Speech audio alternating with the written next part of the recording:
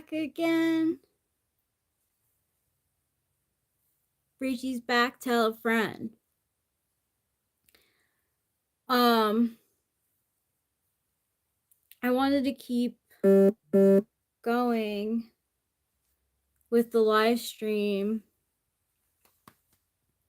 but we had a typing session and Eric needed the phone, so I had to stop, and he couldn't get it onto my phone, so we had to stop. And so I waited a little bit and now I'm back.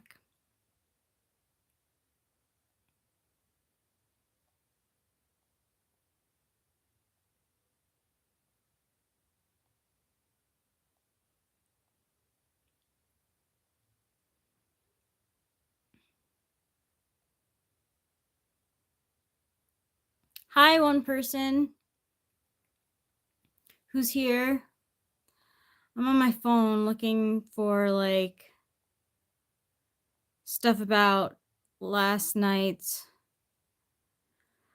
Justin Baldoni, not Justin Baldoni, Blake Lively, Ryan Reynolds thing. Cause like apparently she was acting and I totally fell for it. Her shocked reaction. I should have known better. I don't know why they were even there. Like, I don't know what SNL was thinking. A lot of people have been saying they had to pull a lot of strings to probably get there. I don't know. It's just maddening. They have to be narcissists of some kind. Of some kind. There's only one kind of narcissist. Well, there's not one. There's not one kind of narcissist, but hi, Show Media. Did you watch SNL's 50th anniversary thing? Hey, Anam 01.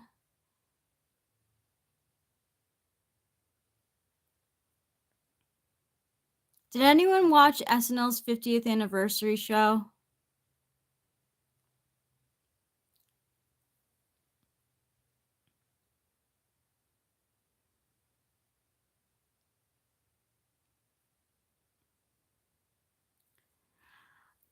It looked like it really wasn't that funny. The parts that I saw looked like it really wasn't that funny. SNL is Saturday Night Live, a comedy sketch thing on NBC. And Ryan Reynolds and Blake Lively were there. And I can't tell if she was in on Ryan Reynolds' first joke about like it's been interesting or something. I don't know, when it came to their whole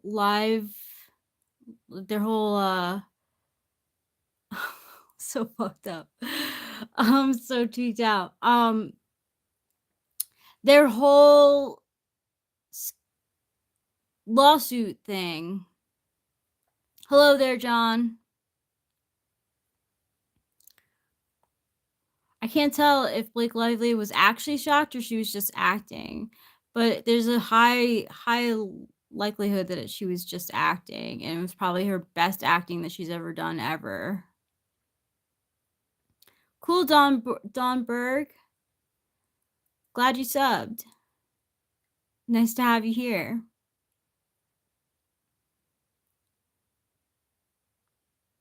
His joke was not funny at all. The whole thing was not funny.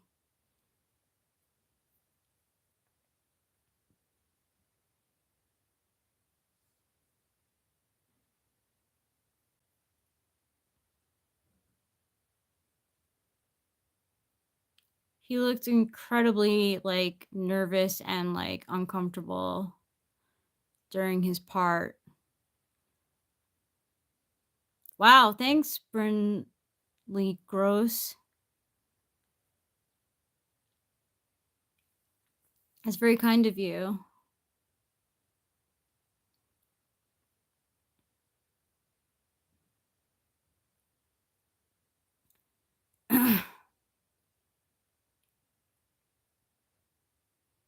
Yeah, I skimmed through clips on YouTube too, but I got like a message last night, or I was checking my Instagram, and a gossip site.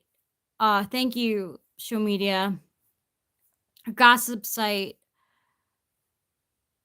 showed Ryan Reynolds like getting up and answering Tina Fey and Amy Poehler's question. I was like, what? Like, why is he there?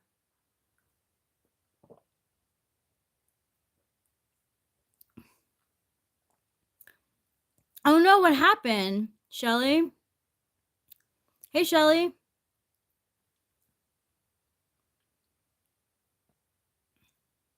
I'm good. I'm a little hungry. Oh, I wonder what happened. That's so weird.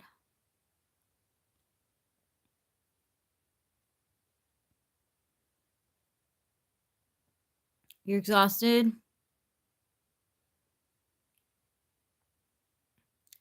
Hello, I can't read your fly player 067.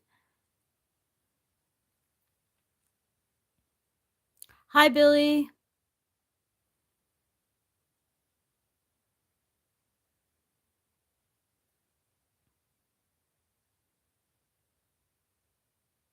Oh, I'm sorry to hear that, show meteor. It is players 067. Okay, cool. That's so weird. It's day over here.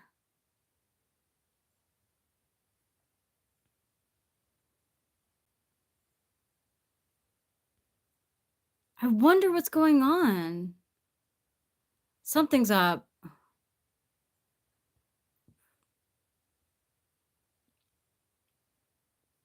Is it night in the UK? That's nice. Hey again, Coman 3. That's frustrating. I'm glad that you have another account. Is it freezing in the UK? Have you gotten snow? Or is it just cold?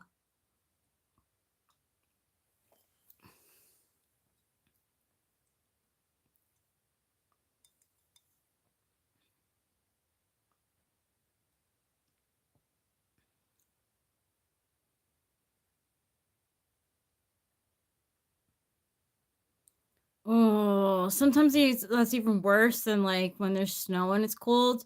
It's just the cold air like all over the place and you just want to get inside so quick.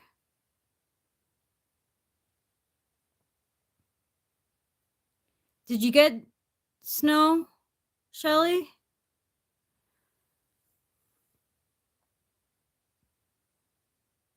Yes, I'm in the USA.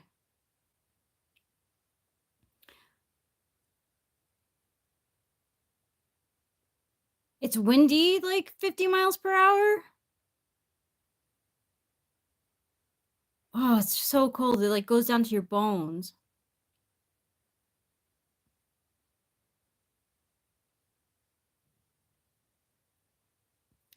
A.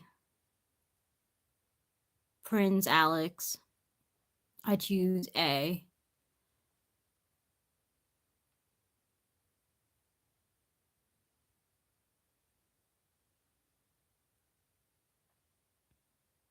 Oh my gosh, wow. That's strong winds. You put 2 jumpers on? I'm sure you needed it.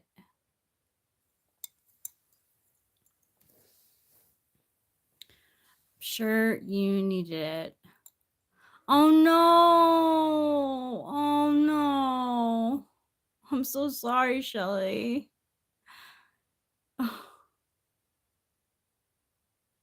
What a mess.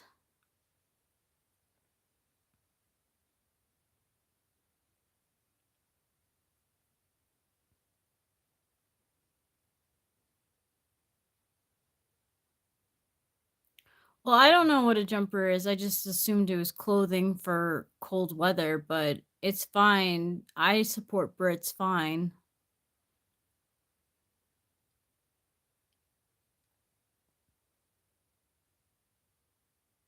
Freddy Krueger.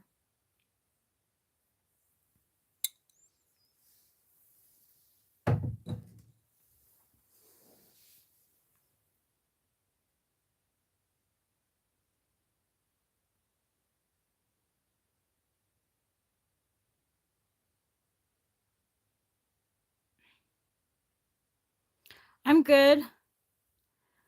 We took mushrooms yesterday and some Adderall. Eric's good. He's in a poker tournament right now.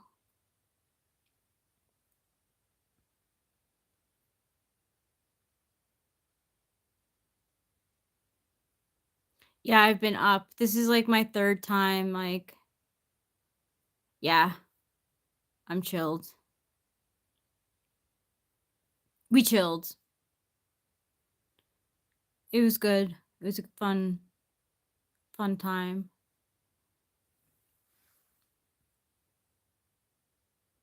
Yeah, he's really getting into poker.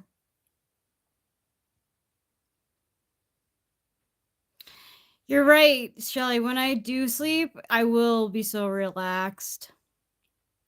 It'll be nice. It'll be tonight. I'll take my medicine. It's just like the regular, yeah, cozy. It's just like the regular times that we pretty much. I've gotten used to what days are like. I stopped having expectations of like going to sleep when I take a certain amount of Adderall. Mushrooms don't really make a difference. Hi, young man. I am going to smoke weed, but I'm hungry. I need something to eat. I'm trying to think of what snacks we have. I'm good.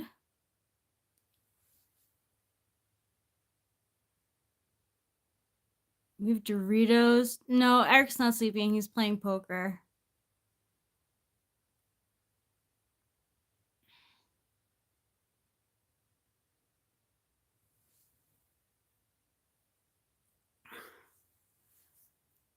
What should I eat?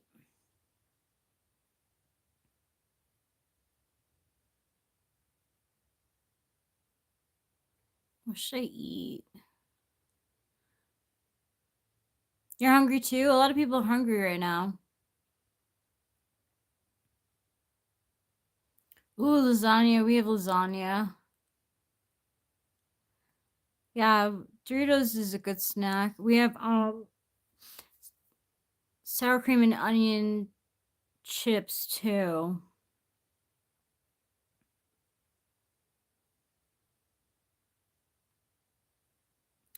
Can I leave you guys to talk amongst yourselves? For a second, I'm gonna get myself a snack. Hi, Jefferson Rodriguez. Oh, I like sour cream and cheddar too. So good. Okay, I'll be right back.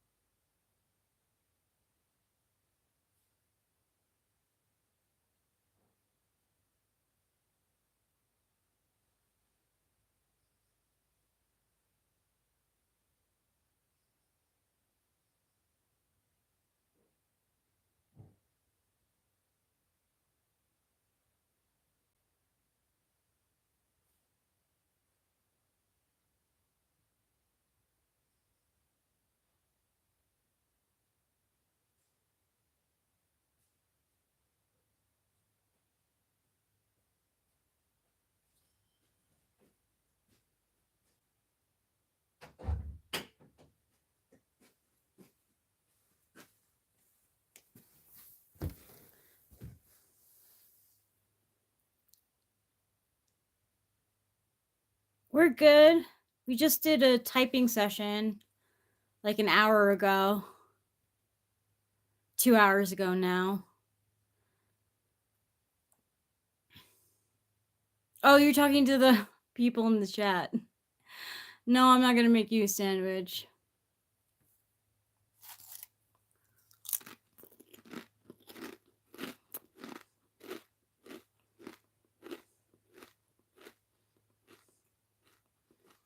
I have some more for you guys.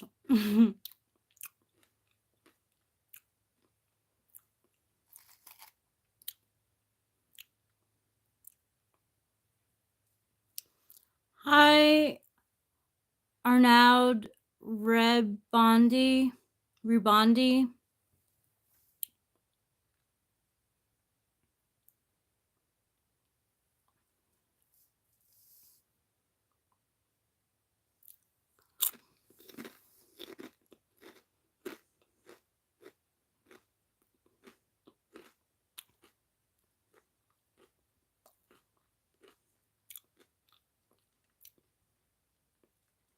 Thanks, Edie Kubrick.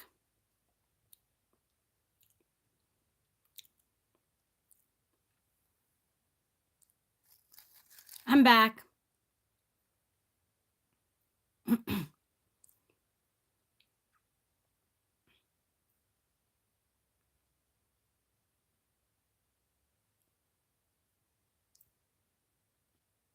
I have a topic I want to talk about. I already talked about it with social media.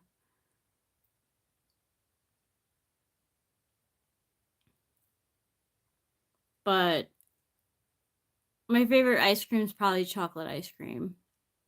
No, I'm from California. I don't have a southern accent. Those southern accents are cool.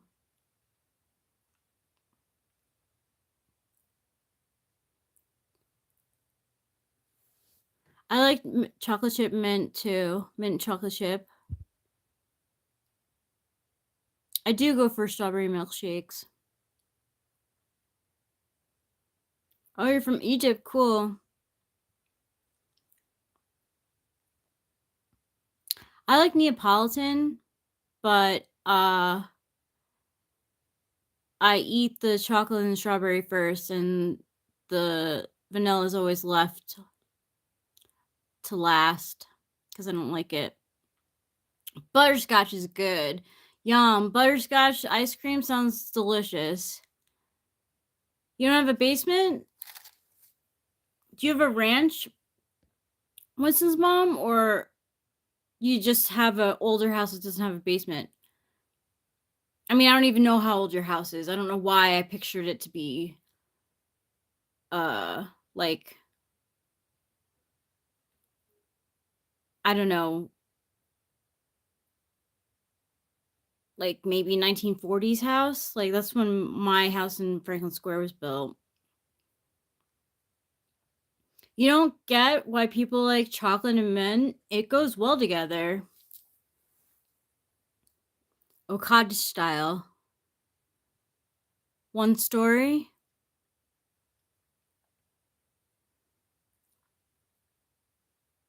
Choco mint, cocoa mint is top tier, or choco. And I like chocolate and raspberry too, but I've never had it. I don't think I would like it as an ice cream. It might be too rich. Oh, it was built in the 90s. Oh, that's nice. I don't know why. For some reason, I had this like idea of it being like rustic. I'm like really bad at guessing like what people look like and like matching the sound to a person's face, or like meeting someone for the first time that I never met before, like someone's friend of a friend that I've heard about but never met. Like, I'm really bad at visualizing. Justin Northern Adventurers said, I bought an old house in the Upper Peninsula of Michigan built in 1900. Wow. going to be a cottage, so did you knock it down? You like the flavor of toothpaste that much, Unicorn Ninja? I forget what the title is. No, we don't. You guys are the famous people that we talk to. Oh, excuse me.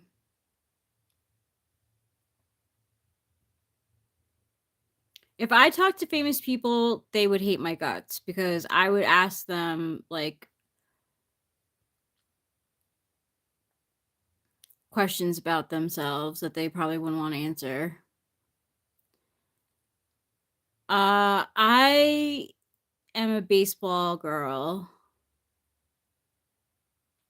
No baseball fan, I can't.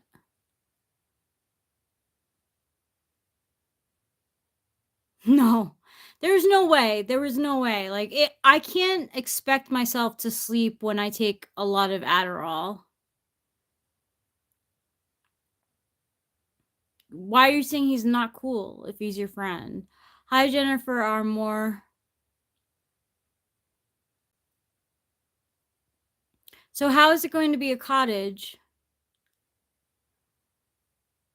Like it's originally 1900 house from the like cottage style? No, I'm not doing that. Oh my god, Winston's mom, I'm so glad. Did you see Ryan Reynolds' sketch? Thanks, Raw Giraffe. I'm married. I have a husband. Why were they there?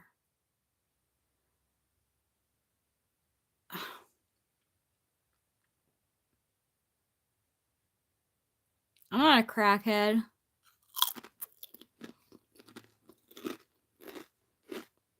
Oh my god. You were looking for it? Oh my god, I can't believe you missed it. That's cool. No, Tin Man. He looked extremely nervous. And I can't tell if she was acting. And if she was acting, Blake Lively, that is, then it was the best acting she's ever done in her whole life. Because I couldn't tell. I genuinely thought that she was surprised.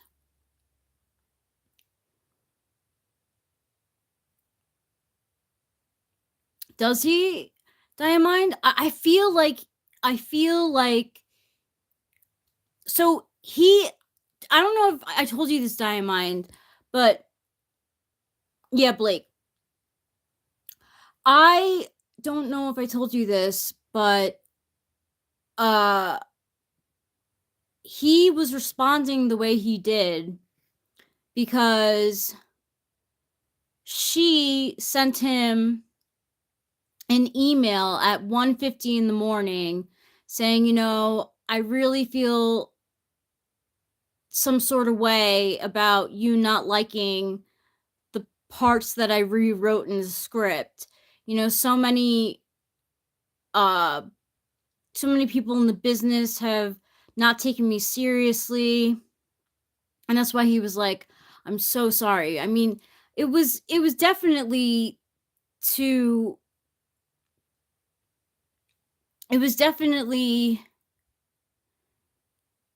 like, placate her so that she goes along with continuing the movie, like it's sad. Why is it disgusting? Wait, how is baseball disgusting? It's a stone house built from rocks in the Great Lakes. Wow.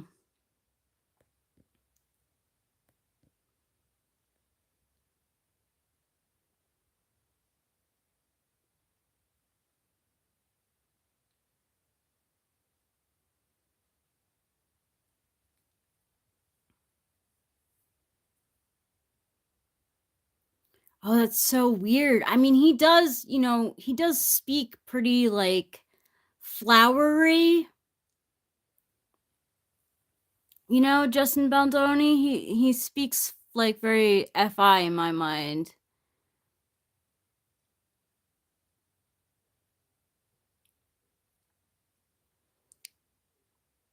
I don't know, I like it. I grew up with baseball. Show me, I didn't even see what baseball fans said. Let me see.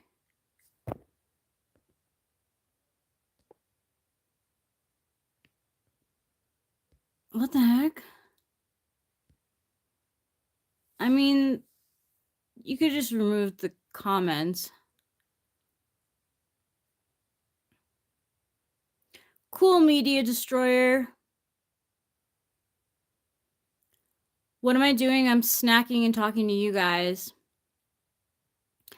And trying to figure out whether the sketch that the little skit that Ryan Reynolds did with Blake Lively had any improv in it, because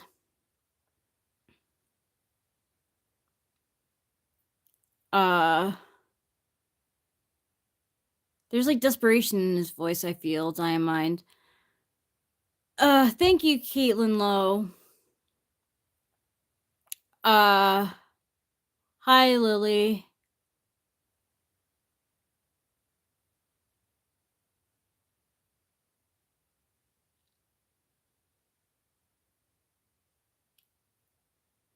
Wow, Stiffy Jacobs. So yeah, I'm trying to figure out if like Ryan Reynolds improv'd anything or if it was totally scripted, cuz if it was totally scripted, she did the best acting job I've ever seen her do.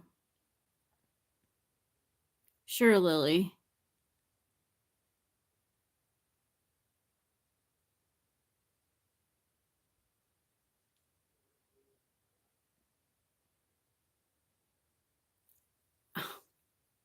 I only know one joke.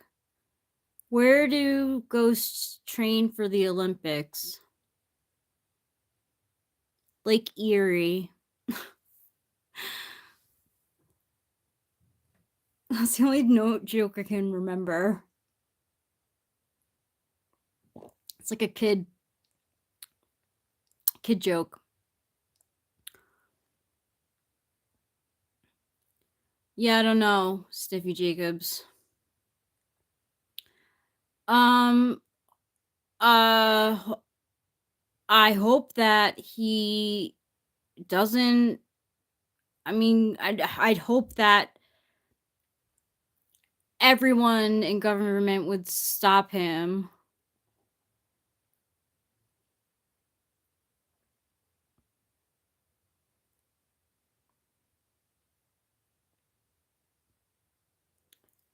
From becoming king. That the judicial law would prevail and he not, because you can't just become king. There are rules in place. He sometimes forgets that. He often forgets that there are rules in place because he doesn't really know anything about politics. California. Okay, Stiffy Jacobs.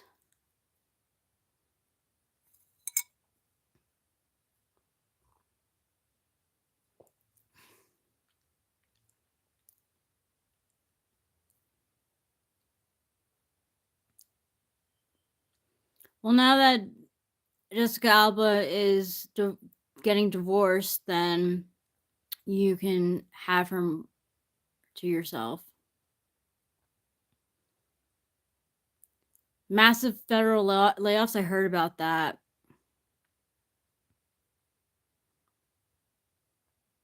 It's crazy.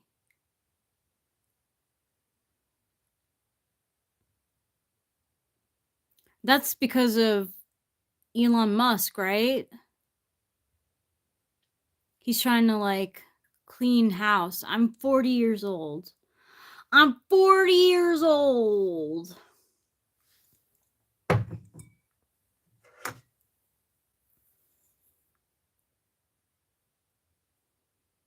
Bye, Stiffy Jacobs.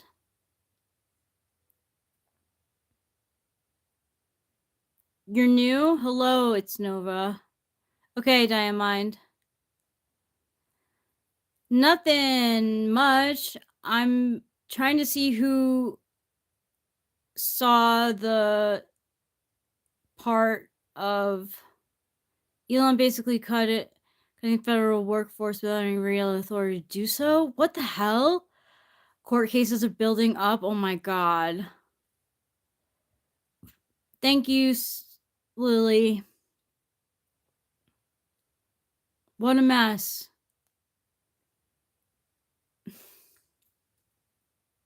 Slay. You too, it's Nova.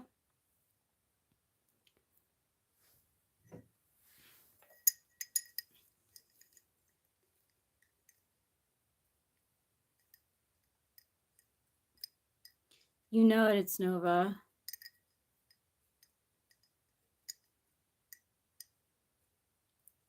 Cool.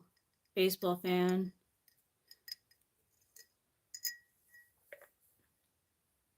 What are you up to? It's Nova. Thank you, Lily. That's very sweet of you.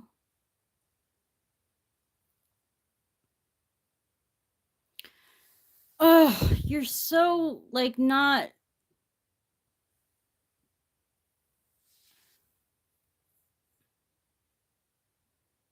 Elon has over 100 government contracts. He's being investigated by several federal agencies. Now he's fired 17 inspector generals so far. Wow.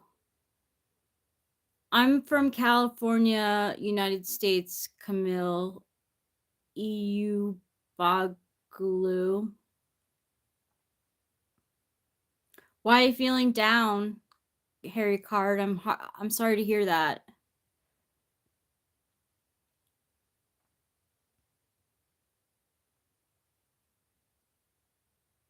I don't know what that means, Roger Giraffe. That's nice, Lily. Oh, I'm sorry that your dog died. That's really sad.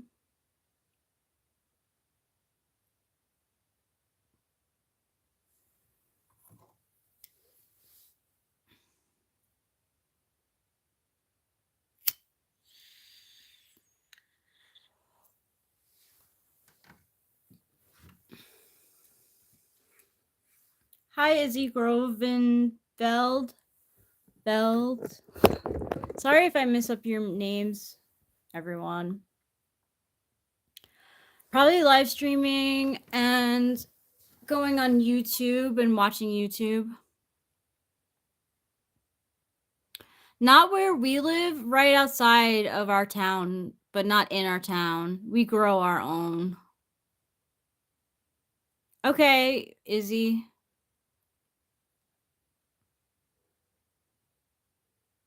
I was saying before, like, on another live stream before this one, that I would totally be the teacher on the first day of school to be like, all right, I'm going to be messing up your names. I apologize ahead of time. Please correct me. Yes, Lily, I can read what you're saying. What do you like in life?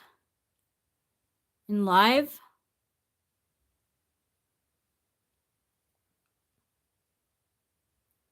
Sus? What's sus?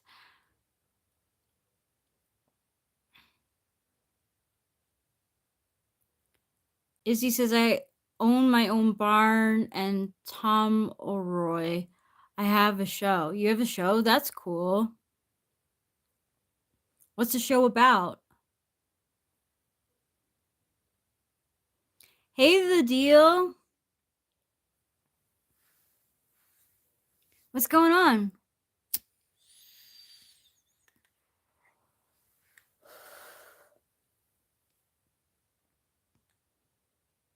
My name is Rachel.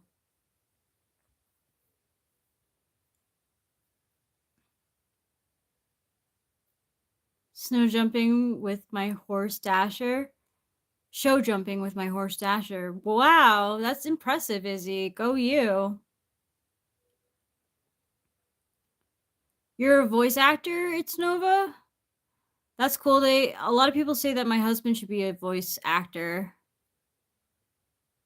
I don't vape anymore. My name is Rachel, Rachel.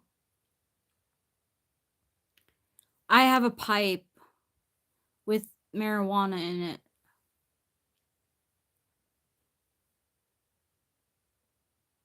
That's so cool. What do you do voice acting for?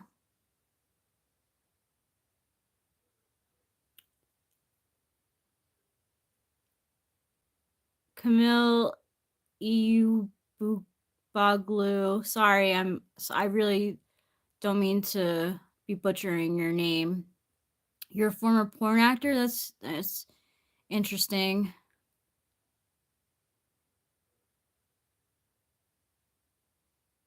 What do you mean you subbed?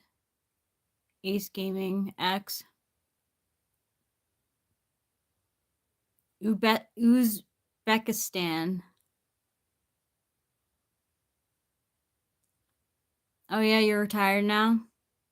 How old were you when you retired? 71 horses. That's like a huge barn. That's like a lot of horses. Thanks, Ace Gaming X. 48. Makes sense. Hello, Max Paw from California, United States.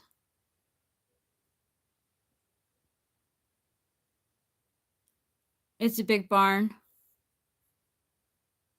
You have 13 dogs. What? This is crazy.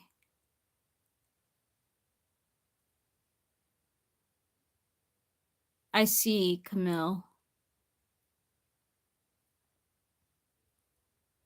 We talk about typology, pop culture, politics, and debate when Eric is here, and anything that you want to talk about for the most part. I don't talk politics really because I'm not really very familiar.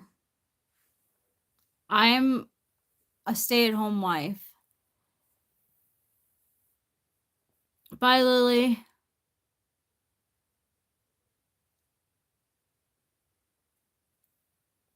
Doesn't look like you're too sorry for us, Max Paw.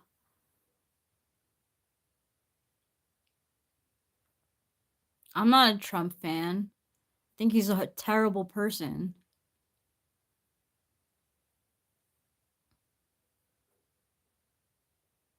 And 4 guinea pigs. Wow.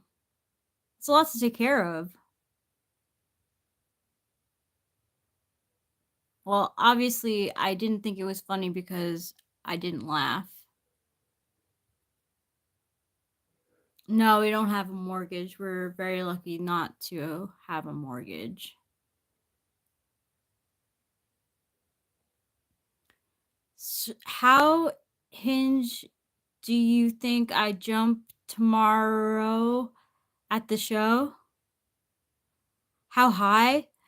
I don't know how high. I don't know how high horses can get. I've never even been on a horse before. So I have no idea like how high a horse jumps.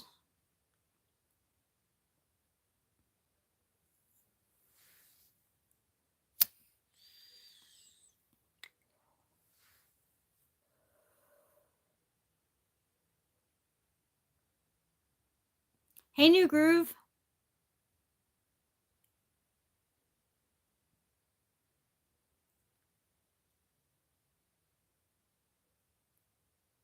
Mariposa. We're by Yosemite. 1 meter 20 do it. It's a show jumper. I don't know. Like I'm not sure how high 1 meter is. Hey, Aga, we typed in INFJ today and we like told him about you.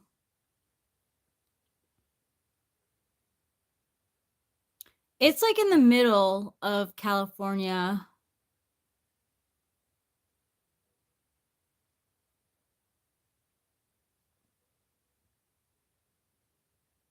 Okay, whatever, Kamal Raj. I don't think you know what you're talking about. Sure. Yeah, we told him about you because he was asking about like the like Eric was telling him how ENTP is a good match for INFJ.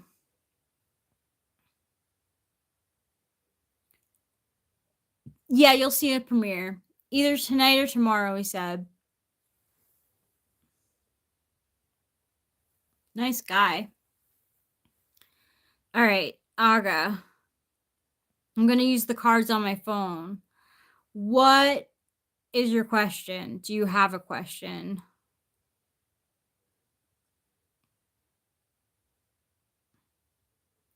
Yeah. Sorry I ruined it. I told the type.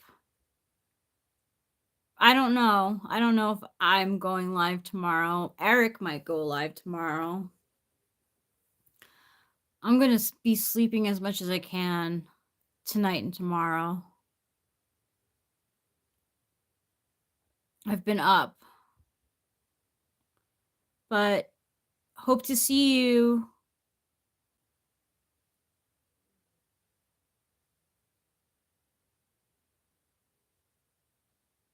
Okay. How will I know if I'm in the right town? Hmm. Okay, we didn't do the Celtic okay,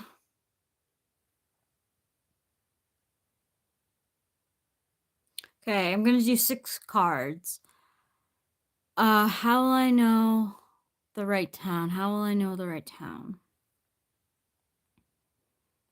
I know the right town.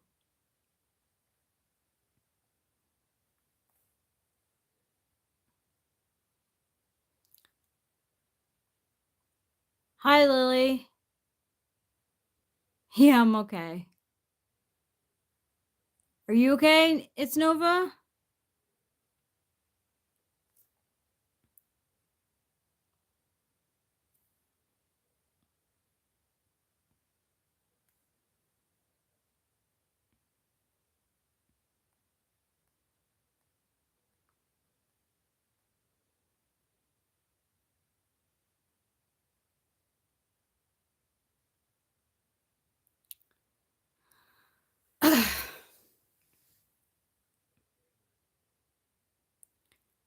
Okay, so the first card that you got, who are you right now, is a 7 of Cups.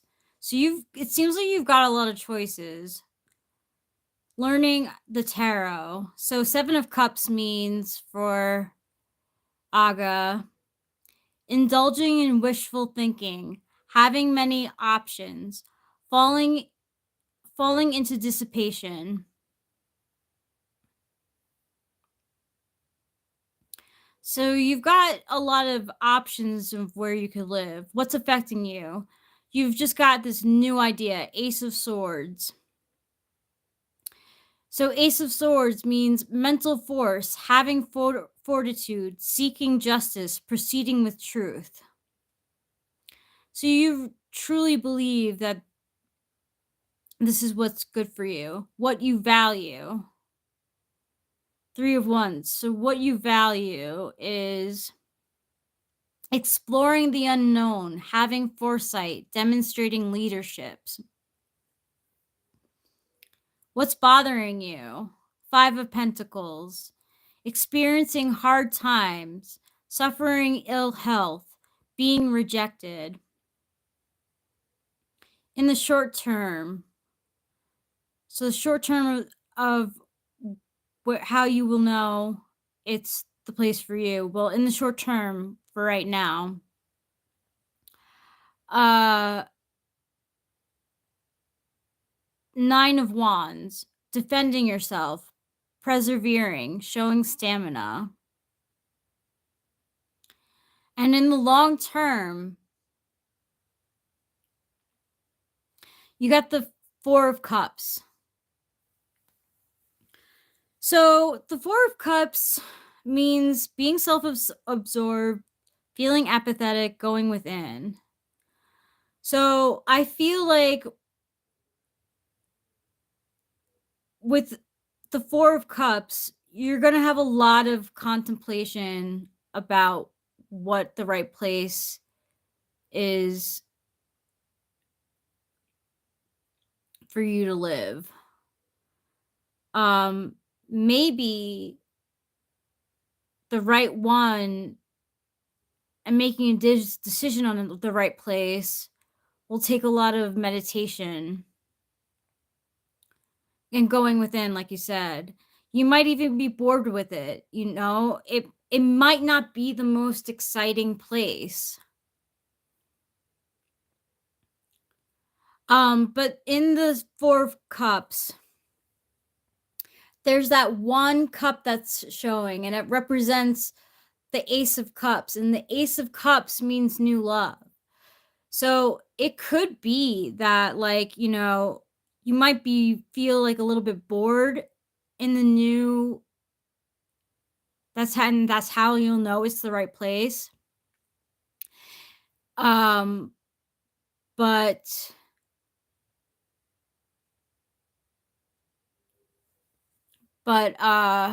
you might find new love if you look for it. Okay, we'll do one more card, which will represent the sign.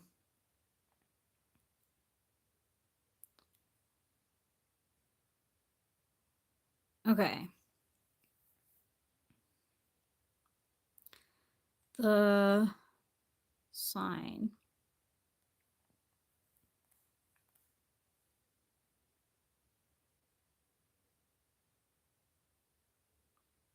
Ace of Cups. Oh my gosh. Ace of Cups, like the one in the 4 of Cups.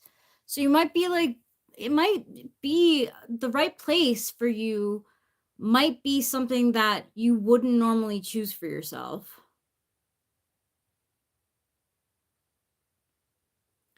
So maybe it might be the whatever.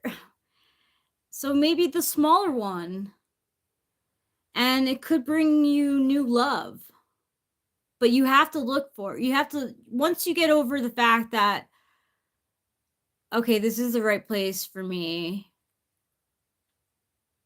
I've made my decision. I'm going to go out and about, show myself around town. And who knows, you might meet your new love.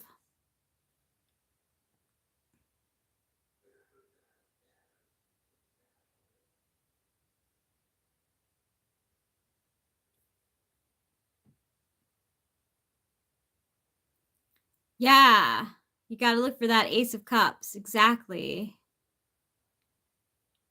It's a good sign.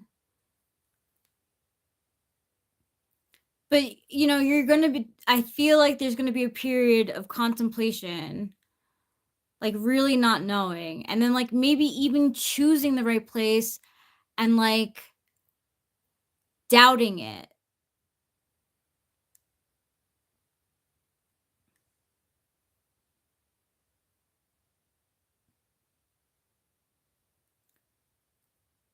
But don't forget about that one cup that's being reaching out towards you, because it could be new love. I'm glad, Aga.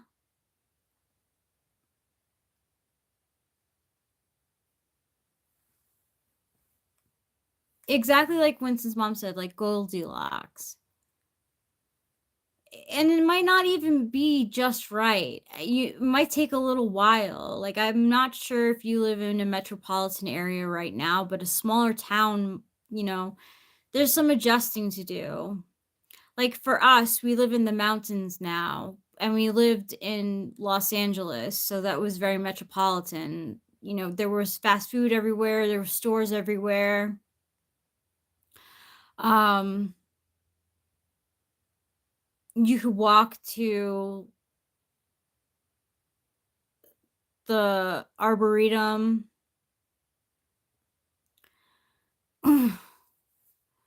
Um,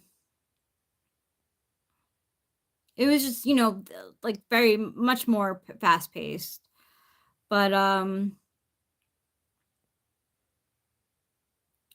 so, you know, um, especially Eric being extroverted. Hey, Hi. I just was thinking about something. I want James Murphy to play at our house. that would be so cool. I want to write him a letter that says, you know, I understand and appreciate the artistry behind Daft Punk is playing in my house and what your statements are and stuff. But I'm still full bore enthusiastic about the opportunity to be the coolest kid in the world. And I really want LCD Sound System to play at my house. We've got a great house for it. We've got plenty of electricity. We can set up outside. There's plenty of room. We can set We up can invite inside. neighbors. We can invite neighbors. We could put up. If if they want more people than just an intimate gathering, we could put up flyers in town saying, Oh my we god, will. how many people are we gonna be having? Well, I mean, the thing is, I we'll have to figure out those kind of specs, Okay. right? Like, how many people can we fit? How much of a rager do we? Because you can fit a lot more people than you can fit. Yeah. If you're just having a rager Yeah, and of it just course. goes full of people. Yeah. But I feel so naive. I can't believe I believe that. I well, the thing is, I'm a little naive too, in that you seem so certain about it that I believed you, but as I thought about it more, I I got increasingly inclined to Google I'm it. glad you did because like I really was like he lived in Brooklyn. Like they're so strict about like they're like really strict in the city about like noise. Well, we could have Daft Punk play at our I house know. or We have LCD Sound System, musician people here. but I don't want Daft Punk play at our house. I want LCD No, Sound LCD System. sound system. I gotta go back and turn it. Break should be over Okay. Yeah. Eric wants James Murphy to an LCD sound system to play at our house.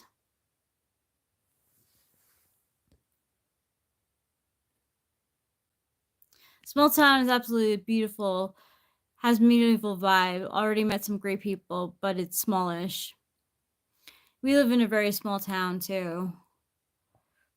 Um so so like I was saying, yeah, like Eric like he'll live stream to get interactions with people, but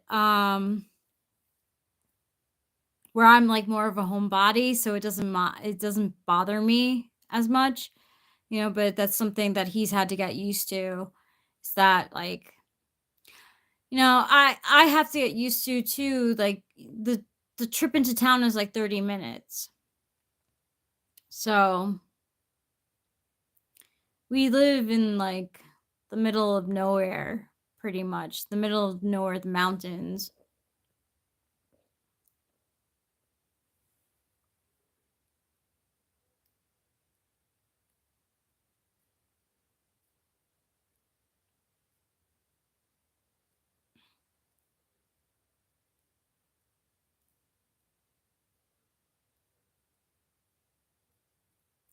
Oh, okay. I don't even know how many people live in Mariposa. It's small. People are starting to get to know us like as regulars now.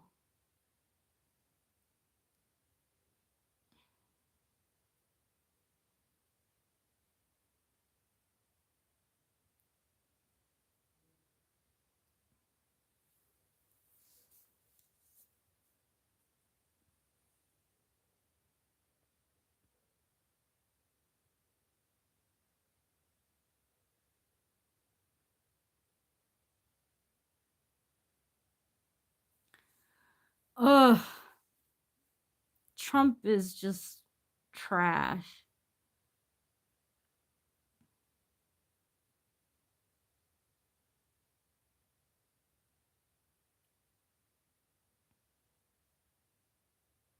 The time and everyone knows everyone. I don't like that. I want to meet interesting people. That's how I felt when I lived in Long Island. Okay, easy peasy. That's nice, Aga. We just like got like friendly with our neighbors who live like next door. They're cool, they're musicians. They came over one night here and jammed, and then we went over there in a house like twice. Once to jam and once for Friendsgiving. It was really nice. They're really nice people.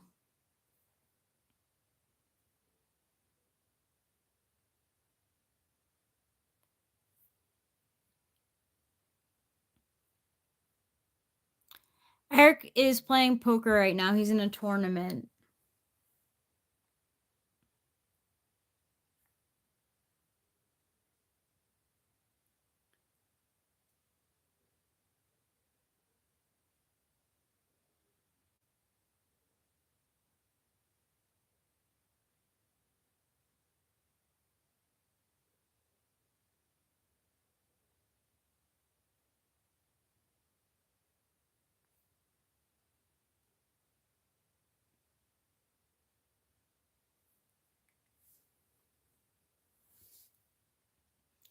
All right, I have a serious question.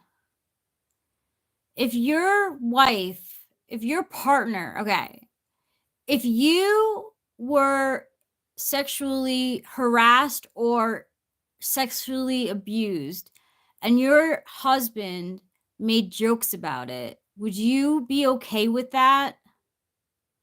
Do you think that that's healthy or is that messed up?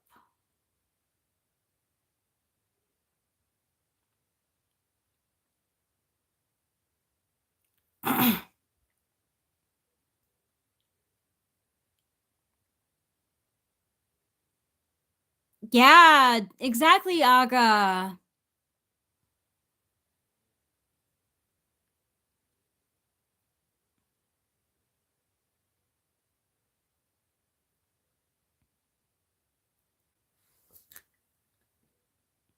Really though. If you as a woman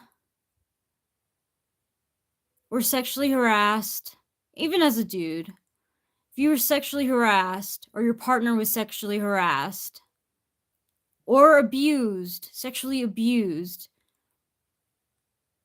would you make fun of it?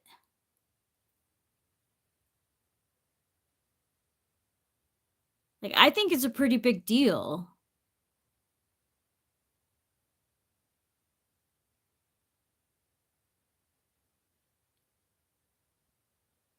Like, I've been sexually harassed at work before, and I did not think it was funny. It was scary.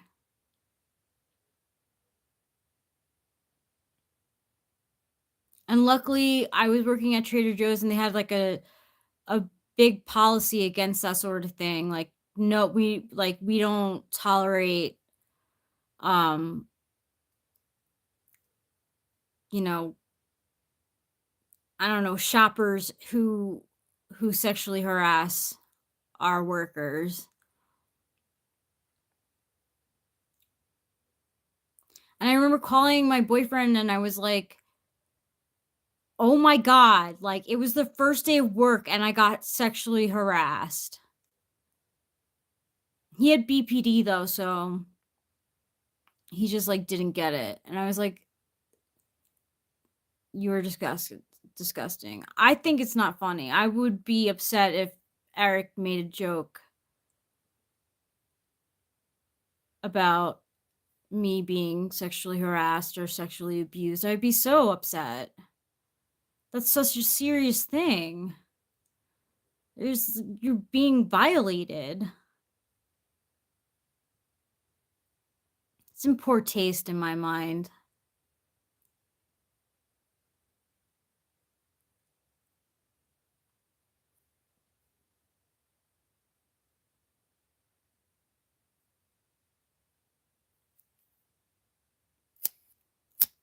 Poor taste. 2 thumbs down.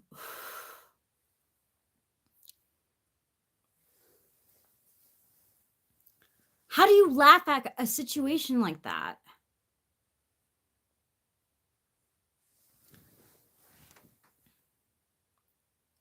Hey, Harry Card.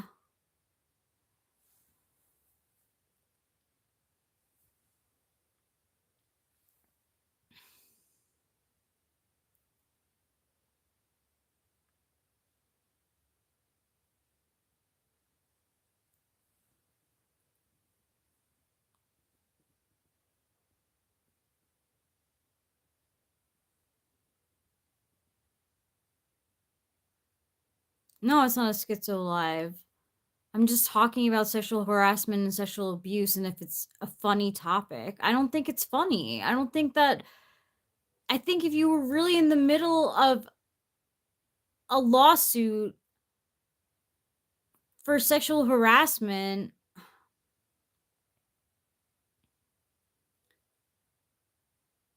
I mean,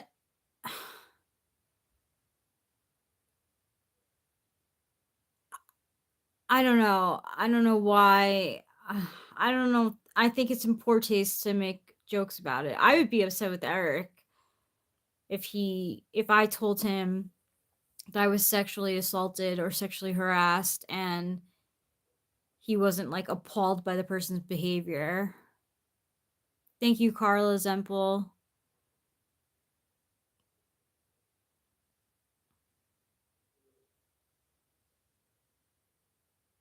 It's really, really like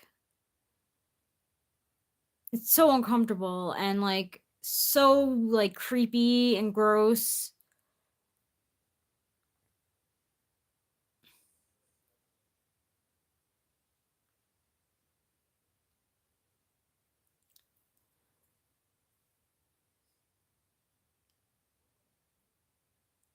But again, like luckily like I worked at a good place. Like Trader Joe's like they care about their coworkers like a lot.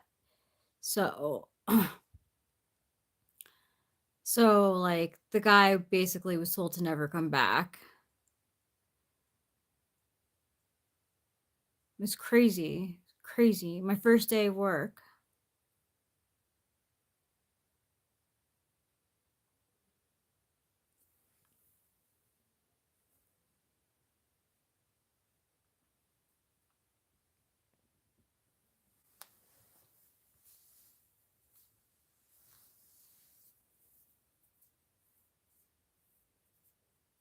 But yeah, I would be I don't know. I'd be upset. I didn't find Ryan Reynolds' joke funny. None of his joke was funny. His whole bit was so not funny, and there was such an obvious laugh track. Like no one around him was laughing. No one. Maybe 2, 3 people, but none. If you look at like most of the people's faces, especially the actors and Cher, like they did not respond well to Ryan Reynolds' joke.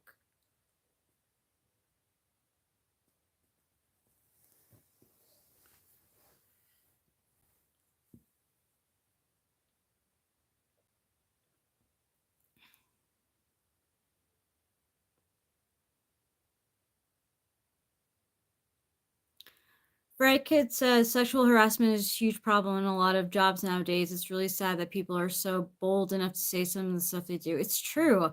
I don't understand it.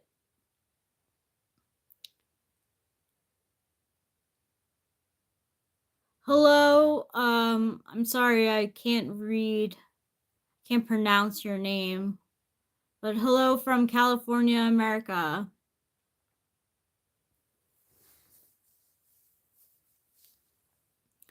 Like I mean, I was convinced the guy was like mentally retarded. Really, like I honestly like was like he has to be. Like, are people just do people just are like, oh well, it's the truth.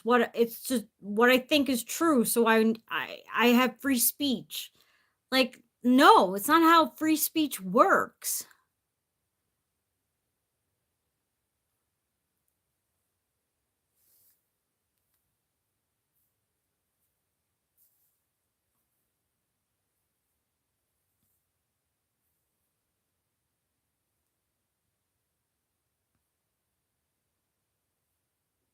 I'm really bad at card games, like, playing card games. I get very confused with the suits and the numbers. I can't it's very hard for me to do math. Oh, I suck at Monopoly too. I do not like Monopoly. Monopoly is so not fair. If the person who gets the best, like, place, rolls the die and gets, like, the best location, to stop at for people to stop at, you're screwed the rest of the game because those people are gonna gain the most money and they're just gonna get more realty. And it could go on forever too. And it has math in it. I hate math. My grandmama Kurgan always used to make us try to play Monopoly.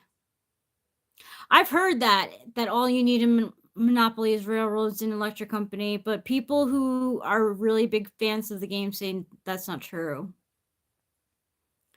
I always used to try to get the railroads of the electric company, but I don't know, like I said, like people told me not to do it that way, so I just like take any real estate I could get because I didn't know how many times I would have to roll, I don't know. It I just didn't like to play it as a kid. It is. It's just like that, some people do love it, and it's great. I just, like, I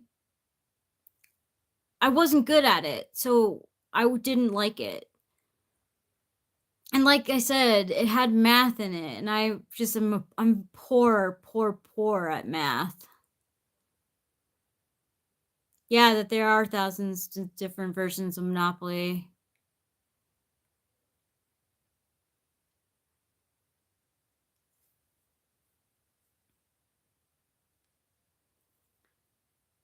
It's a very popular game. Monopoly probably is SIFITE. Yeah, math by far was my worst subject. As I got older into the older grades, like 11th grade, I had a good math teacher. When I had a good math teacher who taught that repetition was a good way of learning math, I did well, but I always wanted to socialize more than I wanted to do homework. So, like, I do well, like, in the beginning, and then be like, "I fucking hate this is boring," and I'd hang out with my friends.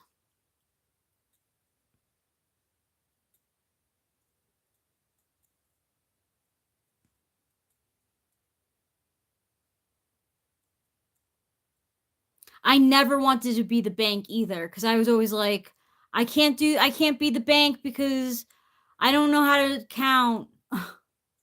I don't know how to do math."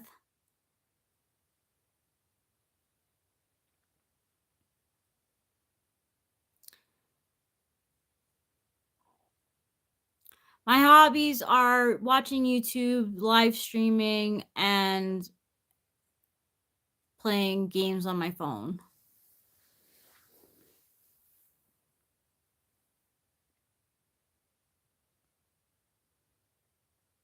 Really? Math started to get easier when I started smoking weed. That's interesting. I wasn't a consistent smoker when I was taking math. You like YouTube shorts and crochet? That's fun.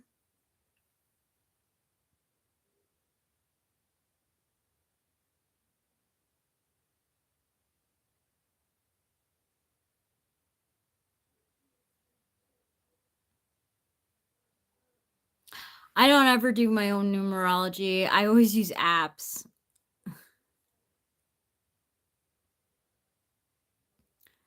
Reckitt says Recht says, I acted out a lot in school, and once I started smoking, it helped me focus, as funny as it sounds. That's good.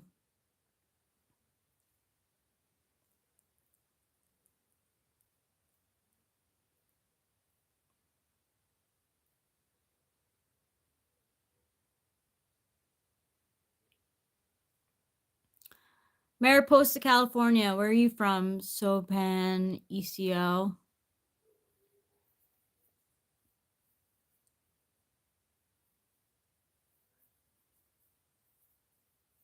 I think Mariposa was established in 1850.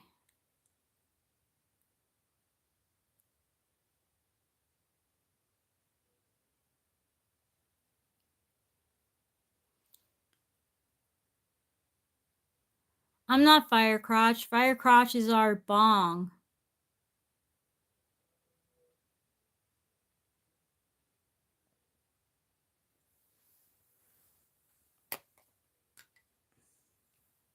I have to do the math for 1850 now.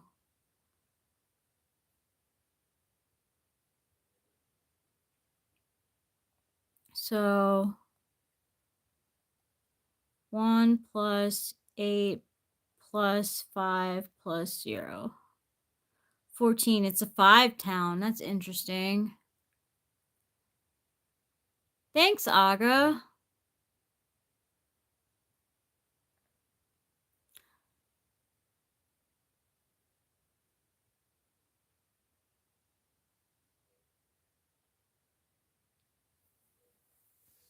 It's a 5 town, so there's a lot of changes, I guess.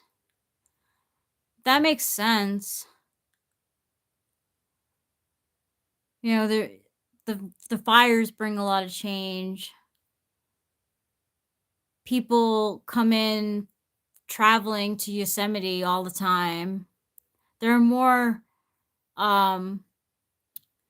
tourists than there are people who live in the town.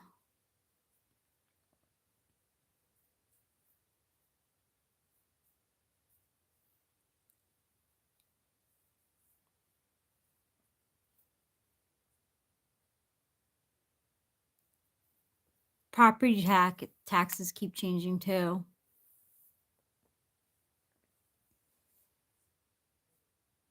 And businesses come and go. I would definitely say there's a lot of change that happens in Mariposa. For sure. But we don't spend a lot of time in Mariposa proper. We spend time in the woods in our 6th home. You know what's interesting though, social media? So I was thinking about it. And our neighbors across the street, they live at 7170,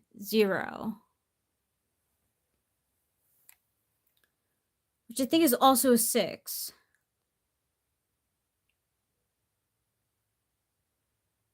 Yeah, which is also a 6, right?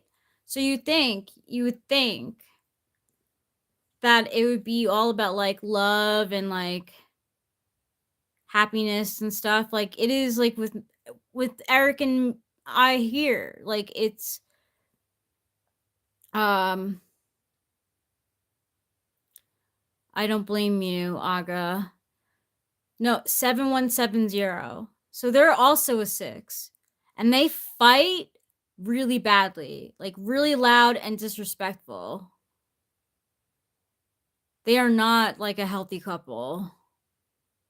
She seems to resent the shit out of whoever he is.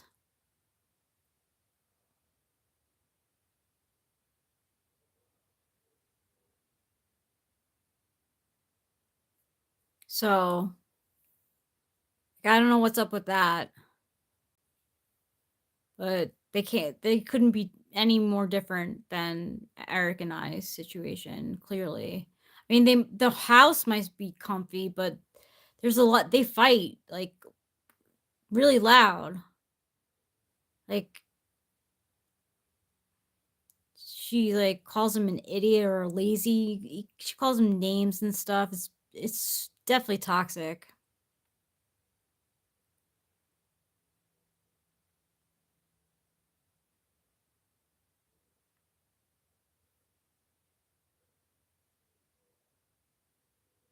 Maybe not. Maybe they're odd number people.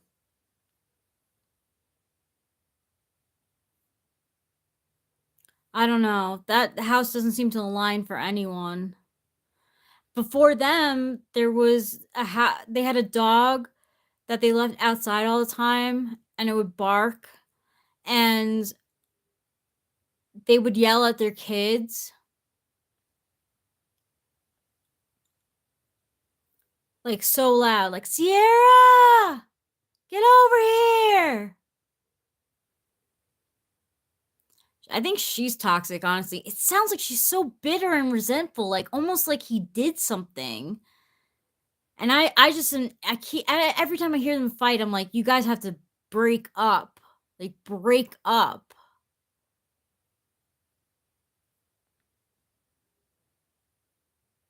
I couldn't tolerate that shit. I I get the sense that maybe something did because she's so resentful. I mean, she could just be a cunt too. That's the thing. You can't tell. Like, I don't know. I don't know these people. I've never met them before it. Possibly. And it gives her she thinks it gives her the right to treat him like dog shit when she should just break up with him.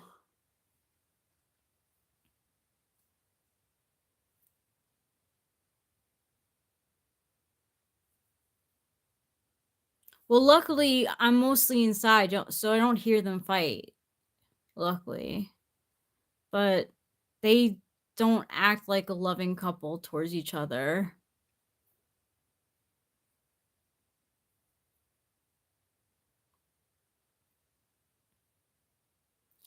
So there was loud neighbors in the beginning who used to yell at their kids in a mean way. Not even mean, just like always yelling. And now we have uh like toxic couple across the street. Hey, get her done, Alberta.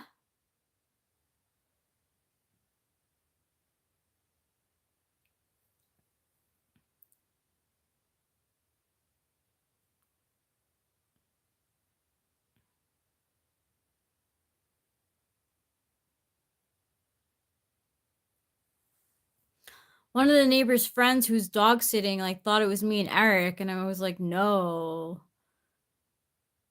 Like, even if we were to get into a fight, right? Like, fights happen and things like got loud. Like, I asked like Eric, I'm like, can we please like keep it inside the house? Like, I don't want the neighbors to know our business. And it made me think of when we fought in when we first got together and we were like just we fought. Um it made me think about like how the neighbors probably like cuz in Arcadia it was really tight, like quarters. There wasn't much room between neighbors. We have a lot of we have a lot of animals. Coyote, foxes, deer, bunnies, mountain lions, bears, squirrels. But see, some people don't learn their lesson. I saw in YouTube that like um I can never tolerate like being yelled like that over and over again. And like I said, Eric and I aren't perfect. We fight, we fought. Um but it never gets like disrespectful. Anyway, um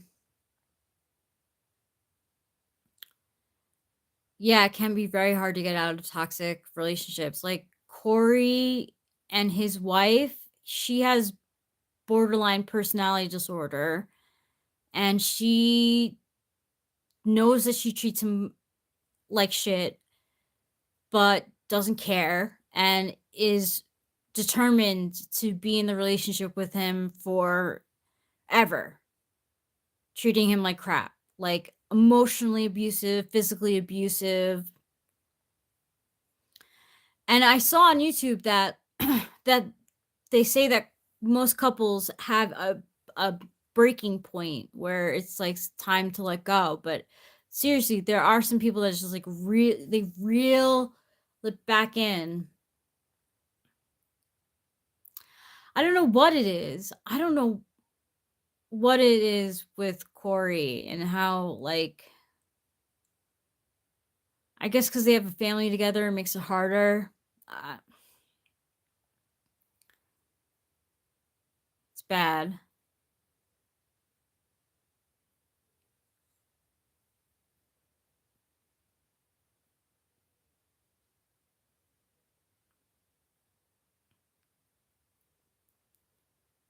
But yeah, like they don't fit like 6 at all, really.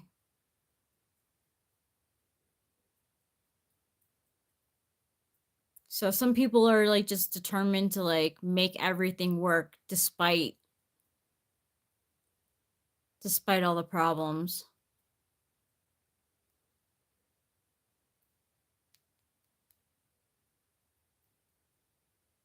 Hmm.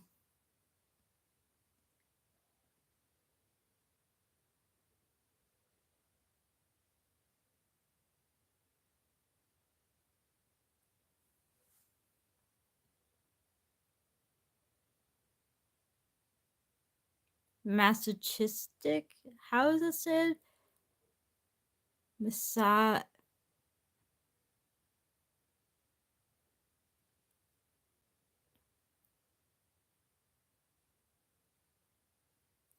But I don't think that's ever gonna happen between Corey and Liz. Like, I really don't.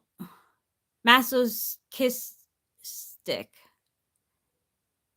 Masochistic. Yeah, some people are. Yeah, some people do only focus on the good times.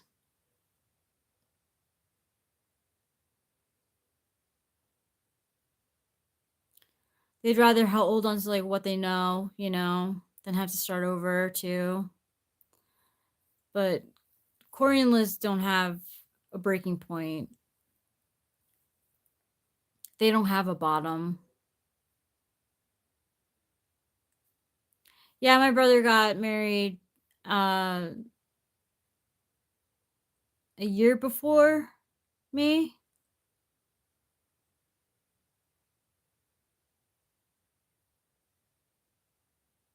The normal amount is like basically never. It's not good to argue constantly. They are all settled now. They redid the kitchen and yeah, we don't really talk. I don't talk to my brother. Yeah, I know that he's back tweeting again. I don't know what he's thinking. I don't know what I was thinking, like supporting him at any time.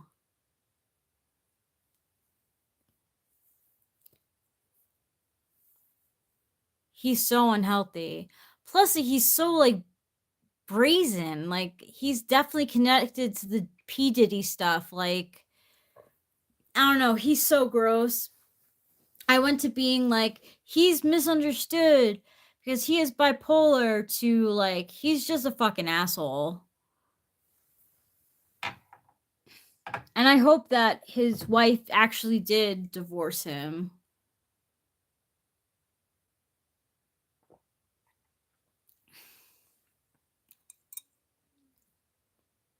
What did Pink say?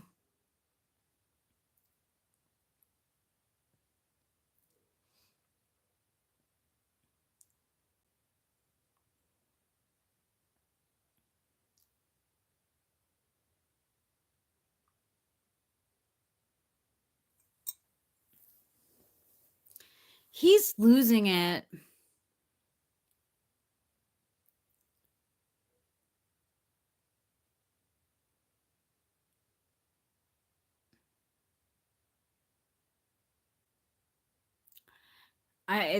As I'm learning to be true, Diamond.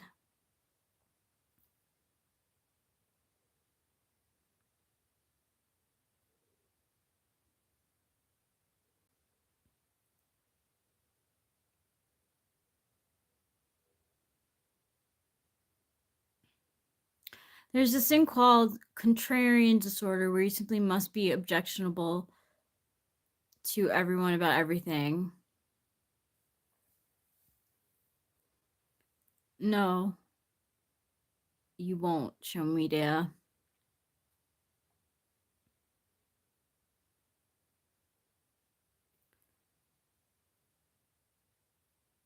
I do believe he has bipolar.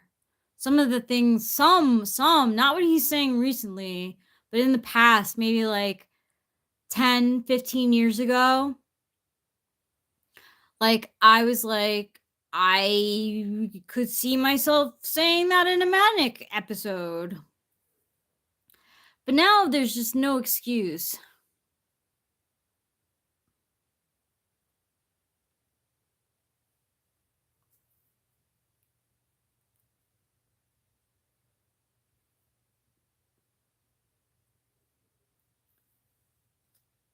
He's so cooked.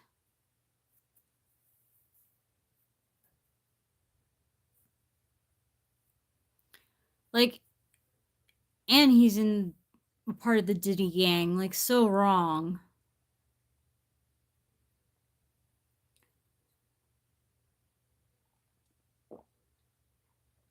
Thank you. Okay, I liked the first Deadpool. I won't even lie. I liked it.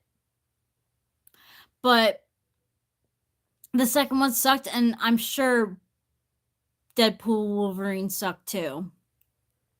So once Ryan Reynolds took over like writing and changed the director of the first one like quit, like it like lost like some of its like charm.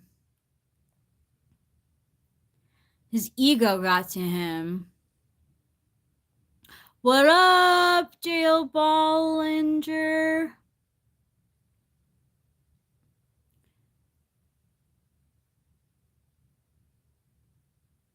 I never thought that Ryan Reynolds was funny. I don't know any Brazilians. I'm sure I would find some Brazilians that I'd like.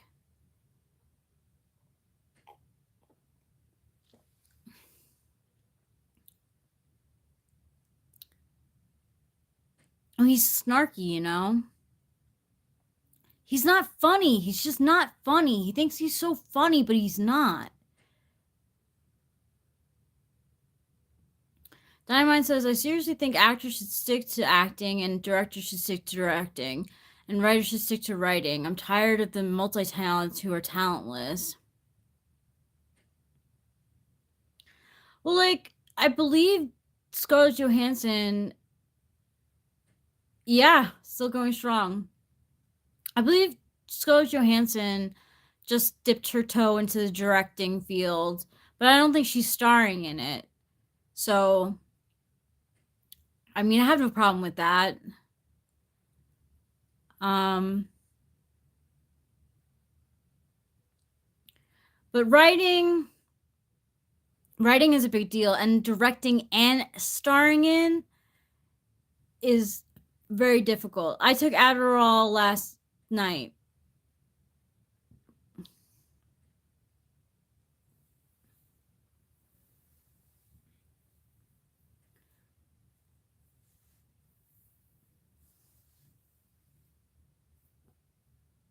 But I agree, Diamond, that I'm tired of the multi-talented, talentless also. And there's nothing wrong with just being an actor, right? Like if that's what you're good at, you'll have no problem like being an actor because it comes so naturally to you.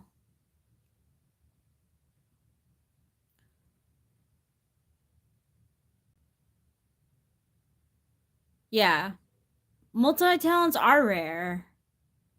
Just because Scarlett Johansson's directing a film doesn't mean it'll be good either, you know? She's just taking a shot at it. I don't really have a big problem with that, but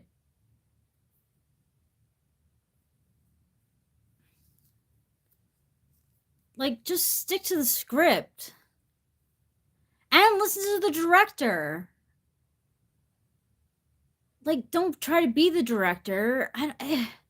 If you want to make your own film, if you want to have that much control, just make your own film. You have the money for it.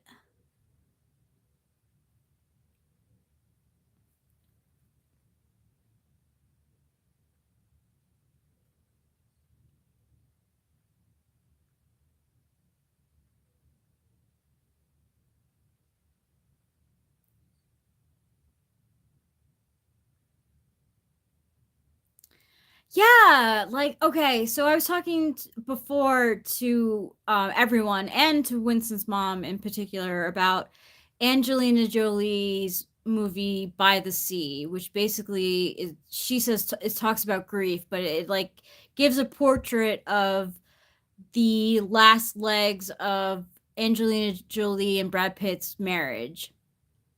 And it by all means was not good.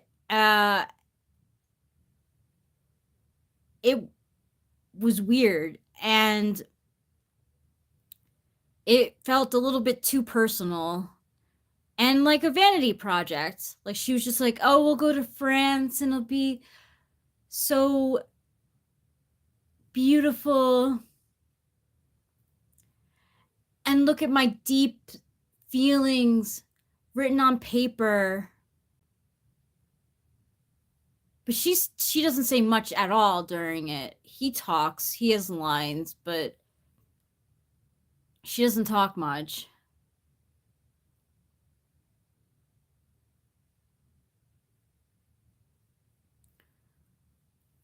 Well, probably because you knew the debauchery that was like going on between them on set, you know, while he was married to Jennifer Aniston.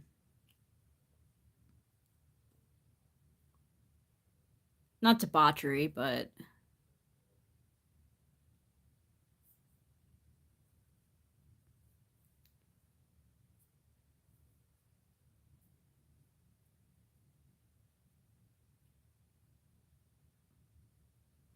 oh, Disney's ruining everything. Disney's ruining everything. I don't know. I don't know what happened to the magic of movies.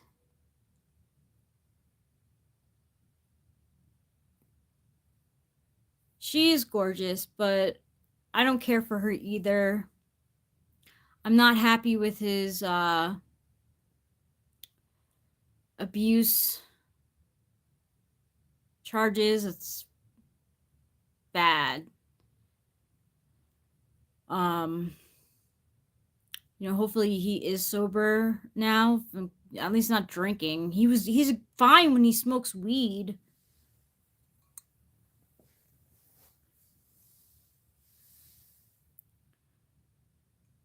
He seems fine when he smokes weed anyway. Like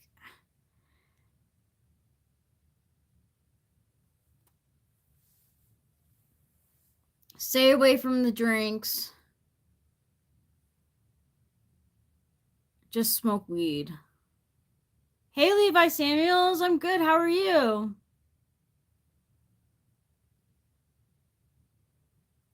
No, I don't sell anything like that, Dr. Snorkel. I don't have any trinkets.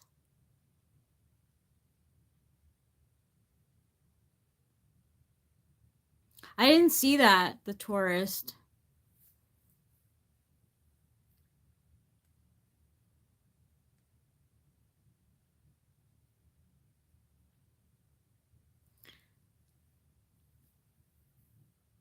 It's been a while since, well, like John Wick 4 was good.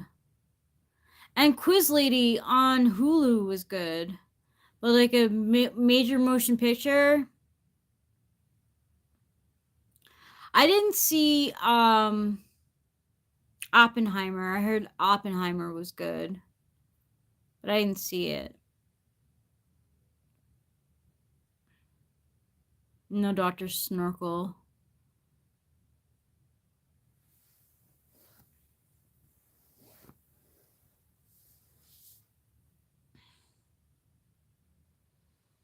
Nepotism is really hard to stop.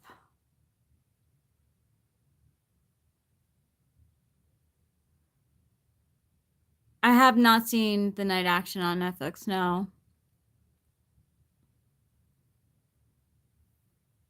I know Diamine, but like, so like people have been posting on Instagram and YouTube about the Ryan Reynolds, Blake Lively, like poor jokes skit from the SNL 50th anniversary. And like, there are still people who are like, oh, they're just joking. They're making light of a tough situation. Like, you fucking idiot. Like, really, you still think he's funny after that lame ass sketch? I wish I could show you guys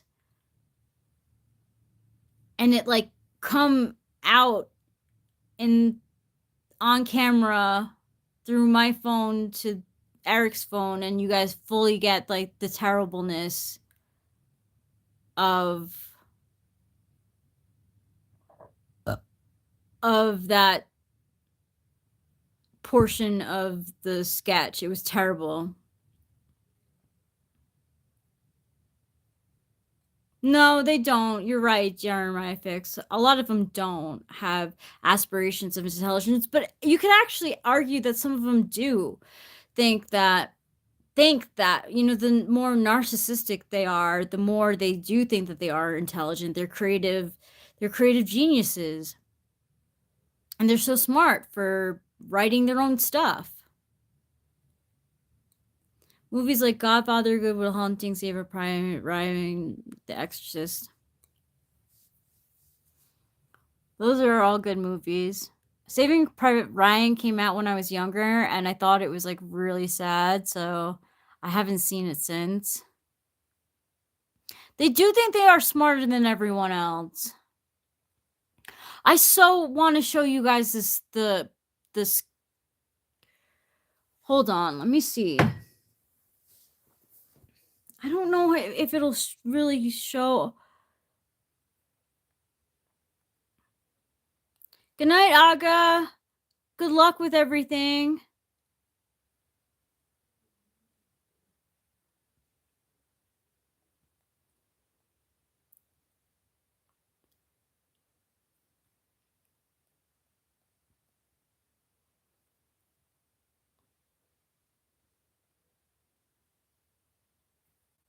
Okay, my watch history.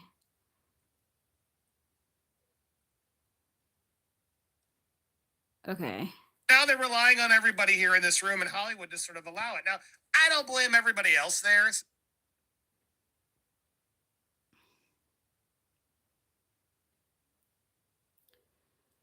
Oh.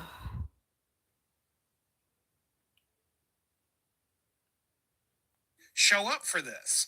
I was kind of taken aback that they would risk this, but big opportunity that no doubt will get headlines tonight, tomorrow, of Ryan Reynolds addressing Blake Lively. The Room. I want to watch it one more time and see sort of everyone's reactions. I'm looking. You people look too. Oh, hey, Ryan Reynolds. Hey.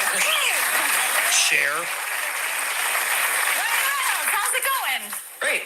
Why? What have you heard? Yeah, so she didn't really they cut away from it pretty quickly. Yeah, okay. My question is that you know that the materials that they made the cone heads with? Yeah, what has now just cut the it's clever. It's a clever move on his part. He's very likable still for most people. And here it was like, hey, let's go back and pretend like we're not, you know. No. Okay. I think this is it. It was. Who else has a question? I have a question. Oh, hey, Ryan Reynolds. Hi. Hey.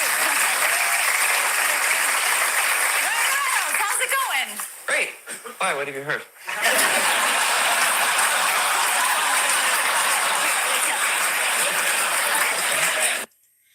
Oh, damn it. God damn it. He keeps on pausing. Oh, you don't get to hear you the heard whole something? joke. It's so bad. Got some laughs. A little uncomfortable from Anna Taylor, and then Kevin Costner just didn't react at all. Yeah, okay. Well, my question is that you know that the materials that they made the cone heads with, are those edible? No, and based on them being made in 1975, I'd assume that they're highly toxic. Oh, okay. So if somebody, hypothetically took a couple of nibbles backstage and got excited, should they go to the hospital or should they? Yes, they should go to the hospital right away. Good. Good luck. Great. Okay, next question. What a bad joke. Somebody took a nibble out of the cone heads from 1975 from SNL. That's not funny. It's not funny.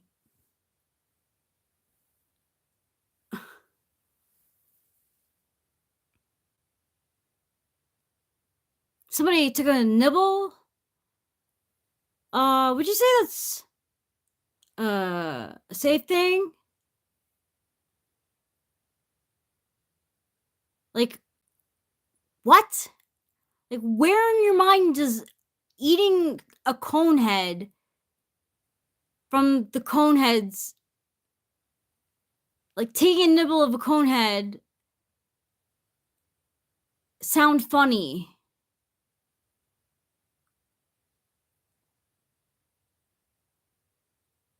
It's not funny.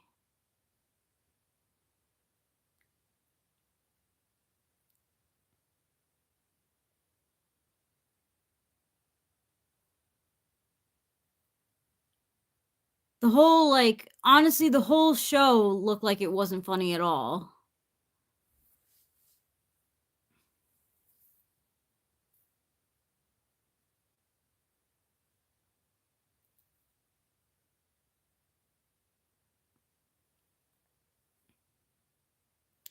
I think he thinks he's so funny, but I think he's so not.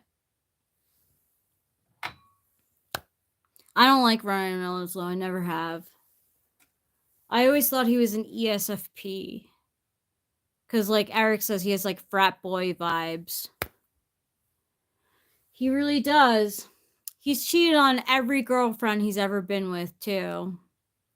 I just don't like that people think he's, like, this nice guy when really he's, like, fake nice.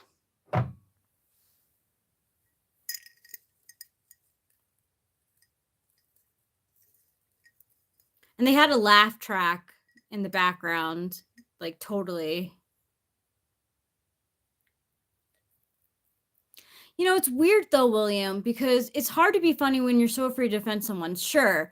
But he has, okay, so in the first Deadpool, there's a character called Weasel, and he works at the bar that Deadpool goes to. And Weasel's played by TJ Miller. And I think it was for the second movie. Weasel finished his lines and got laughs. And Ryan Reynolds was like, I want to take let's go another round. Let's do another take. And everyone's like, okay. So he goes to TJ Miller. He's like, you know what's great about you, Weasel? Is you're just a sidekick. You're getting just the side jokes, but I'm the main star of the movie.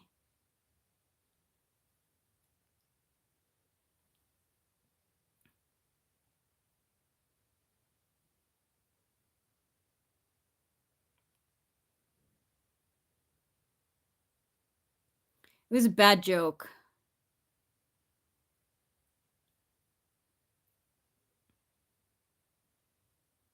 And he went into like TJ Miller's face and like started like talking about how like him as Ryan as Deadpool was so much better than Weasel. Like, what? Like, why take out your aggression on your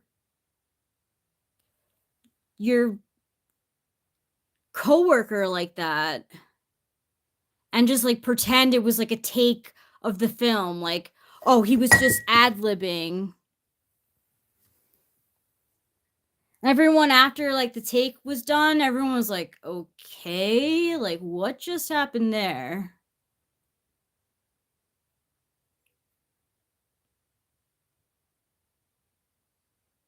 It's true, Jeremiah Fix. He plays that character well because they're both a-holes. It's true. Yeah, it's why Miller won't work with him again because of that incident. I don't blame Miller. TJ Miller just seems to like not to not take bullshit. He kind of like does his own thing. I respect that. He left that show, that the TV show that he was on, Silicon Valley, because he thought his character was kind of done with, the character arc was over, so he quit. I believe he left on his own terms. I always thought he was an ESFP, but this was before I knew typology, really. I don't know what type he is. I think Blake Lively is an ESFP. That's what me and Ruben came up with. Ruben, really, and I agreed. ESFP for Blake. Hey, Chris Chapin.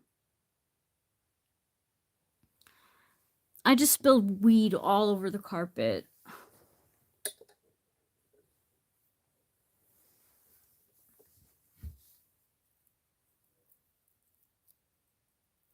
And people are like, oh, he's so handsome. Don't be fooled by the pretty boy. And like I said, he's cheated on every, like, girlfriend he's ever been with. So there's some sort of... He could be ESTP. Excuse me. Because he's not that funny. Both ESFP and ESTPs really aren't that funny. You're right, Diamine. People do make excuses for handsome serial killers. It's crazy. I'm like, that dude would fucking kill you too. Like, what? Like, because he's handsome, like, you want to date him and you have, like, fantasies about what it would be like? You would be dead.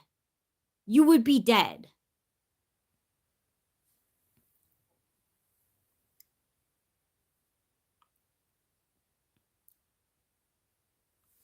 And you know what? Pretty women too get away with murder as well. Remember Casey, what's her name? Or something Casey, who like killed her child?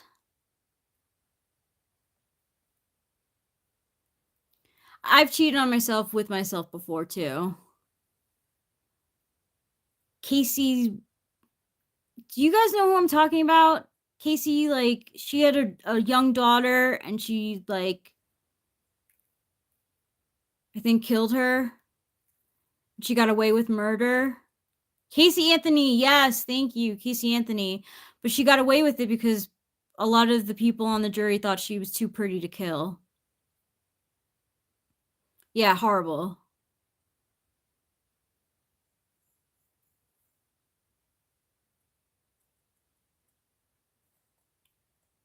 I'm just sick of that shit happening. Like, when is it going to turn around? When is it going to change? It happens a lot. It is messed up. It was a terrible, horrible verdict, and it's all because they thought she was attractive.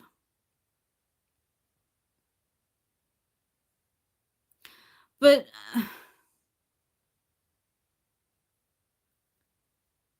like honestly, when is it gonna change?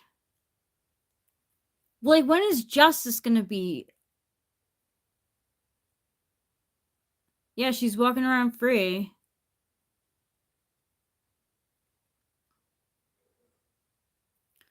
Like, when are people gonna be held accountable for the actions that they take, especially when they're murderous, especially when they're abusive, especially when they're drugged and, you know, uh, sexually assaulted, like, or just assaulted, period. Like, when are people gonna be held accountable? Who cares what they do for a living or how they look?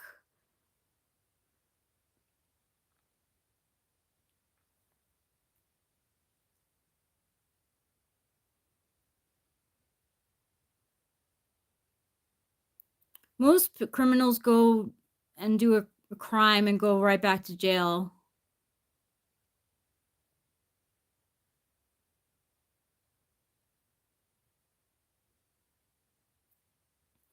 I mean, criminals can be reformed. Some can be reformed, I believe. But, like, you know, anything homicidal or serial or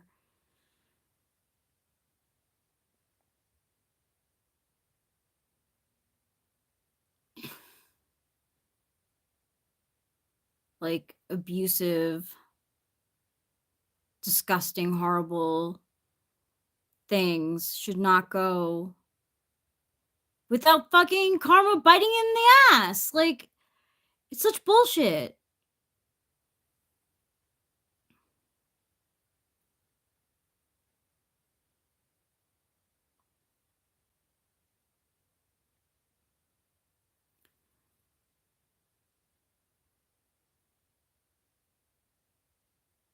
Oh, William,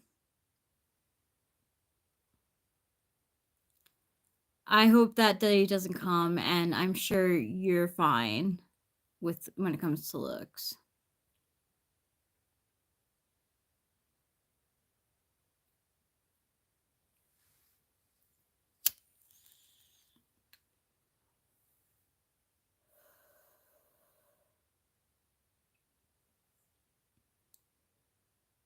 Well, it's kind of like certain attorneys who have to, like, the attorney who worked for Jay-Z. Like, Jay-Z's obviously linked to P. Diddy and all the debauchery that went on. He's obviously evil. But he got away with one of the lawsuits against him because I don't know why. I don't know why. And then Jay-Z wrote, I'm so pleased with the results of this lawsuit. I'm glad my reputation has now been restored. Like, fuck you. You didn't do you.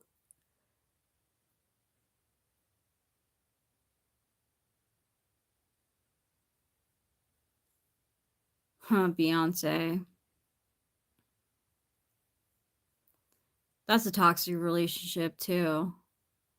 And she's heavily, like, she's so, like, attached to Jay-Z. She definitely was involved in Diddy stuff too. Like, she can't be just, like, denied, like, oh, my husband did stuff. I didn't know anything. Like, Jay-Z probably did groom her. She fell down the rabbit hole and just got entangled. She had to have known stuff were happening.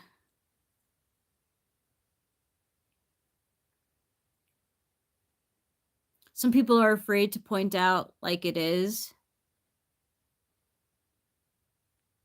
Bye, Levi Samuels.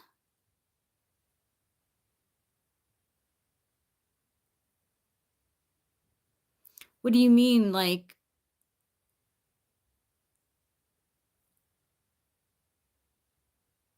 What do you mean? Well, like I get it, like with Ryan Reynolds and Blake Lively, what's going on with them in the sexual harassment lawsuit. People are afraid of, like, people in the industry, like other actors are worried about losing their jobs, so they support Blake Lively.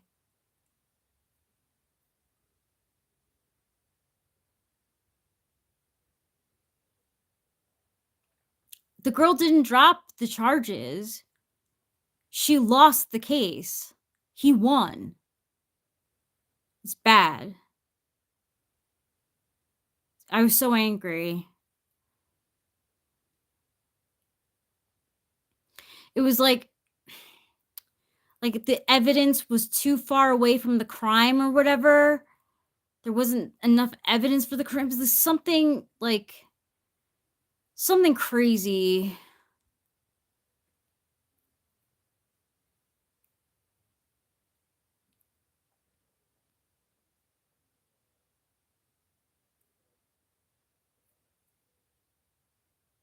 Dropped the charges. I don't know what happened. I don't know.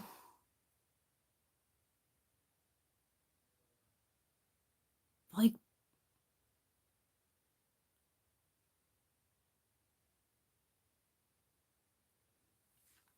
it's so unfair.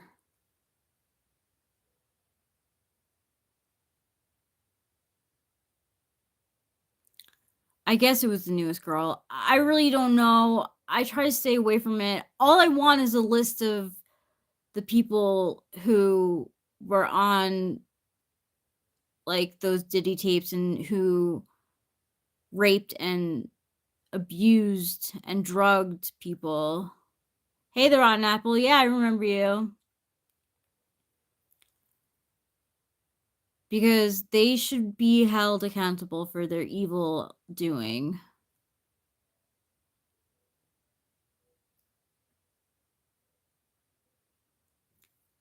They could have threatened them.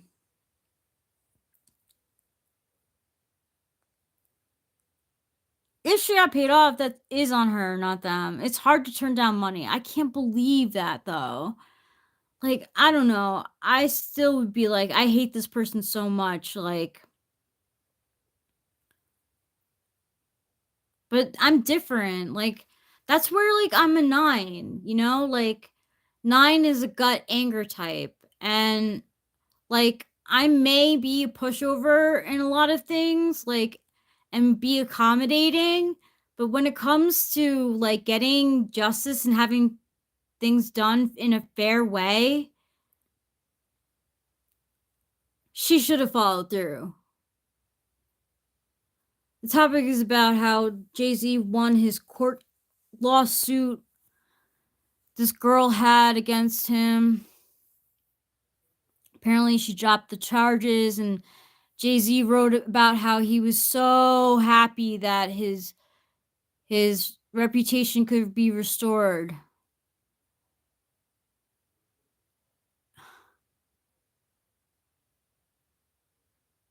Like, the things that were done at those parties, like, so disgusting. It's, like, so evil for so long.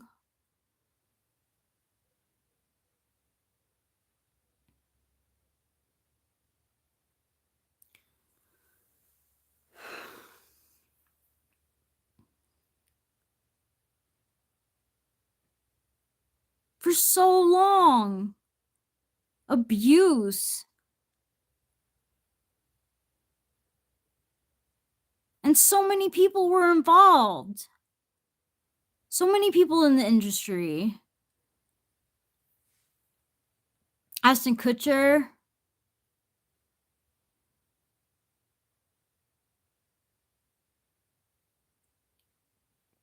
No, we're talking about Jay-Z. Ryan Reynolds is just an asshole. Jay-Z is pure evil.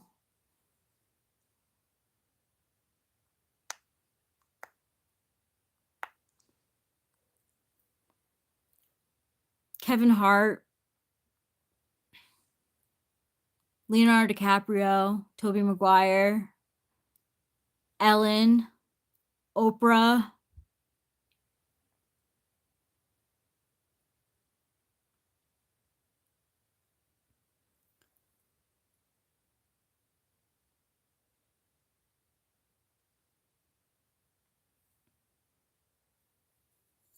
Usher.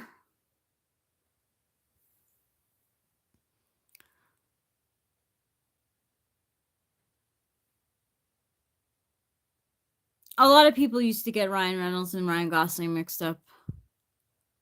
I think Ryan Gosling is a better actor. Oprah is evil. And I want it to be revealed because I've known it forever. I couldn't ever trust her. I'm like, who is this bitch? That's like literally, I'd be like, who the fuck is fucking Oprah? Like, why am I taking advice from her? Why does she think she knows better? But she's another fake nice one. She'll use her power and her money to like have things mopped up. But a lot of people love her still. That's why I want people to realize and open up their fucking eyes. It's like you can't place these people in entertainment on pedestals because they're not good people at the heart of it. She's definitely an ENFJ. Dr. Phil is a hack and so is Dr. Oz. So it doesn't say much about her. Dr. Phil is the worst.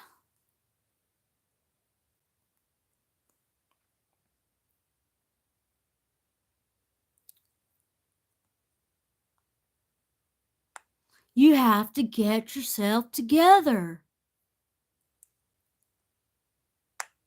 He is creepy. He belittles people.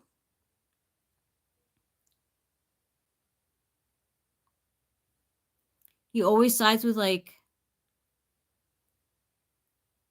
I don't know.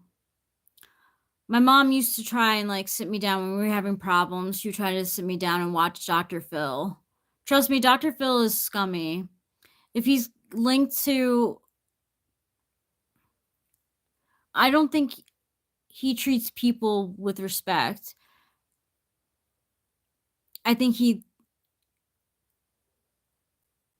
talks down to people. If he was really compassionate, he would, like, be more empathetic. He is not a good guy.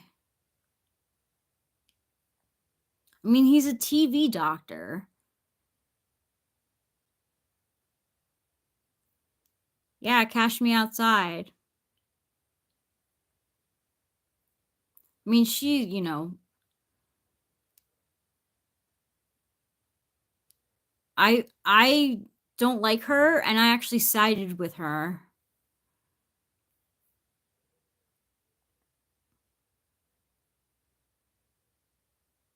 Brad Buchanan says he's just one person. Everyone thinks differently because in the long run, people don't care how much you know until they know how much you care. What? So you show that you care by bringing them on the fucking Dr. Phil show so that you can get a lecture on how you should live your life. That's real love.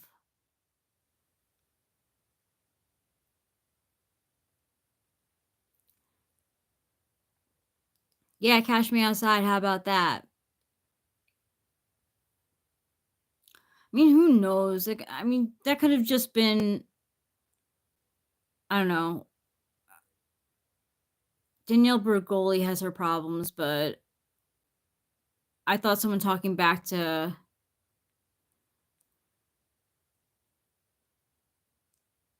Dr. Phil was fucking great. Someone needed to.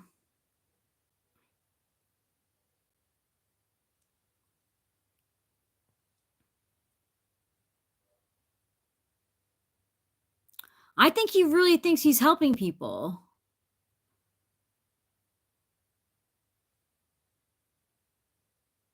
Oh, I did misunderstand. Sorry, Brad Buchanan. Yeah, he is market driven, but there shouldn't be people like that. Like,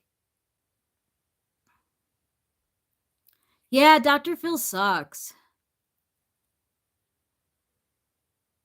I love my husband, Joshua Ward. Apparently, he hosted this show pinning people in one house against each other. It's terrible. Yeah, Oz is totally fake. It's just like stuff that like a lot of people like and watch and believe, and it's not real.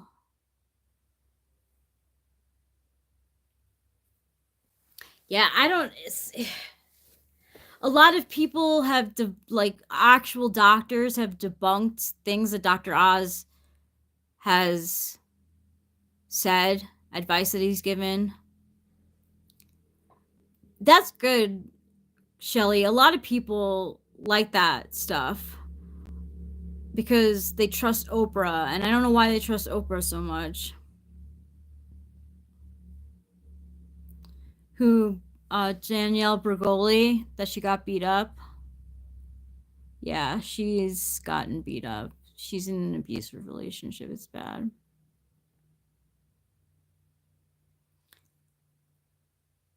Oh, that's cool, Shelly. My cousin went to a Spanish judge, Judy, and they paid her. Caso Cerrado. In the Spanish channel. That's fun.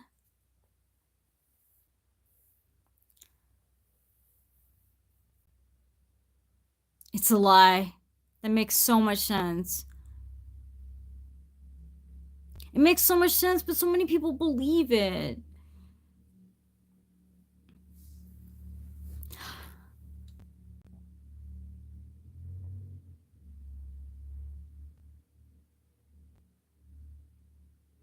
Hello, Ivo.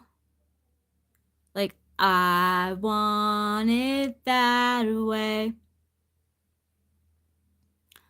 Dr. Oz is a fake doctor who used to give advice, medical advice on his TV show. And he gained popularity by going on to the Oprah show, and then he got his own show through Oprah.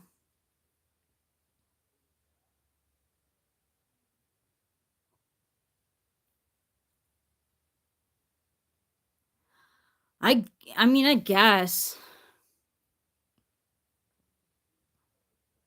Other girls have beaten the crap out of her? That's terrible.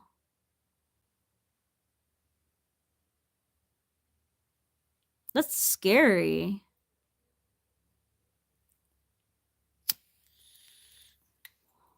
I wouldn't want to get into fights with people. I am still here, Judy Ivy. I took a break, though. My back is I'm gonna be permanently hunched over. She went there and lied that she had a husband and took her son and flipped up in the air. I guess what she didn't have a son or a husband.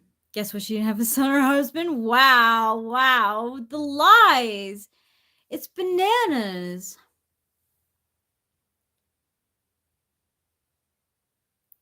Yes, I did have some dinner.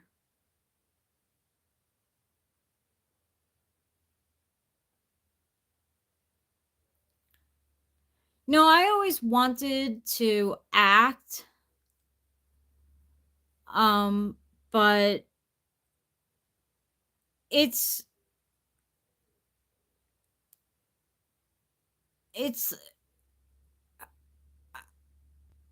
there's more people that I hear about that have bad reputations and good reputations. It's crazy. Even the host was crying. Oh my gosh. Wow. Well, I would be the same way, Shelly. Oh my gosh. Wow, that is just bananas. All for the money. I mean, I don't know. Like, I'd like to think that I think a lot of reality TV shows are fake. The Rotten Apple says I got into a fight with this big ass dude in this motel I'm staying at. He was trying to rob me. The dude was like 6'5" and 200 pounds. He was trying to steal my debit card. Oh my god, did that just happen? Jeez, that's so scary. What how did you deal with that? Like,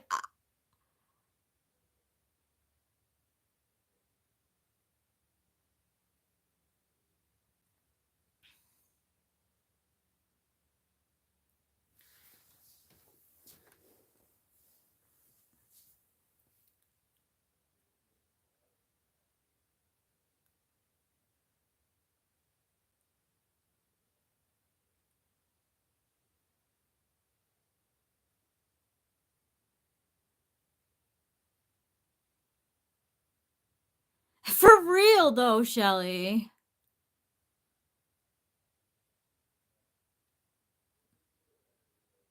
That's some real drama that's happening. Forget about Hollywood.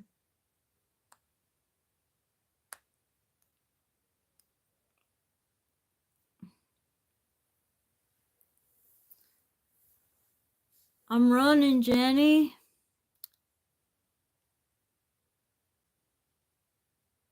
Yeah, that is real life shows. No one should ever have to deal with that. And like the girl who dropped the charges with Jay-Z, like probably taking money.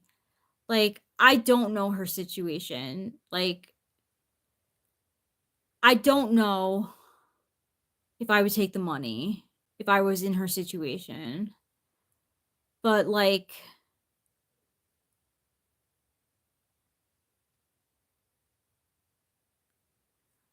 I don't know. Yeah, Forrest Gump. Like, that's crazy.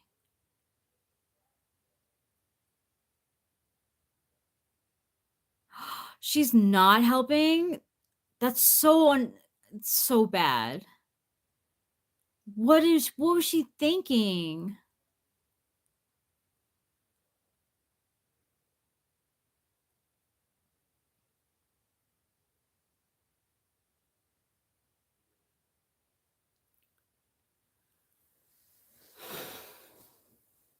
I was really upset when I heard about Jay-Z getting away with it. Yeah, they bribed and threatened them. I know. It's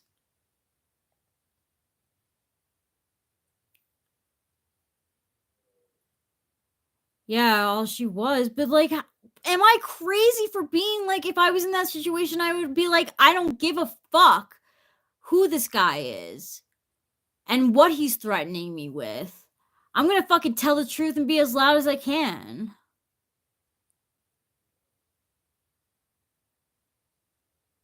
I don't care how big they are, how much money they have. Like, I don't tolerate bullshit.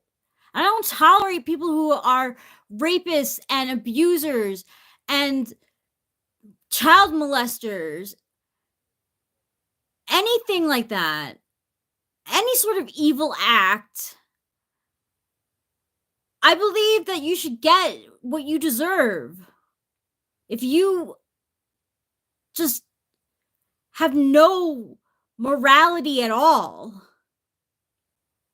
nothing but like evil through your blood, like you should be held accountable. They probably did murder her.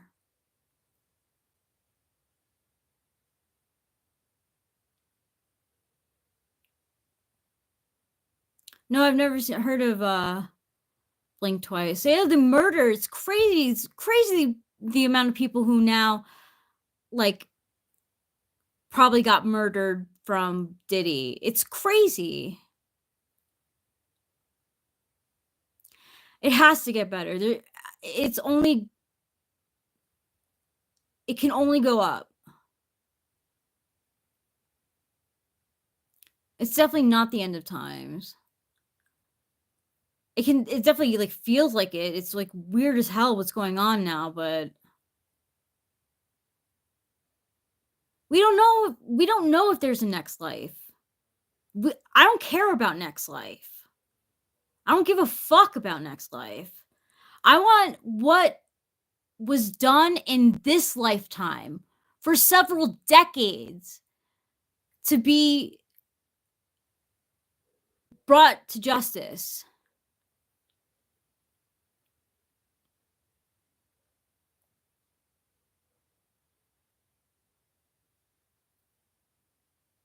According to a body language expert, the actress was stoic but showed confidence and defiance in her poses.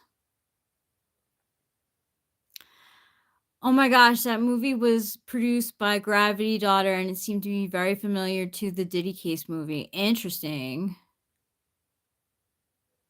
By Lenny Kravitz. Daughter. Interesting.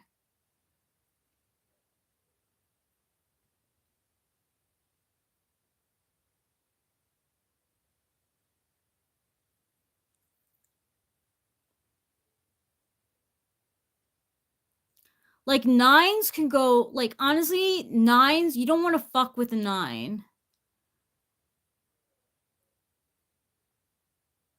I only want to, I don't care about their next life. I don't fucking know if there is a next life.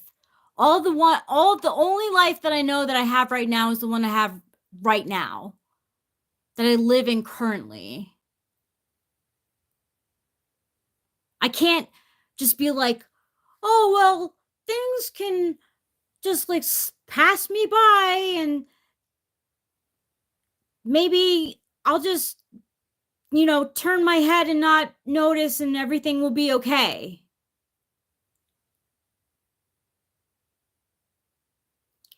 And I'm an INFJ, but I'm an INFJ 9. And 9s, even though for as much as they crave harmony, they also do not take shit.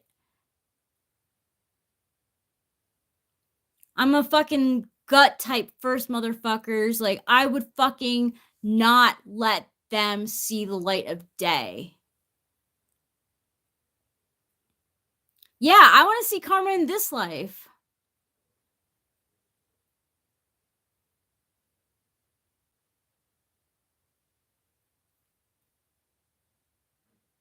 Diddy deserves everything he gets.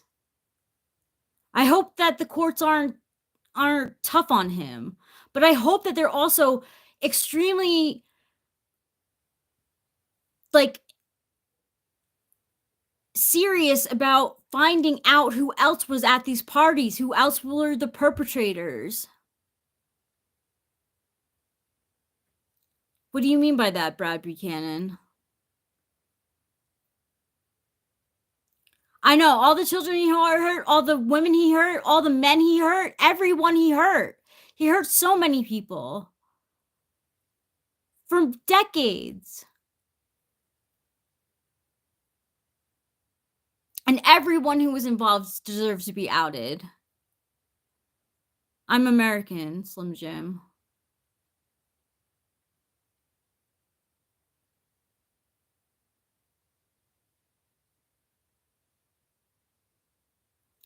The internet is full of videos of people that were at those parties. Half of Hollywood went to those parties, if not more. I know, and I want them to be outed. Because I want people to realize that when you put people on a pedestal, they're gonna fucking fall. And that people who are in the industry are not people to idolize.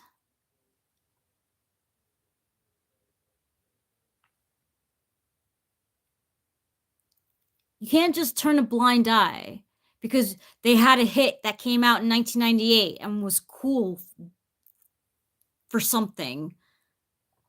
I got 99 problems in a bitch ain't one. Like,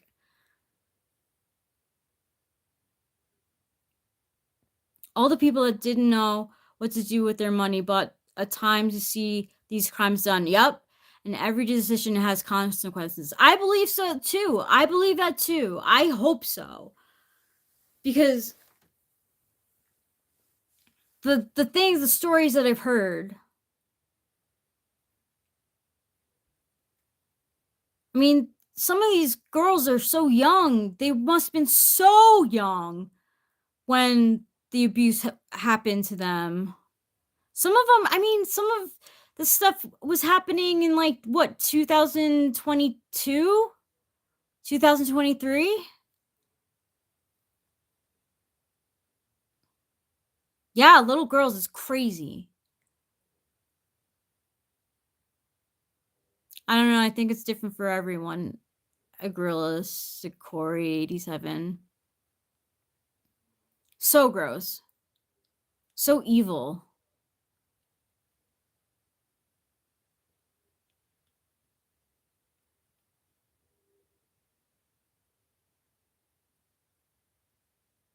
It's disgusting. For people to get away with it for so long.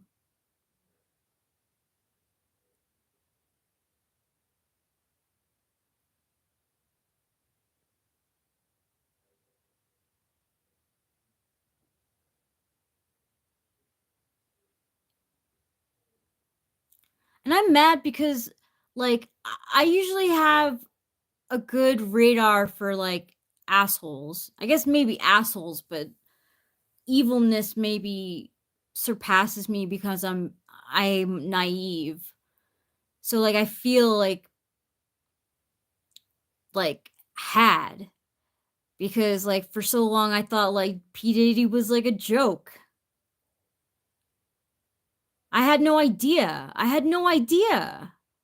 I really thought he was a joke. I mean, his music was terrible.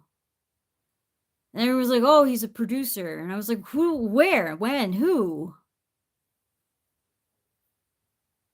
Thank you, Shelly.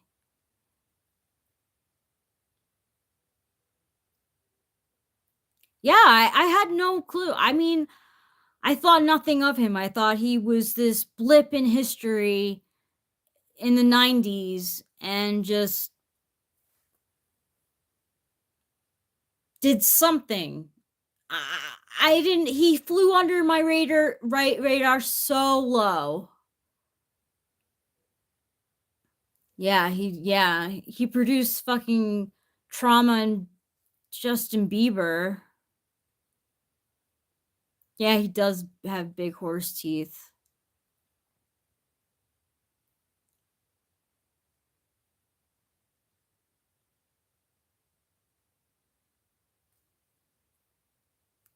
Kevin Hart. Leonardo DiCaprio, like I said. Yeah, it is the truth. It is the truth. I just feel like, oh my god, like how did I like think this guy was just like a hack and like a loser who had fame in the like 90s. Like I didn't know how much of a fucking disgusting human being. Good night, Shelly. I didn't hear that, Ruben.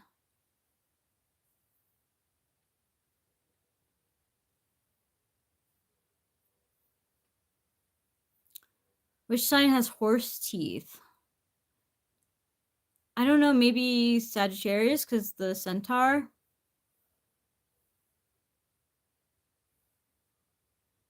Hey, Rotten Apple.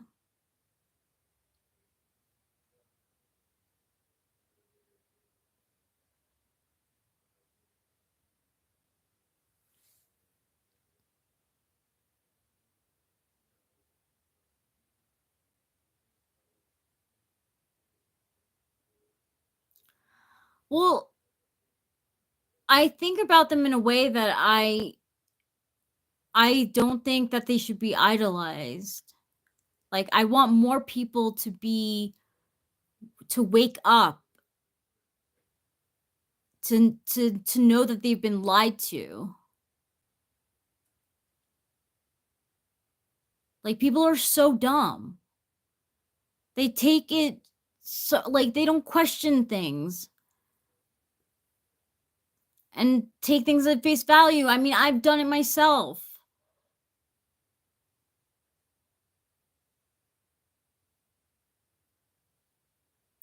Oh, I have Capricorn teeth then. Sea goat teeth.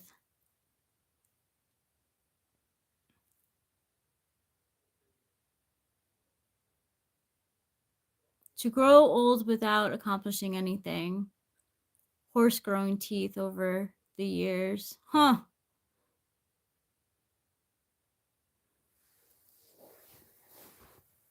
Well, what is considered to be an accomplishment? I feel like people like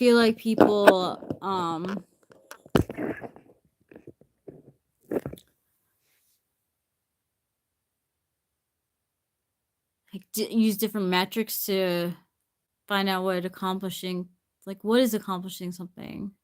Like, I accomplished, like, doing the laundry yesterday.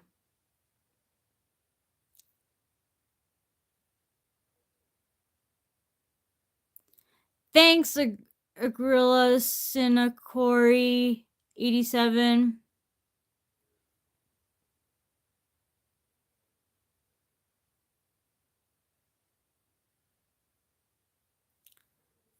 I think marrying and really finding Eric was a huge accomplishment for me.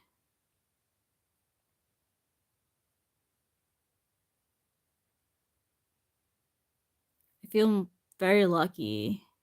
Very lucky.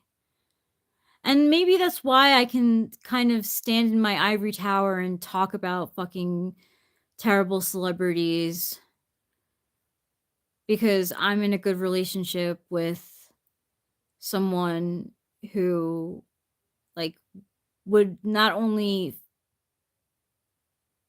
like, would be on my side and fight with me, and who treats me well with respect, and who's absolutely so caring. I mean, he treats, like, trouble so well. Like, it makes me realize my shortcomings with trouble.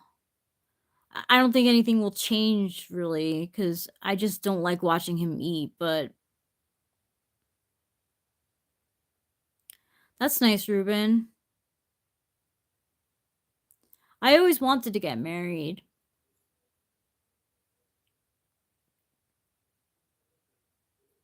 It's true. Most millennials won't get married or own a home. I'm a millennial though, and I got married. But like I said, like, I do feel very lucky.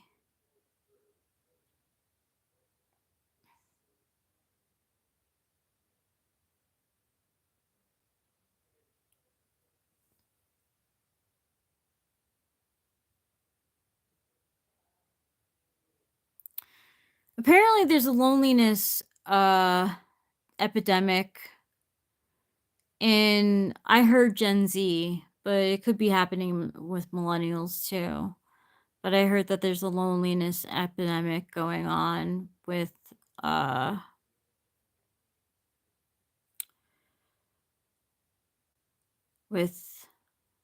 Zers. Brad Buchanan says 22 years married and paid off my new home in 15 years. Put my nose to the grindstone. That's good. That's a good accomplishment. Yeah, I hate when people say free Diddy too. It's like it's not funny and you don't know what you're talking about. It's because of hookup culture.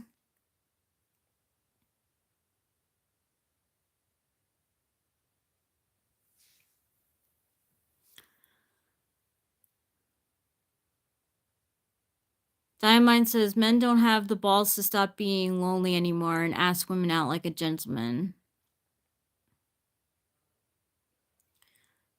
My dad was always told me about how hard it was for him to approach women.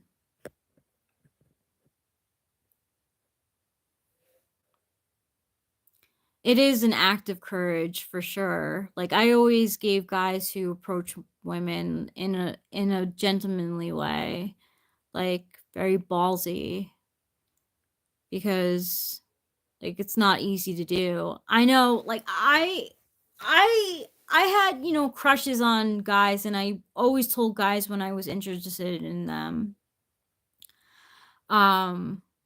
So like I had boyfriends.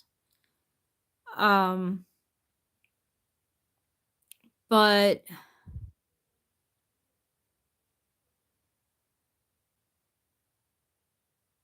I I did subject myself to rejection.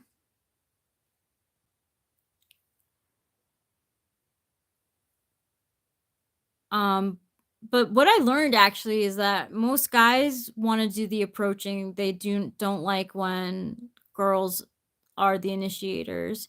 Hey, King Mufasa.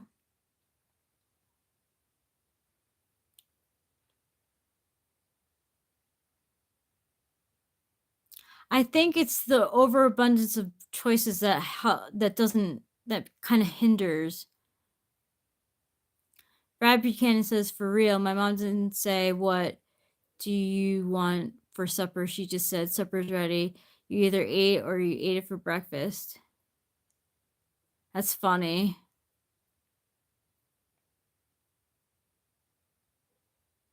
Oh yeah, I was terrified to ask my wife out the first time getting to know her. Yeah, I mean, you don't know who you're approaching and how they're going to react.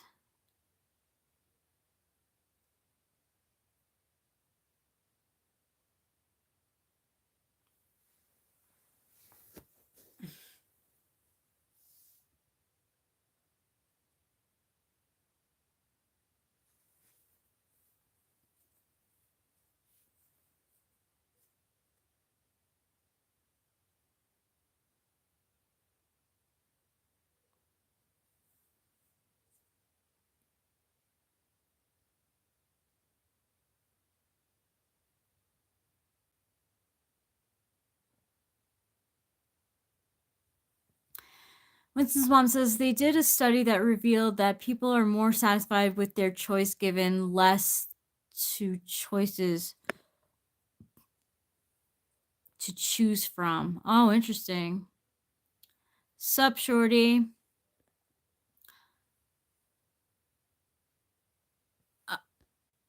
Brad Buchanan says, unless they're total parents, they will either say yes or no. Most women love the confidence in being bold. Psychology facts are that people that are straightforward are more trustworthy.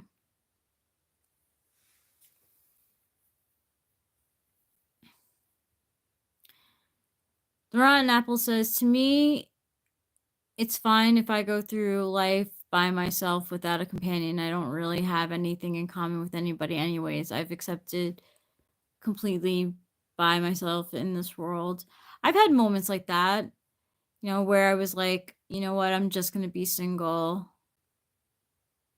And I may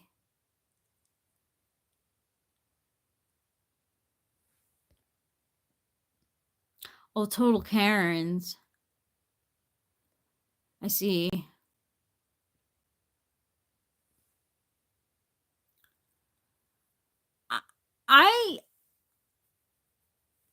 I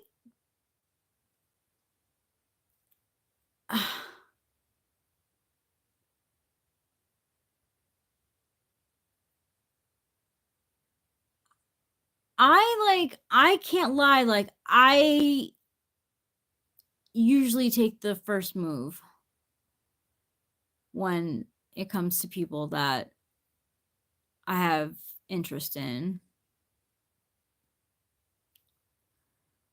I definitely got rejected, but I also got results too.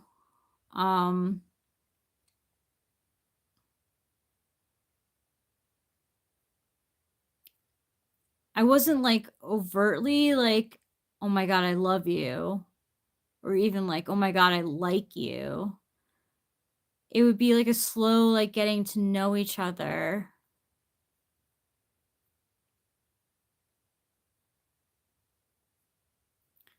It doesn't work for everyone. I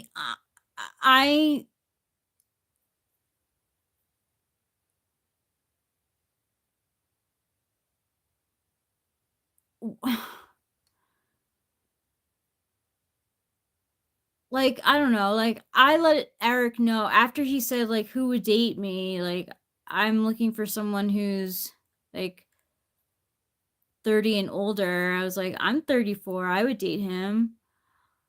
I, like, him know during our typing session that, um, I was 34. So, I slid a note under the door, if you know what I mean.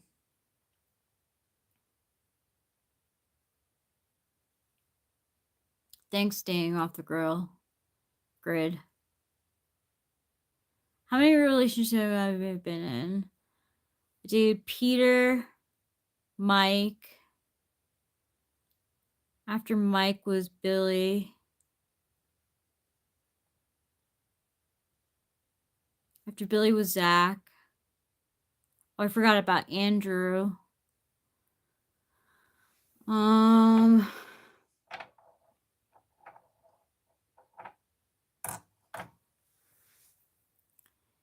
Andrew, and then so then after Zach, there was Jeff. And then after Jeff, I was single for a while. I dated, but I was single for a while. And then I dated Harris. Then I dated Chris. Oh my god, I forgot about Evan. I dated Evan too for years. So I don't know where.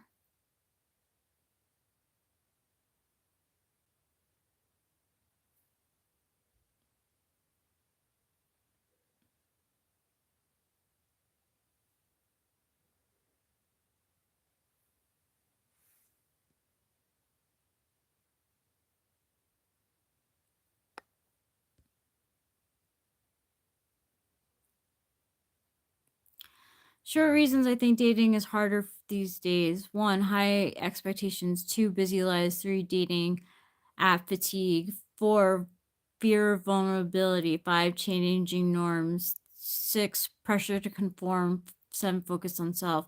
It's interesting. I read this book called Modern Love by Aziz Ansari, who is problematic in himself, but this is before I knew anything.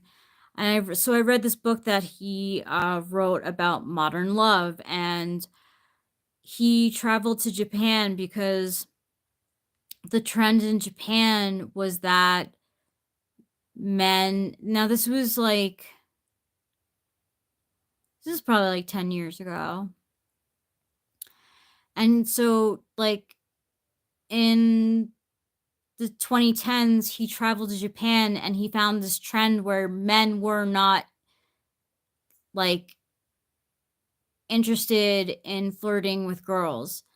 and the girls were really frustrated, and if a girl would go up to the guy would get totally turned off and say no.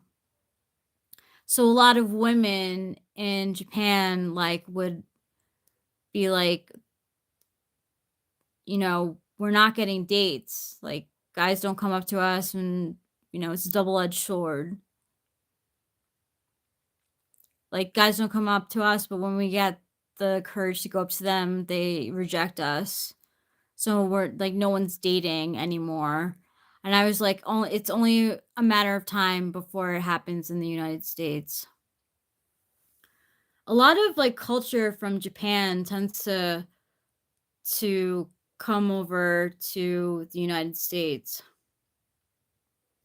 This is my longest relationship with Eric, is my longest relationship.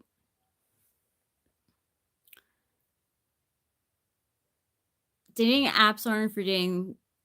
They're hookup apps, so ew. I didn't know that for like a long time.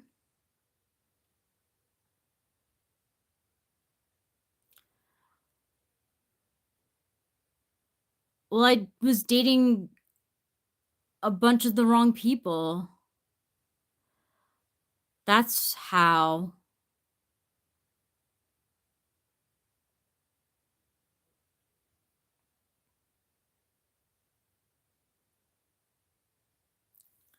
Like, I didn't go into relationships being like, "Oh, this is going to end." Like, just I would enter them, and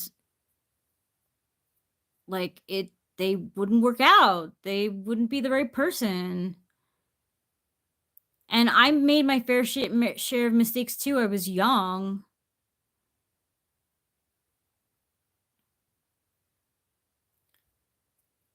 But I didn't know myself well enough. So I got duped because my cousin had two good friends get married from Tinder. So I'm like, "Oh my God, like, I want a relationship. Maybe I should use Tinder." And then I realized it was a huge mistake.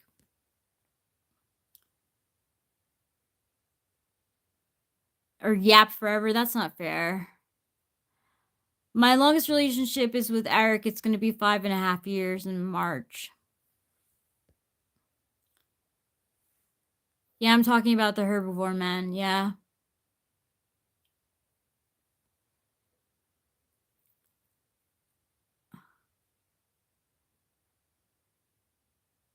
Thank you, Diamond. It's true. You gotta go through the trash to find a real man. It's true.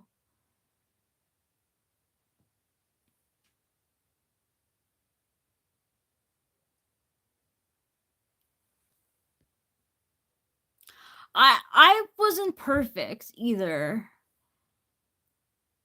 In my early relationships, I mean, I just wasn't with the right person. But the thing is, like, I also was very insecure and didn't know how to communicate. So, like, in a lot of my early relationships in my teens, for instance, like, I would act passive aggressive, or like just have bad communication skills because I was a kid. Like,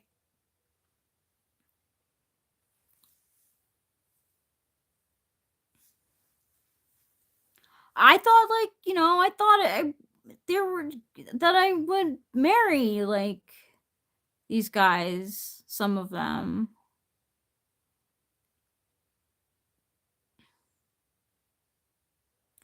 And I found Eric and I got lucky. It took a long time. I just remember Seth Rogen calling Aziz Ansari and calling him a terrorist who wants to blow up the Chick-fil-A, and in Observe and Report, underrated film. I saw Observe and Report. That was a dark comedy. Have you ever watched Fresh and Fit and they talk about body count and simping?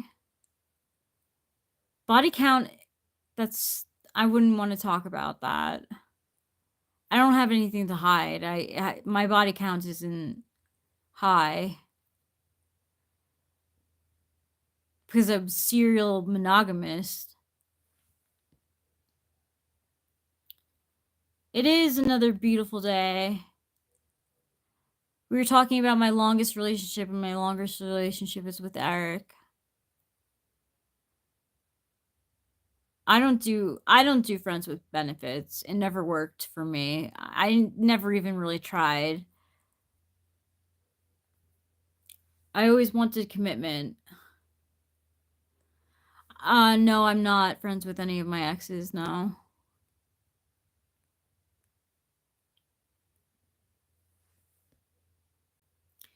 If you're shopping around, shop the best stores. I suggest that someone not go shopping around the dumpsters out back behind the nice stores.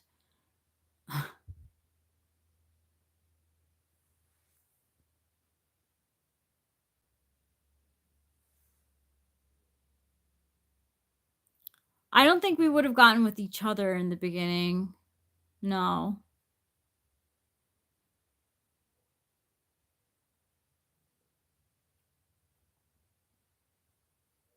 My self-concept was terrible.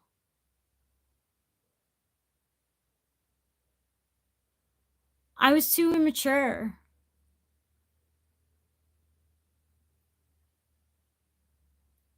You know, like, I would have made a lot of mistakes in, like, in jealousy and in being insecure and not having communication skills. Like, even now I need a lot of reassurance. Like, maybe we would have been, but he even says that probably in the beginning we wouldn't have.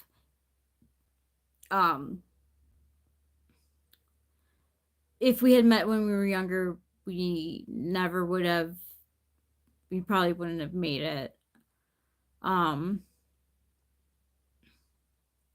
like when you're that young, like how often does it really last that long? You know, it's very rare.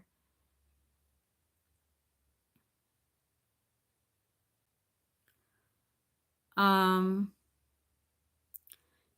Eric was married 2 times. Like this is his 3rd marriage. So, you know, and he wanted a child too. He got Delilah, his daughter, through his first wife. So, things happen for a reason. Oh, the deal. What are you saying to make her mad?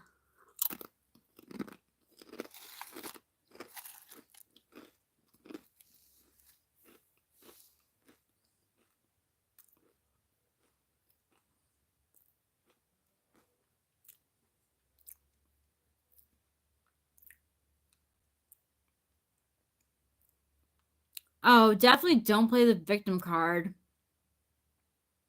You're no victim.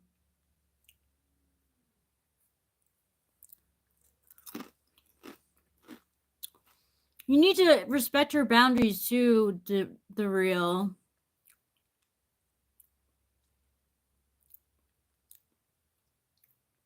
Like, I'm not afraid to time you out for annoying Winston's mom. You know that.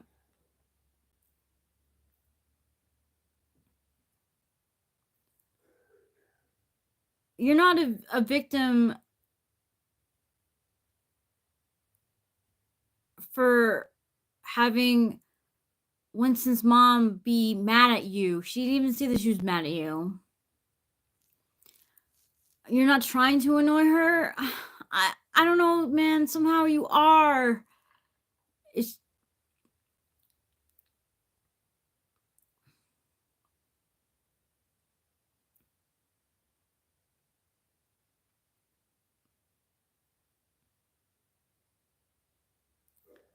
a victim of the night like Maria Magdalena. Of course.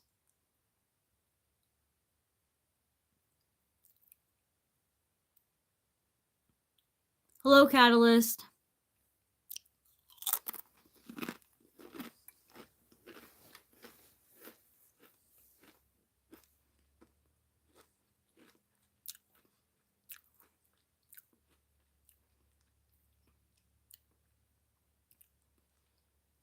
Right now I'm eating chips and reading about what's going on between Winston's mom and the deal for real.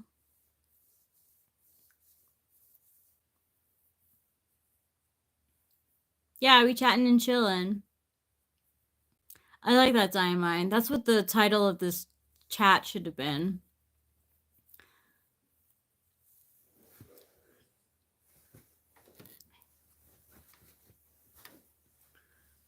And like the guys that, except for Harris was had borderline personality disorder and is abusive.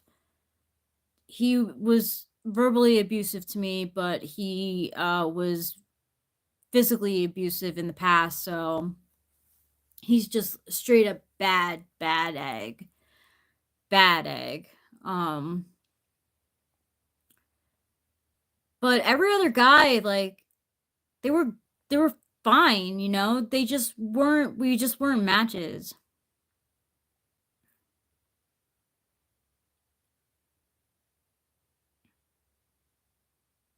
I'm glad that you see it that way, Brad Buchanan. I know I get worked up over like celebrity stuff. It's just that like I'm sick of them getting away with all their bullshit. It's been like that for so long.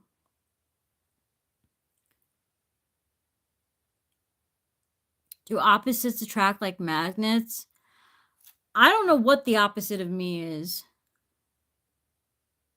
So I guess in socionics, the opposite of me would be ESTP. I don't know if I've ever dated an ESTP, to be honest with you. And if I did, it was only one guy who was an ESTP, and we were attracted to each other, but like, yeah, talk about repel. Oh my god. He just like, see, like, I don't know, like, I have no idea with him, with the ESTP, possibly ESFP. I don't know, like, I feel like he was more down to earth than, like, an ESFP.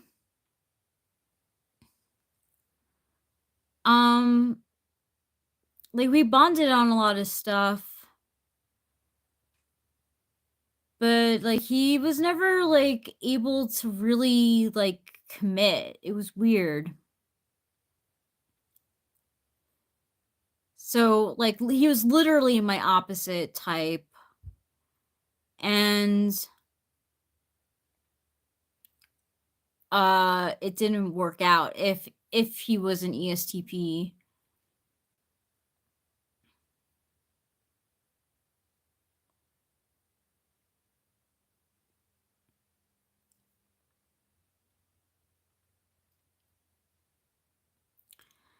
Yeah, like, it was like, it was always too little too late with him. Just a lot of he put me through a lot of bullshit too.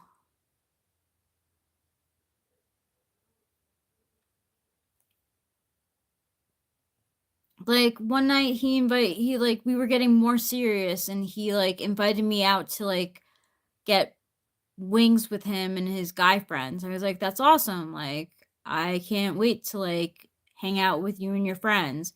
And then he like ghosted me the whole night. Like, I was so upset that like my time was not seen as being valued. Like, I sat fucking around for so long for texts for who for when he would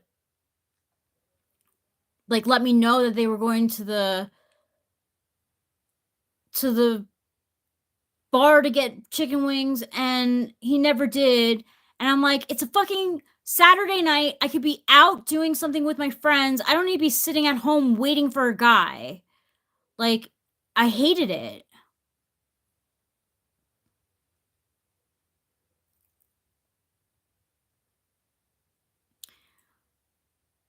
Oh, also 5454 says he was probably afraid you got closer. He would have to go halvesy on 8 balls with you. And with that, knows he is on the losing end. I don't know. I think he did do coke. I didn't do coke with him.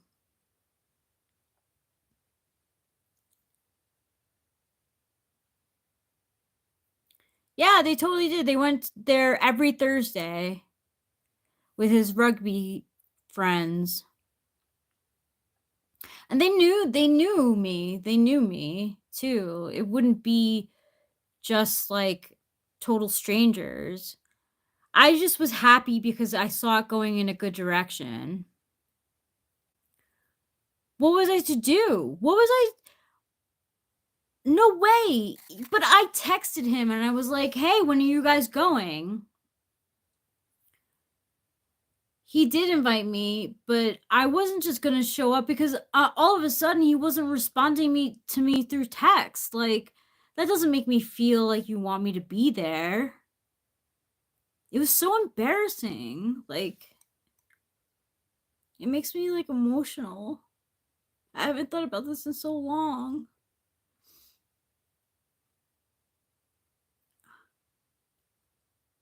But so I pushed myself on the guy? Like,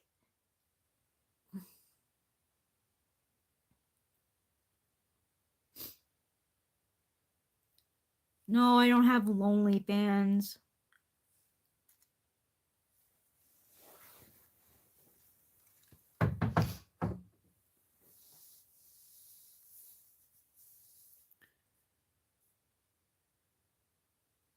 Just be there? He didn't want me there.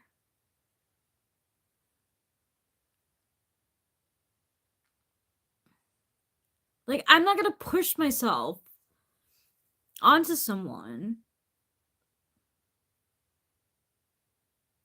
Yeah, he did at one point.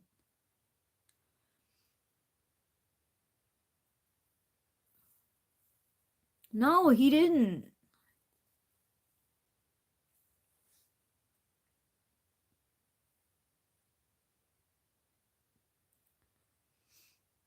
I'm telling you.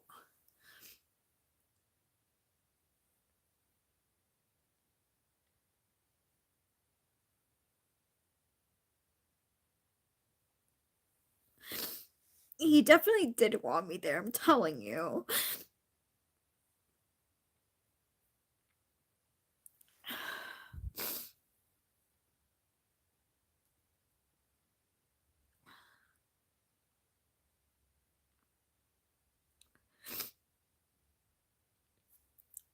He could have communicated that.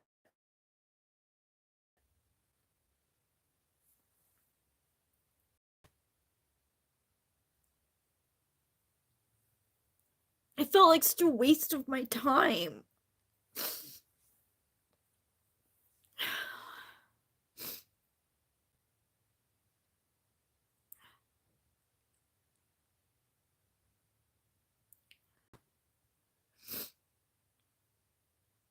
It's okay. I just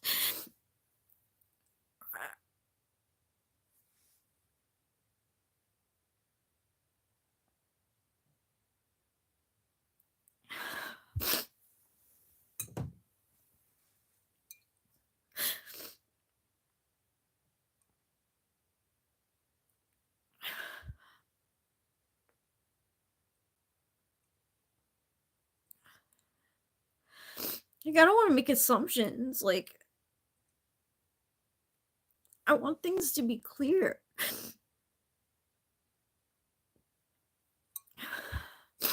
I'm embarrassed that I'm crying over this. Like, I guess it's stuff that I haven't dealt with. I thought about showing up, but I knew that we would get into an argument because I would start fighting with him.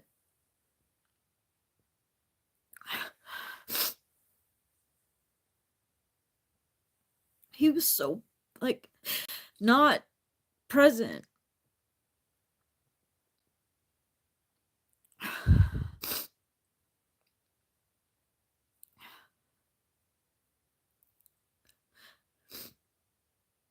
And then, like, years later, when I had a boyfriend and was in a happy relationship, he would have like parties with his friends and get drunk and then like tell his friend to tell me that he loved me.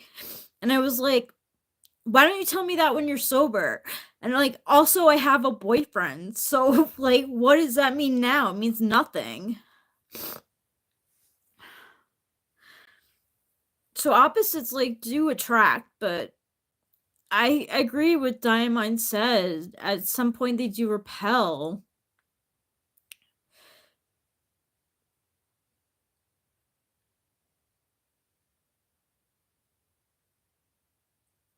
Cause like I'm such a relationship person. Like I feel like I really tried.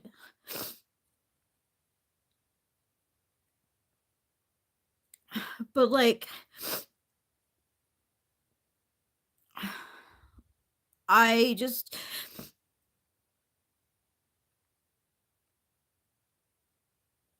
I haven't, Mr. Right, I'm married. That's why I thought I like worked out all this shit, but I haven't thought about it in so long.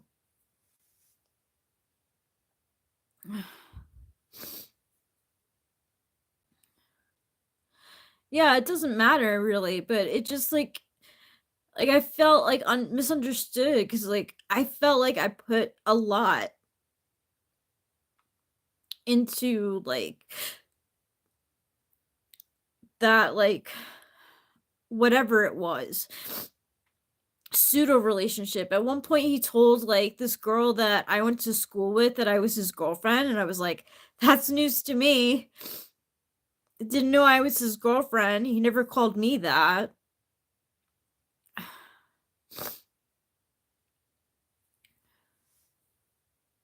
I don't even remember how we got on this topic. Oh yeah, opposites.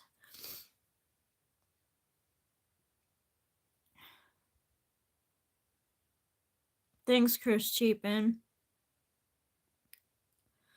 I'm tired too, so like when I after I take Adderall, like there's a good high chance of me crying, but I never thought I would have cried over like yes, he makes me very happy. I'm very lucky.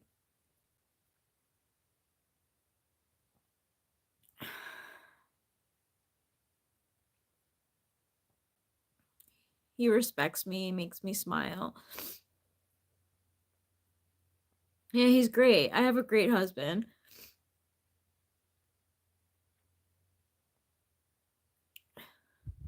Thanks, Aubrey Johnson.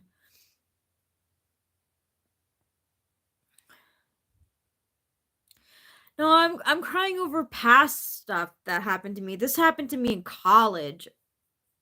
I was like 21, 22. I was really young when this all happened.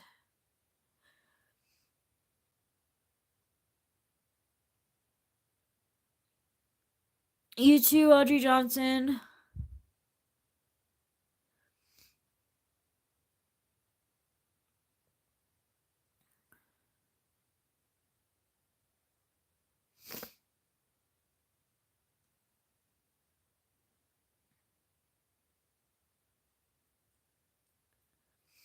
So in college, we were talking about opposites, and I think I dated my opposite once in college in ESTP. So in socionics, the thanks catalyst. In socionics, uh I'm just surprised. I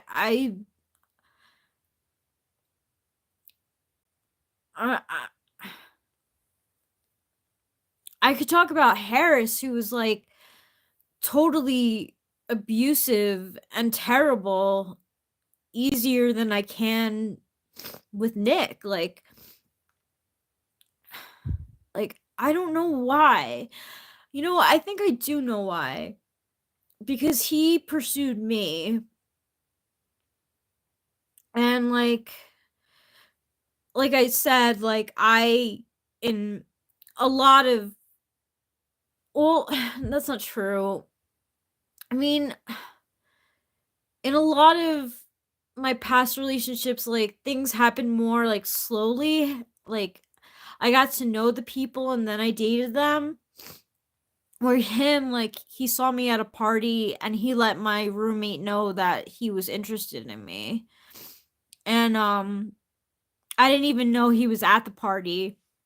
I didn't even know he existed. Um and then like it fell apart really quickly. Yeah, he was a player. He was.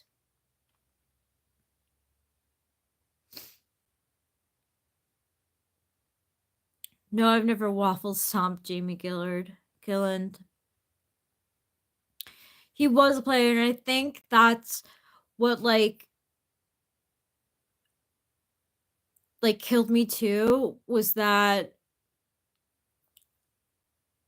like I kind of knew I was taking a risk with him. Um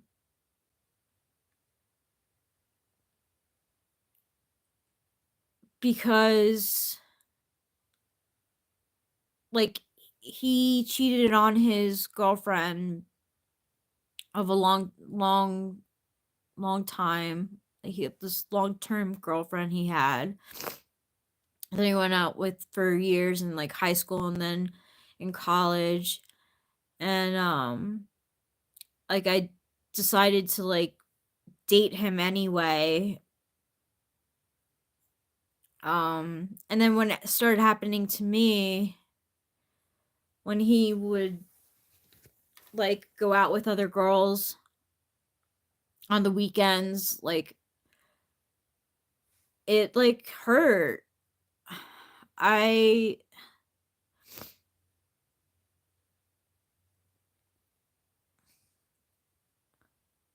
was so confused. I shouldn't have been. I guess I was like so pissed at myself cuz like I felt with him like I was going against my better judgment.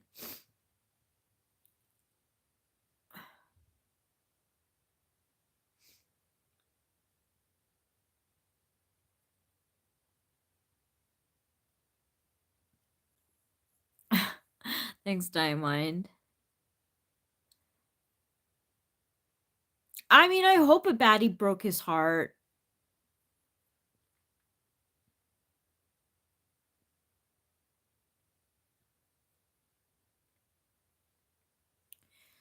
Like he needed to like not be with me. Like he needed to like not be with me at all.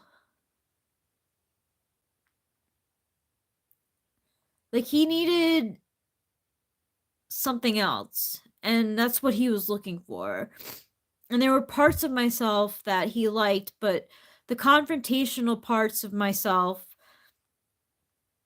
where I would get angry at his actions, he didn't like. He didn't like being held accountable for things that he did. So maybe he wasn't an ESTP. I don't know. It's just like we were able to have like intellectual conversations about things. Unlike an ESFP. He could have been an ESFP. I don't know. I really don't know.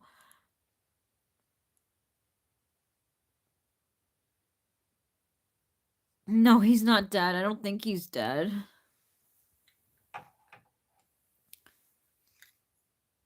No, someone was saying that like I didn't do enough.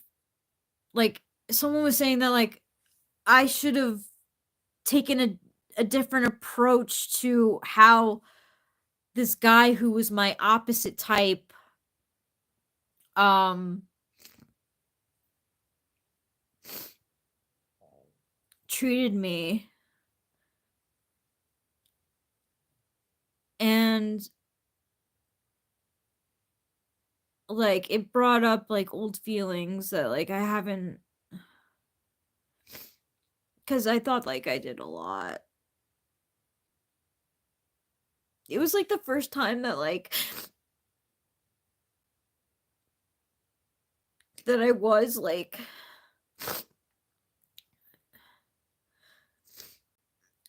I don't know, like maybe I wasn't like totally confrontational. Like I was in a way, but like I wasn't good at communicating. I didn't tolerate what he did, but I didn't play like his game.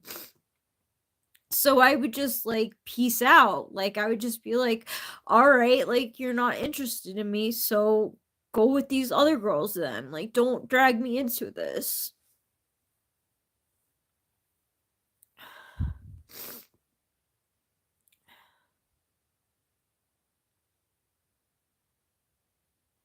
Yeah, right. Exactly. He should have put in the effort of wanting me there. Like if he really wanted me there, like he would have followed up and told me what time they were going.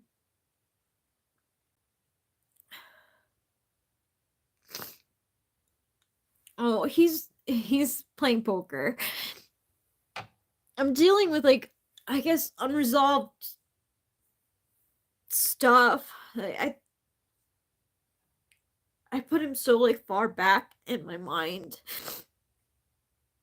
I feel like I shouldn't be crying over him because it's like he's no longer in my life. He's like a part of my past, but like I really like didn't want to, like I thought about showing up there and like kind of being like, "Hey everybody," like but I wanted him to want me to be there. And if he really did, he would have made it a point of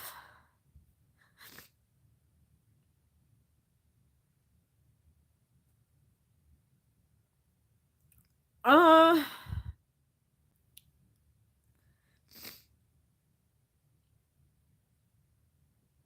yeah, he is a player. He is. I don't know what I was thinking. You know what didn't help is that like my friends were all behind it too. Like they were like loved us together and stuff and like my my roommate was dating his his good friend and my roommate yeah was dating his good friend and so like we ran in the same circles and stuff so it wasn't hard for me to find out about like the other girls um but like I said I think there was something to me like being pursued that was nice like it was the opposites attract cuz like he like I said like he just didn't want to be held accountable for like anything that he did so like you know he invited me over for a party one time and like he was like upstairs in bed watching TV and I'm like why am I here? Like why am I here right now? There's a party going on downstairs. You're in bed watching TV like why am I here?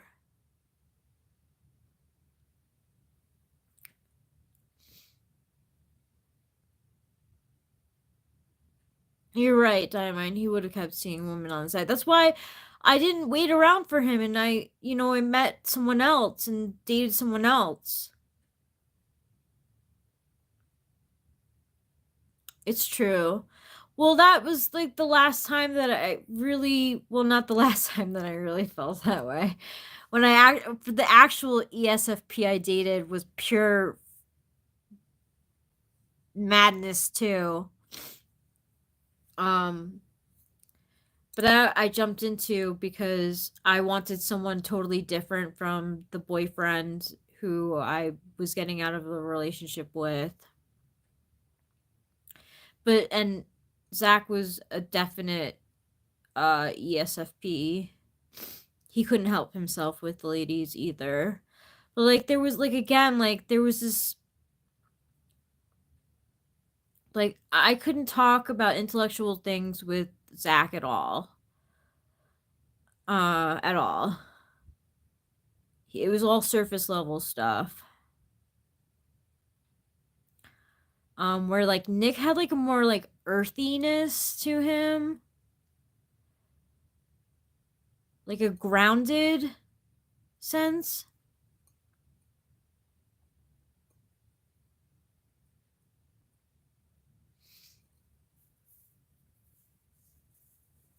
So that's why I think he might have been ESTP, but I really don't know.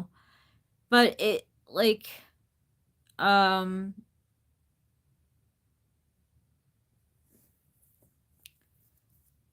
that's why like I don't really totally get like socionics duality, because like we were so wrong for each other. Not that the other boyfriends weren't. No, he wasn't an ISTP. He had no problem like talking.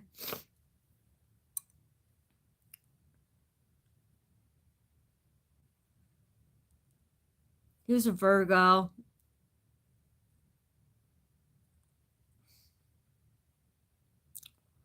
Such a strange like thing that I've ever been in. Like there were so many times where no, definitely not ISTJ. He played rugby. He surfed. See, like that's why maybe he could have been an ESFP. I don't know. I still think that he's an ESTP, just one that didn't really want to settle.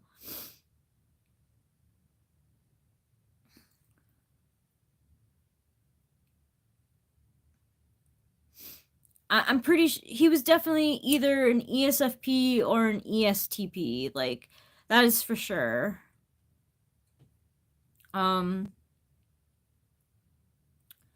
He's no other type besides those. I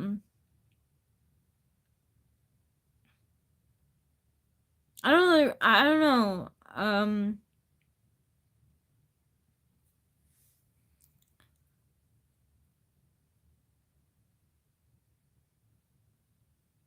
It was just such a weird dynamic between us. Like there were multiple times where like so like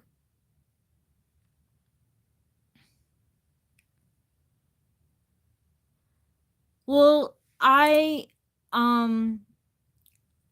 honestly think that he prioritized the other relationships with the other girls that he was seeing over me.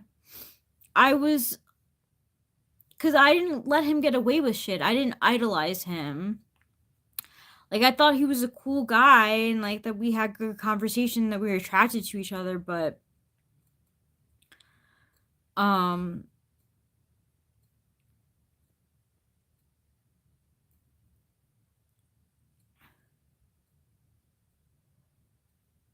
see Winston's mom.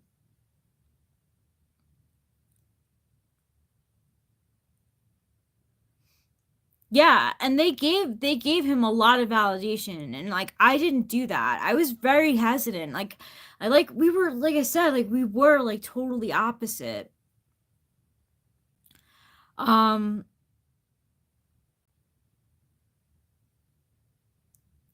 listen to this story. Just one more about him. And then I'll move on, cuz it's not really worth it. So one summer I'm single, and I get a call from a Pennsylvania number, and I'm like, who is that? And at that point I always had a habit of deleting numbers from people who like didn't treat me right. So I get this call from a Pennsylvania number, and I'm like, it's early in the morning, and I'm like, who is this? He's like, oh, it's Nick. I'm out here in like the peach farm working, and I thought about you. And I was like, oh, that's cool. Like, I didn't know that. I remember that he told me that he worked at a peach farm over the summers.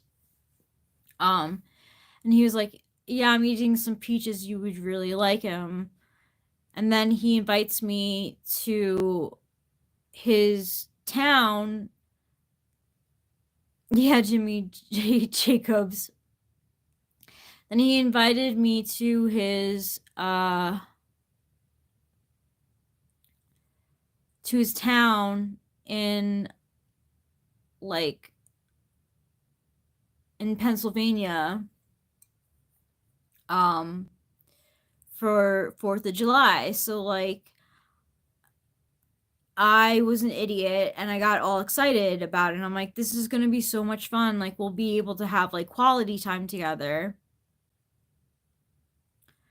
I get there. I get to Pennsylvania on the 4th of July. And he's like, we go to the county fair or the county fair? Yeah, the county fair. Or no. The town fair, some sort of annual fair that happens in Kutztown, Pennsylvania. And he's like introducing me to like friends and like family friends and stuff, and I'm like, oh, this is really nice. Then we like go back to his house in Lilith and in Lidditz, Dutch, Pennsylvania, Pennsylvania Dutch. I'm 40. And so like I make an like I don't know how long. I forget how long, maybe an hour and a half trip to Pennsylvania. We go to the fair. It's fun. He introduced me to people. Then we get back to like his house and like introduces me to his mom. And like his mom was like very dismissive. And I was like pretty excited to meet her because she's an artist and I draw and stuff. So like I was getting like weird vibes from the beginning, right? Like something like I'm 40 years old. So I'm like already like, okay, like that wasn't the best meeting, but maybe it's all in my head. Like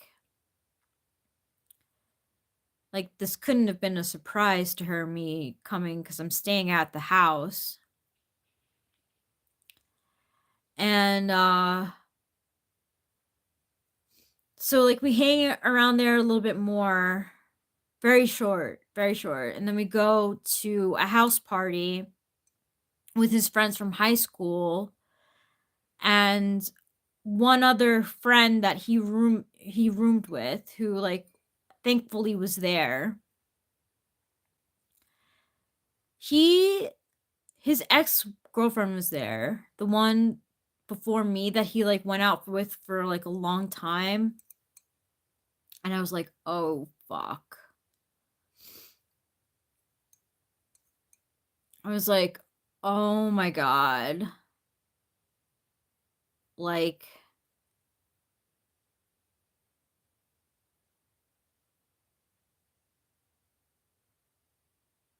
he's not going to pay any attention to me at all because Amanda's here.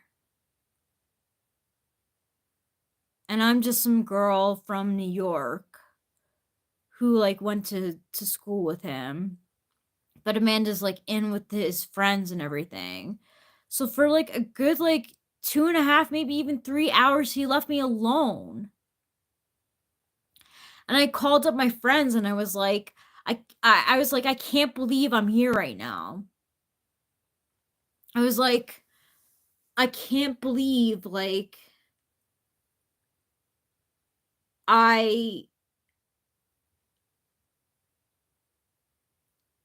like took a bus to Pennsylvania only to be ignored. And then like so like they're like cheering me up and stuff. And I'm joking around with them because I was always like lighthearted about it. Like I was angry, but I was like, what am I going to do? Like I just have to like enjoy the moment. I don't know. Well, I was living in New York at the time. Um and so I'm like I feel like such a dumbass because again, he pulls the oh, I'm inviting you here, but I'm like I don't really care if you're here thing on me. And then 3 hours roll around. We're done with that party. And he's like, come on with me. We're going to go to some other parties. And I proceed to get drunk and stoned and like take part in like everything that I can to like have a good time. Meet all the groups of friends that he's with. And like he's like not I noticed like he wasn't drinking and he wasn't like smoking weed or anything, but he knew that I like to smoke weed, so he was like, "Yeah, like come and smoke weed, like it's good." And like he like wasn't affectionate at all. Like it was so weird. It was like, "Why am I here?" Like again, it was like, "Why am I here?" Like I couldn't have felt like a like a bigger idiot. Like a waste of my fucking time. Like if you were just going to like treat me like a friend, then like say that. Why even invite me? Like I had so many questions like that. Like why invite me? Like why?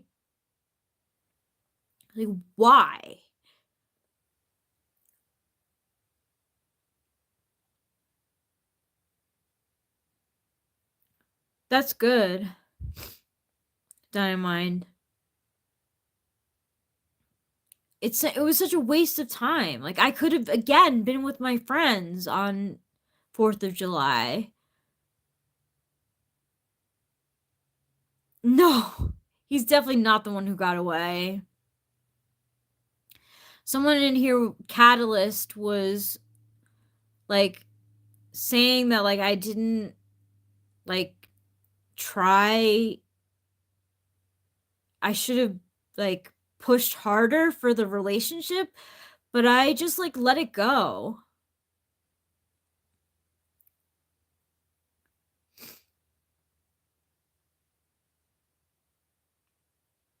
Yeah, I feel like don't push. Like don't push, just let it happen. He definitely wasn't the one that got away. He treated me terribly.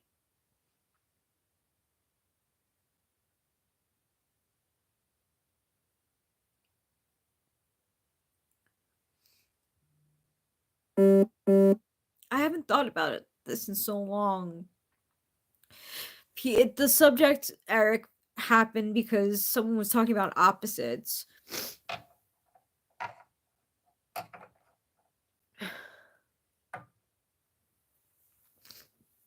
I feel so stupid. Like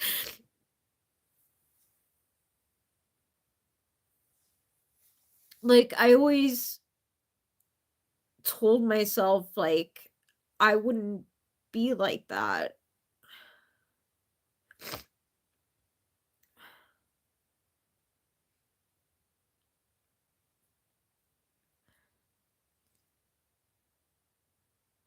I know I said that, Eric. Please don't get mad at me. I knew you were gonna get mad with me. It's because Catalyst came in here, like I was talking about my opposite type, and it started with like me explaining how like, you know, opposites can attract, but like they do repel. And like I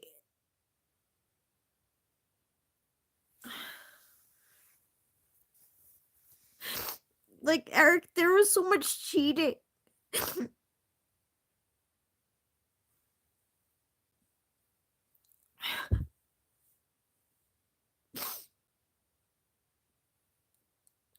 He cheated on me so much, I forgot.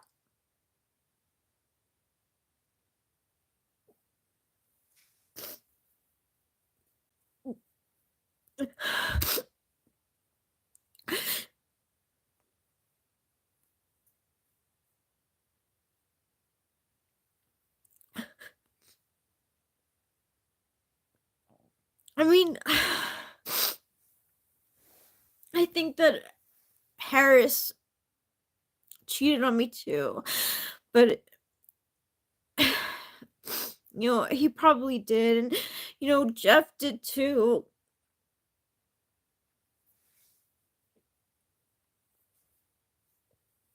But like,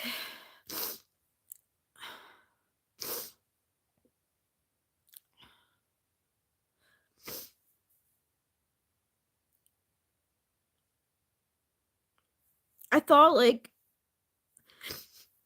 I feel like I did.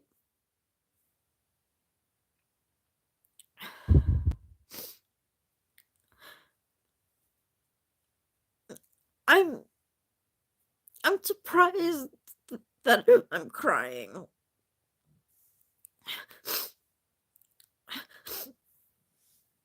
I wasn't expecting to. Just didn't know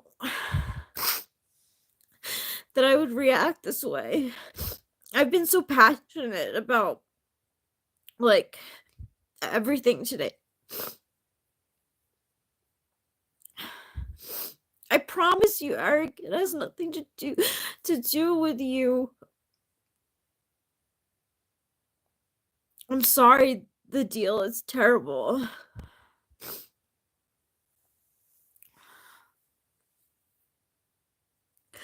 I guess what triggered me is that like I got pushed back saying no, like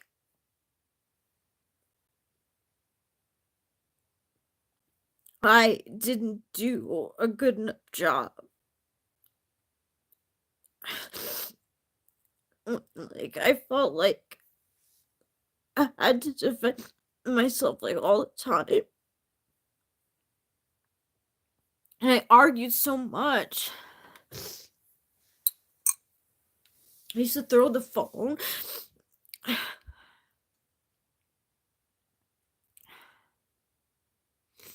Wow, sorry, the deal is terrible.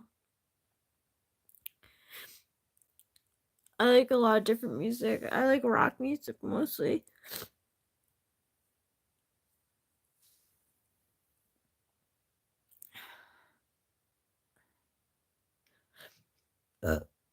Like, I felt like I was played like a fool, and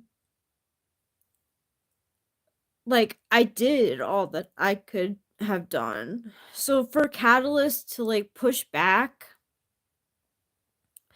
and be like, "Oh, well, like you should have gone to the bar when he invited you." Like, yeah, he invited me, but he didn't follow up like to like tell me what time anything was happening.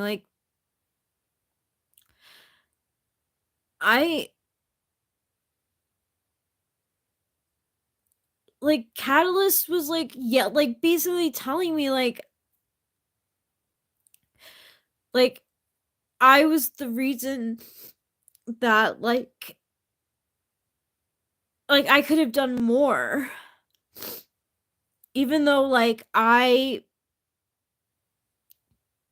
like for being as young as I was, like I felt like I made sure that he knew like that his actions wouldn't be tolerated.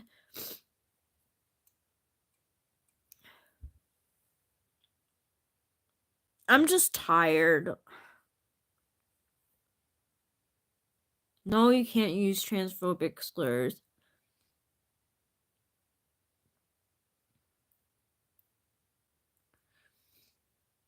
Yeah, I don't have any feelings for Nick at all.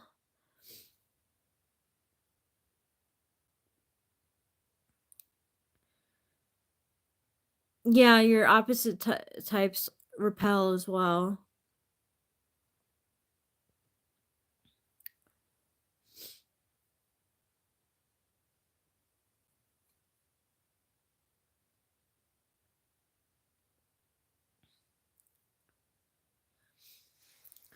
So, okay, so we were talking about opposites, and it reminded me of my technical opposite on in typology and socionics.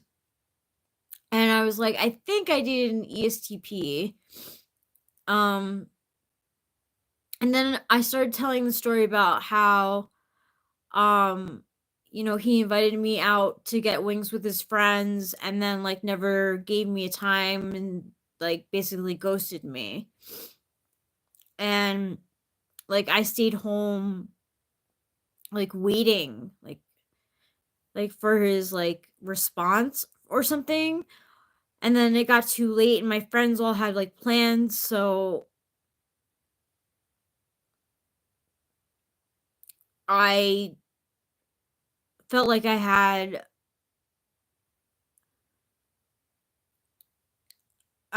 like wasted a night. Like my time wasn't like respected. Like, all right, fine. Like you don't want me to go like to your stupid thing with your friends. Like that's fine, but like don't leave me like hanging like waiting around for an answer. Like of course, Eric.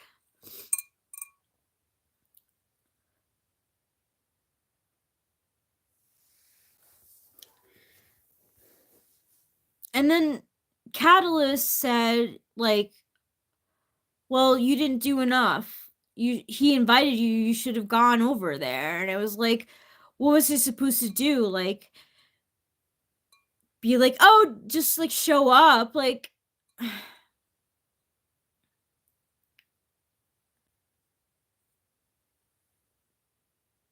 he is a loser. I guess it's like I haven't thought about it so long, and it like just like triggered like these memories of like being that like I haven't dealt with about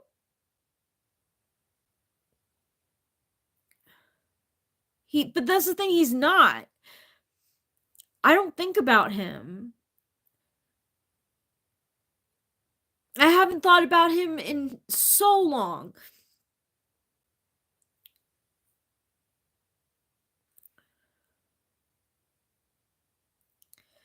And like just being like I thought like Catalyst was like blaming me for like things that I know like weren't true. Like I felt like Catalyst was pointing like fingers, like saying like I like always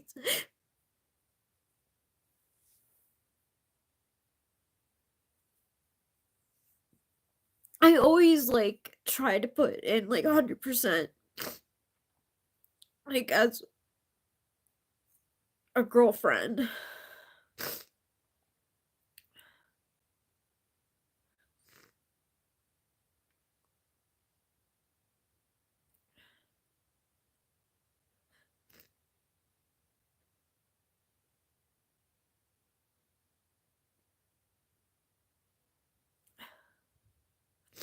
but I don't want Eric to think that I'm hung up on this guy. Like, it's really not that. Like, it's more like I felt like I was being accused of something that I didn't do.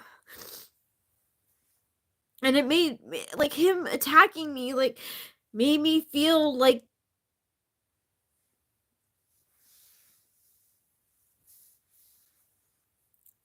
enough of a doer. But I don't like to push myself on people. I think he's probably upset with me. Which, like, I don't want him to be, because these guys in my past don't mean anything.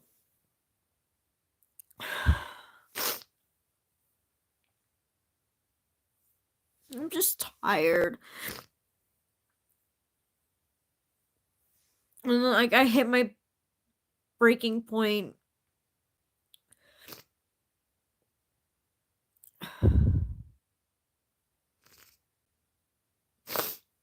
No, Catalyst. Catalyst, this person named Catalyst.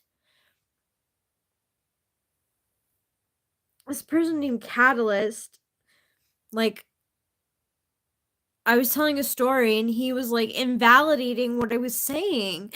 Like, why are you, like, gaslighting me? Saying that, like, it was a certain way when it wasn't. Like, I don't know, I took it personally.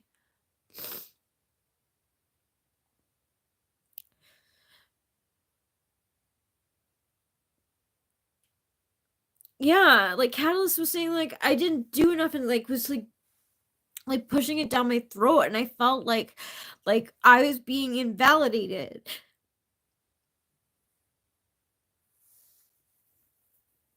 Like, my experiences weren't real. Like, I didn't do enough. Like, I'm not gonna crawl and beg.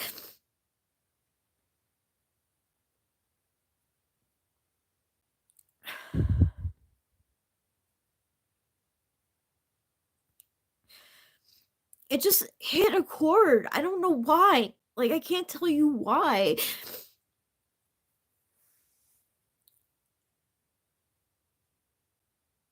I guess maybe because, like, I tried. Like, I tried in that relationship. I'm not sure. It wasn't even a relationship. We were never even boyfriend and girlfriend. Ugh. It was a mess. I never think about the way that I was treated then.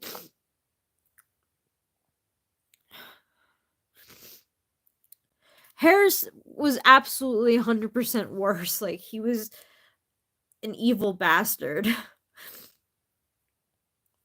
And, like, Nick was too. In, like, a different way. Like, in a, like, a mindfuckery way. Like, he... No, I didn't bang him. Why, Eric?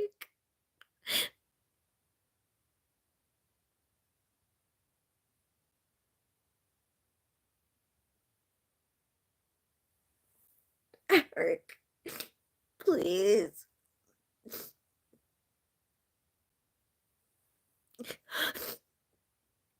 That's not what happened.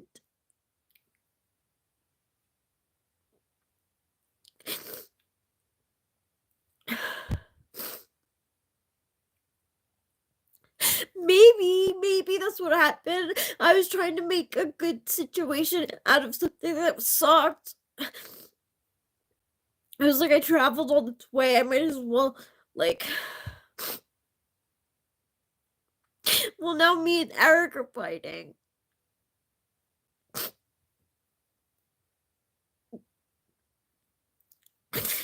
Which I, like, knew he would get upset if he came on and he started crying about Nick. I'm not even crying about him. I'm crying about the way that I was treated. I forgot. Like, it just brought up like so many things, and like I said, like I felt like it really wasn't like that at all.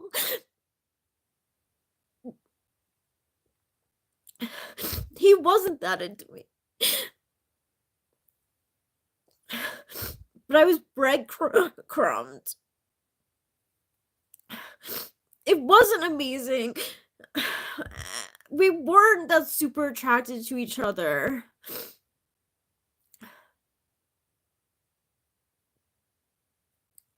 It's not heartbreaking because of that.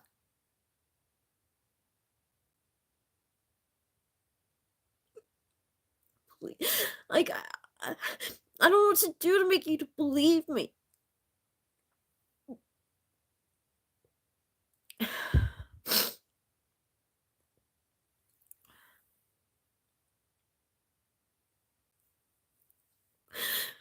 Eric, like, he really, like,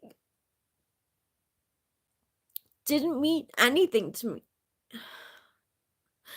I just didn't like hearing my experiences being invalidated.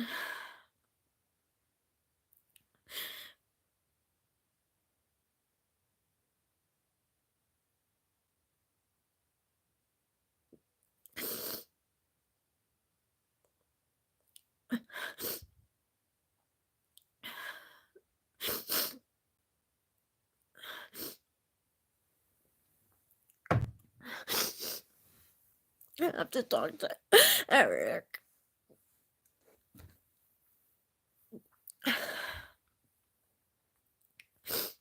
I'm telling you.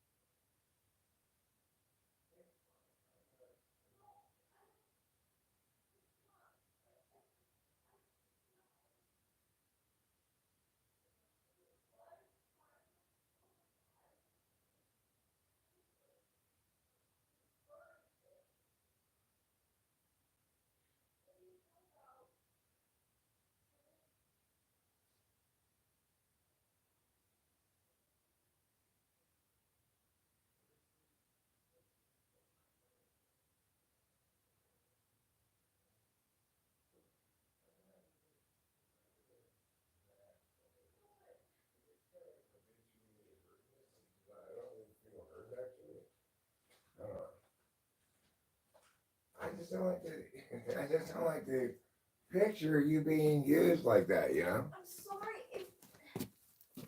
Rachel, can you drop any more weed on the floor? I know.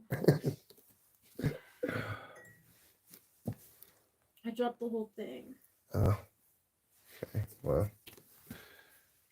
Please don't be mad at me. I'm not mad at you. I'm not mad at you.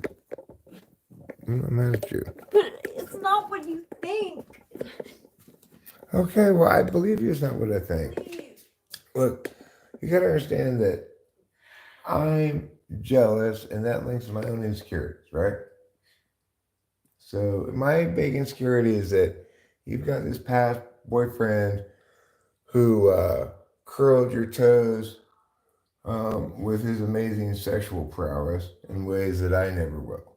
That's my big fear in life, right?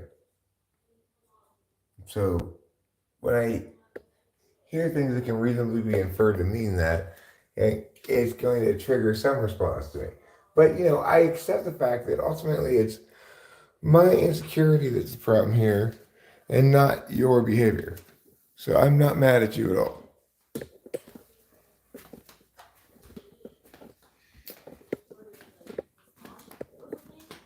And then they got some weight, my friend don't have a plan, so Dude had a big chunk, I see. I felt like I had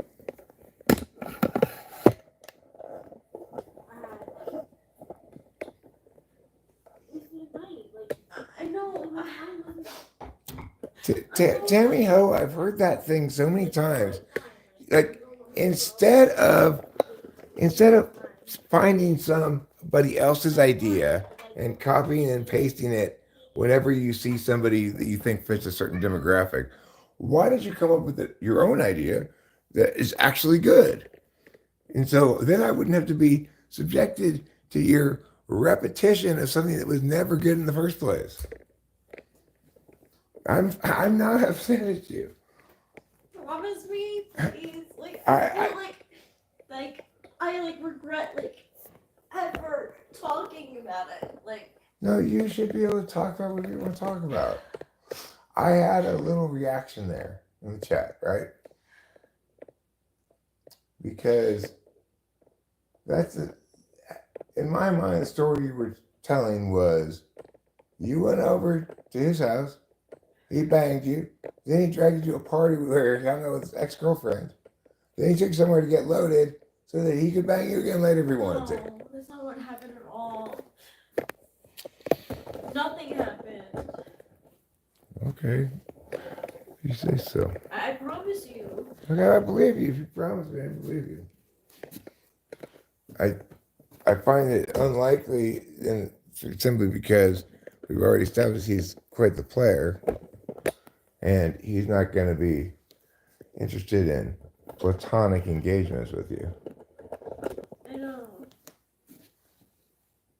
So I mean, I think I'm more or less correctly inferring the way shit generally went down, even if it didn't go down like in that instance, because that's how players are, right?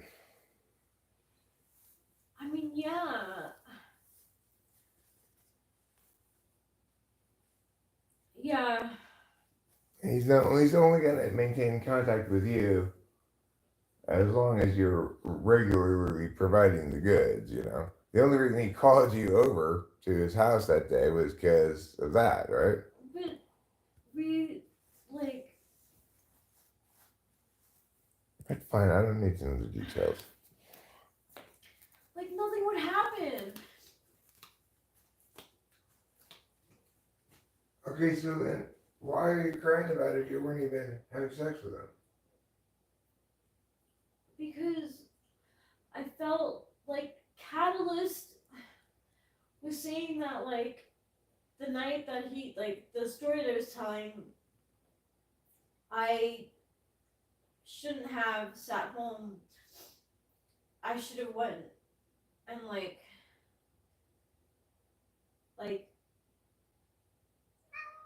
forced my way into this outing that he invited me to, but then uninvited me to, basically. That would be a bad idea. Yeah. I was why would I do that? Why would I what we were texting, I was texting him, hey, when do you want me to stop by the bar? And he wasn't answering. That's a full blown I don't want you to come anymore. And I was angry because You're certainly on a very high priority. no, and I was angry because I felt like my time was wasted because I could have gone out with my friends. Diamond, yeah, I am asking some questions of Rachel. Am I berating her? Do I seem like I'm mad or anything? No, I'm not playing judge. I'm not judging her for her past. I'm saying I don't like it when she reveals to me the ways in which previous partners were great because I'm insecure. He wasn't great though. Like, that's the thing. Like, I knew that. Like, at my core, I knew that. I knew I was better than that. Well, you know, because my insecurity here is that Rachel's crying because she really loved this guy and she couldn't land him, and so she settled for second best Hell with Aaron. no. You know? Hell no. I just was like, I am moving on. Like, fuck this. Like, Really, Rachel is not a feelings dom. no, I'm not. No. That's why I came up so crazily, like, out of nowhere. I just all of a sudden found myself, like, filling up with tears because I was like, I felt like I was being gaslit. Like, I felt like I was being, I was being invalidated. Like, Here's the thing, Diamond. You're playing silly games here. It is true that not every time a woman cries that she has feelings for a guy, but it is true that every time a woman cries over a guy, it's likely to indicate that, you know, there's some missing, some longing, etc. definitely not. He treated me so poorly. I mean, I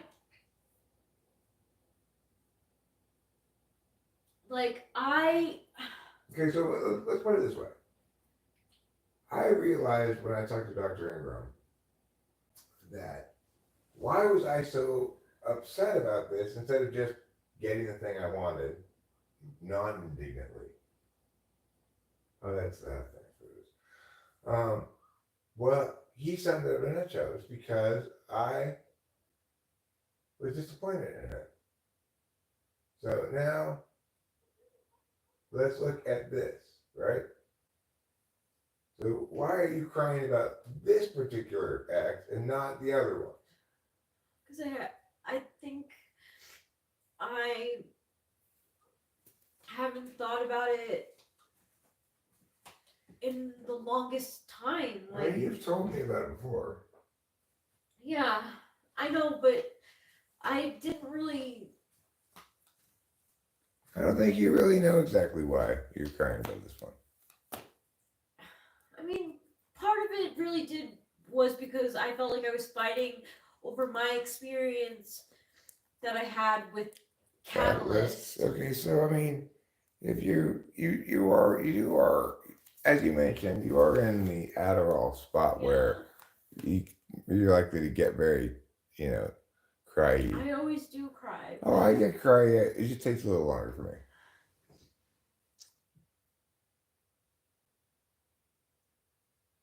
Yeah, like he was saying that that I did wrong. Like, and I was trying to tell him like what, like. Why should you have done that? What was his reasoning?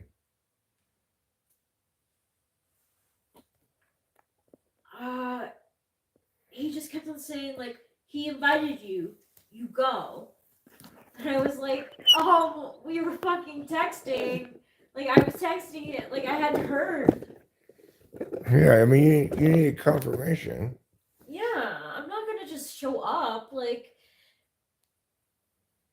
And then, like, I pictured myself, like, that night being, like, so pissed because, like, my time was wasted. Like, I could have been, again, like I said, out with friends. I could have been doing anything else than, like, sitting on the couch waiting for a response. Like. But the question I'm asking is, given that you've had many different guys that you into the relationship thinking, this guy is terrible. I hated the way he treated me and what he did to me. What is it about this one that makes this one have the crying? I don't know. Okay, well that's fine. I'm sure you don't. I think that's the correct answer. I don't think you know. I don't think I know either exactly. I think my jealousy and insecurity makes me want to think that, really I'm second choice. Oh my god, please. But I understand it's just my insecurity and jealousy, right?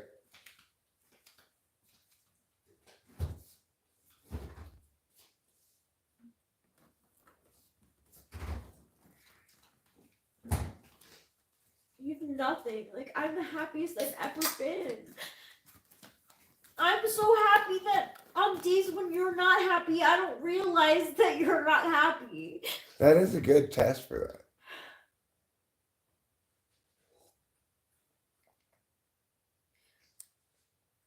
The guy seems like a bully.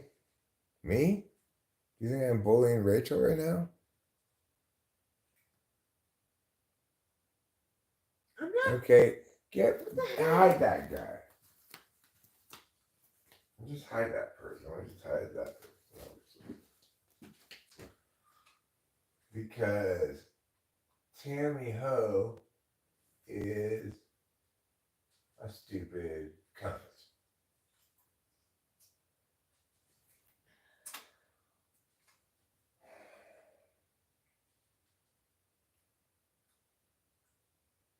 So, Sean, is it triggering you in the sense of you feel triggered because you think about yourself and your own woman's past, and that makes you feel triggered? Or are you saying you feel triggered because this is reminiscent of conversations you've had, or do you think you feel triggered because you perceive me as being a bully here? Somebody said, I think that they perceive me as bullying my wife, which I really don't think I'm bullying her. I was in a moment there in the chat. I was like, just basically reading between the lines. I knew it. That's why I said in the beginning, I'm like, I really shouldn't be like crying right now. Because if Eric like sees this, he's going to like think something totally different. Namely that. Did you anticipate what I was gonna think? I just thought that you would be upset by it. Well, yeah, because you don't see me ever crying over an ex. I know. But I also understand that that's a toxic path that I don't want to walk down, where it's like trying to be all like, admit it, you loved him more than me. And we're not gonna have any kind of conversations like that. I think I don't understand what made you cry about this, but I do understand random things making you cry for reasons inexplicably. So I don't think either of us really know why you cried about it. Honestly, like, yeah, I'm like sleep deprived and That's a big one. yeah. That's a big one. It is because I didn't like that I had to defend because I felt like I was being vulnerable. I didn't feel like I had to like defend myself. I was pissed, but like I didn't know how to defend myself against Catalyst. So I just started crying because I felt like he was like pushing me into a corner, like Okay. he said, and validating what my experience was. Okay, that's fine. I mean, how could this be triggering you, Diamond? This is what healthy communication between people and a good couple sounds like. You notice how nobody's yelling, nobody's angry. I'm conveying that I got a little triggered emotionally. Maybe I threw a couple of of unwise paragraphs out into the chat. But the point is, I understand that the problem here is me being jealous and insecure, that my proper response would be for me to comfort you since you're crying. You know, really good at comforting. It's okay. But I don't think we're on a different page here, okay? Okay. I'm not trying to bust you. Thank you. Or maybe I had a moment's flare up of busting you in the chat, but it passed quickly. You know, I'm more mentally well than in a long time. So that means I'm less under the enslavement of my jealousy and insecurity, since those are both things that aren't exactly prioritized positive emotions to have.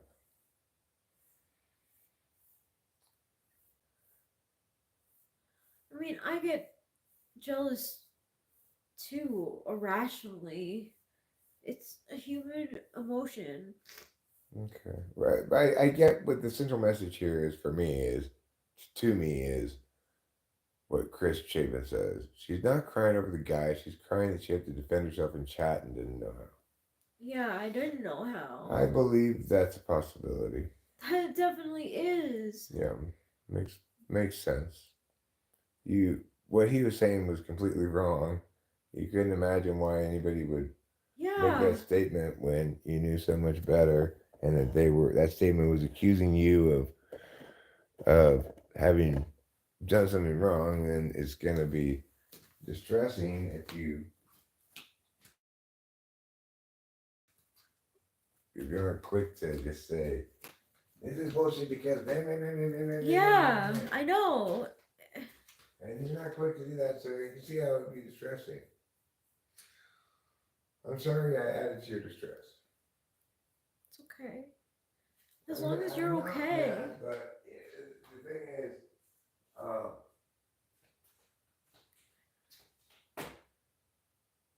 there's no way we weren't going to end up talking about it.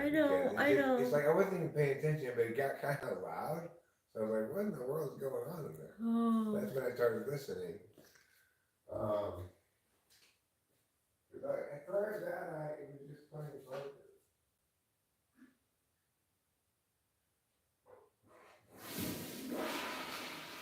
But then once I started listening, I had to go back some to figure out what the beginning of this topic was. So I ended up listening to. Are we still streaming? Yeah. Yeah. It wasn't in the final minutes of it. It was. Yeah. Anyway, I think the conversation's over, so I'm going to be burning. If you want to talk it out more on stream, go for it. But I don't have anything else to say. I just want to see what people had to say. Yeah, sure.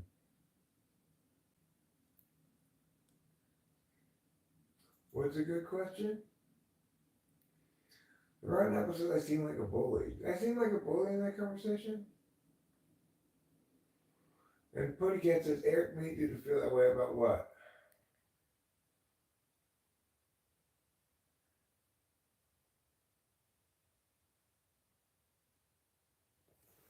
So there's been some busy chat going on. Yeah. Eric is far from a bully. Many dudes would not react to this calmly.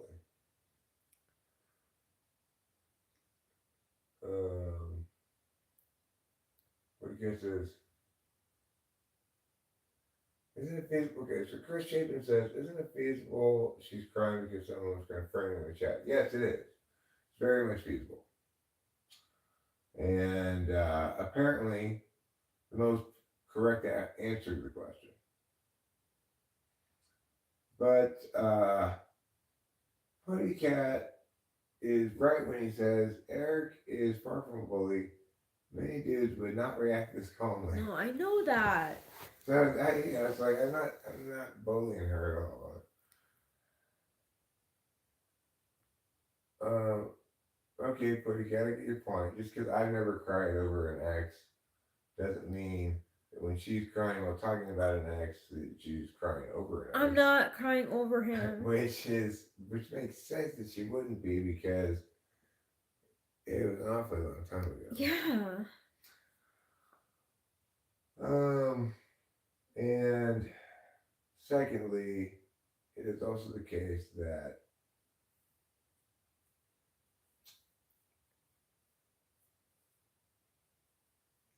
like I don't cry about things that happen to me.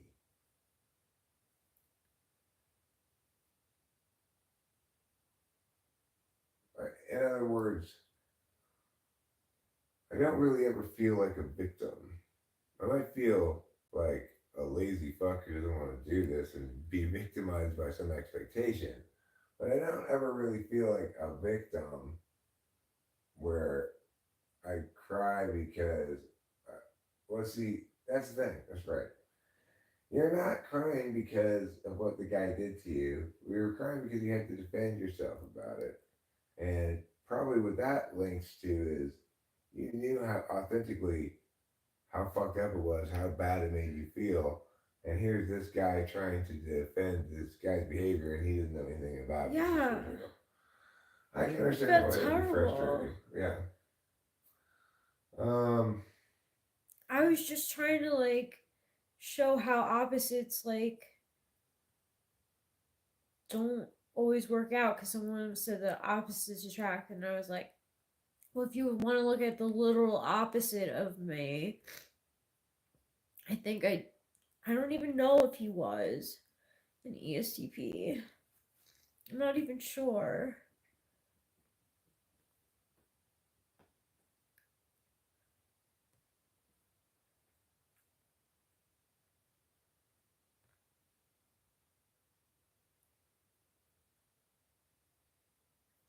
Well, I mean, the thing is, I believe Rachel's story that, and everyone's story that, in fact, this isn't actually about him at all. And I kind of knew at the outset that this is my insecurity and indignation saying, hey, you liked him better than me, right? But I was able to recognize that. And so it's clearly not the case. And for me to pretend to believe it to be the case, even though I clearly understand now what was going on, would just be silly. So, in other words, my bad. Sorry. It's okay. I interpreted Sorry. things. I do have a tendency to read between the lines to find anything you say about your ex-boyfriend. Like, my ex-boyfriend and I used to go to Birmingham Park. Is that some kind of weird sex act where he's My got you God. upside down? No way. I have a wild imagination, imagining all the worst things if I let myself go there. You know. I know. I would be the same way. I'd probably be crying like Look at me cry with my eyes. That's Yeah. how I cry. I But I'm really sad. That's how I cry. Physical touch. Would you like physical touch? Would you like to have sex tonight? I'm not sure you do. I think you don't want to have sex. think we should. We should. Yeah, Not if you don't want to. I do. Mm. Just give me a little. Yeah, I'll give you some time. You're warm up to it, but at that moment, you didn't. I can read you like a book, Rachel.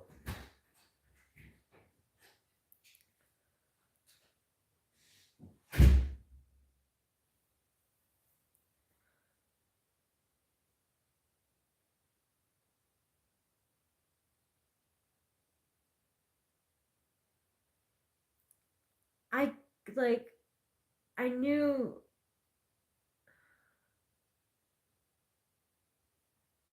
Hey, AC Slater.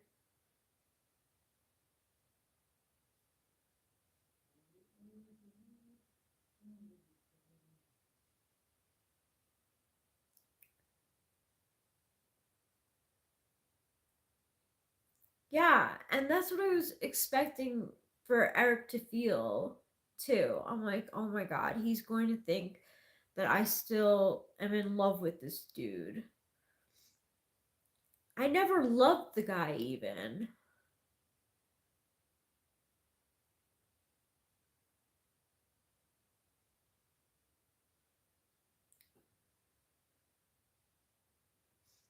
And I know, like, if he were to be crying over Kimberly right now, like, there would be a part of me like, oh shit, like, I would have to have a conversation like we had a conversation just now of like reassurance.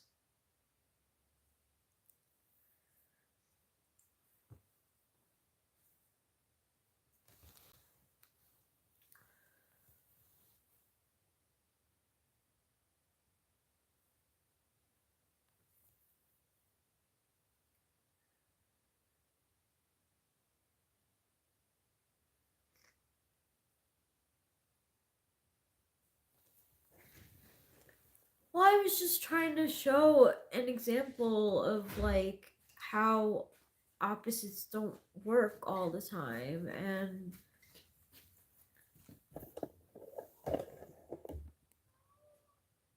Opposites don't work.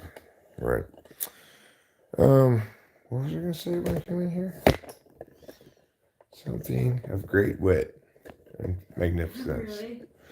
What was it? Oh, right, I know what I was gonna say.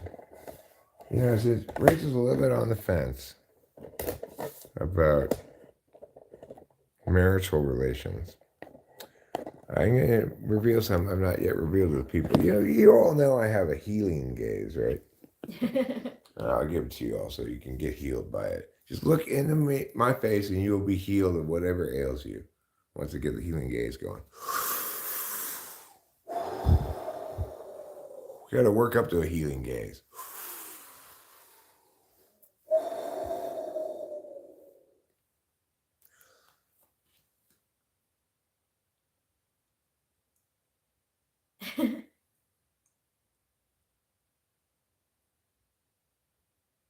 Isn't that great? Did you feel healed? Wow. I also have a sexual gaze that I may use on Rachel later. Ooh. So if I want to heal you, I use my healing face. But if I want to arouse you, I use my sexual face. Like that. It's a real panty dropper. Along with my textbook phrases, sup and hey girl. Yeah, it is, they are. Every time I want to have sex with Rachel, I come into the living room like, sup, hey girl. It's not true, but it would be funny if it It were. would be. I picture a smaller bull behind the big one, and another bull standing off to the side, and a cat bouncing around everywhere, and that's our company. You have a family of cows as your company? My company is a family of cows. I'm not sure that's a company.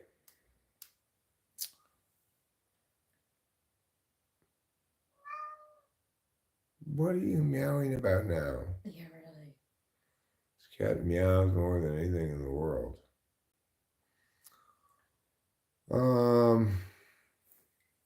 I always start crying uncontrollably whenever I'm about to get intimate with a girl. Any good tips on dealing with pepper spray? That's actually a good rape joke. They're hard to pull off. That's actually a good one. Trouble, go outside so I don't have to hear you meowing at me anymore.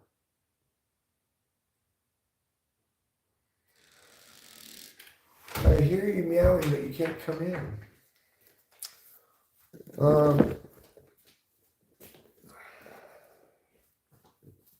So sorry again about. Well, I'm sorry that I triggered you too. No, you have nothing to be sorry about. I jumped to conclusions, read between lines, and inferred things that were not unreasonable inferences, but were cherry picked inferences to be the worst possible inferences because that's how my insecure jealousy acts up. But I'm able to recognize it for what it is, and then I don't have to feel it so much anymore. That's good. I'm a lot better than I have been in a while. You know, at sometime last week or two, I can't pull it out of this shit. Yeah, I agree, Unicorn Ninja. It's a very good joke on a subject that normally doesn't joke well about. No, it doesn't. So that's an accomplishment.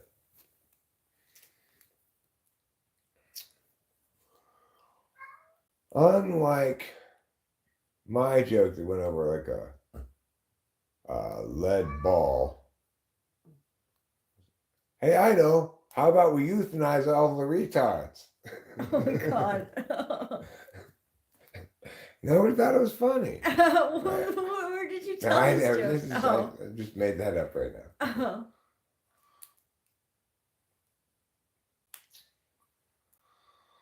Oh. All right. Well, I'm going to get in the shower here relatively soon, and I'll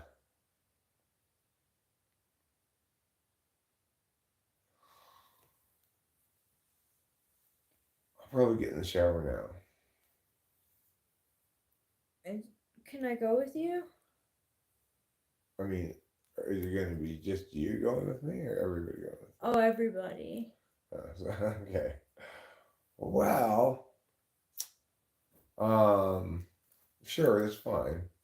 If you No, want, I'm not gonna rub one out or anything. if you just want to have a reset, like that's fine. Okay, I'll just be direct about the thing. The thing I want to have is sexual intercourse, Okay. but we don't have to do that right now. In which case, I won't take a shower right now. Okay. I'm not sure that. Oh, we can do that later, Unicorn Ninja. There's Yeah, no urgency. that's what I knew we needed. We need sex. Well, I mean, yes, we do need sex, but was there some? We have had an abnormal delay due to extenuating circumstances, right? But I wasn't ever thinking that we needed something. Not like that.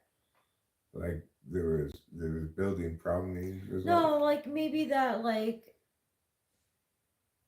physical touch would be somewhat like I don't know, good. Oh yeah, for sure. It is. It's a great case study of how as two S, 4, and 8 people we can, like, you know how intuitives can forget to eat and stuff? We can kind of forget to have sex sometimes. We do. Yeah.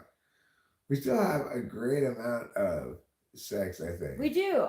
We don't have too little sex. No, we don't. But we can, just kind of forget about it and go on with our day-to-day business for a little while. Especially the more Adderall that's involved.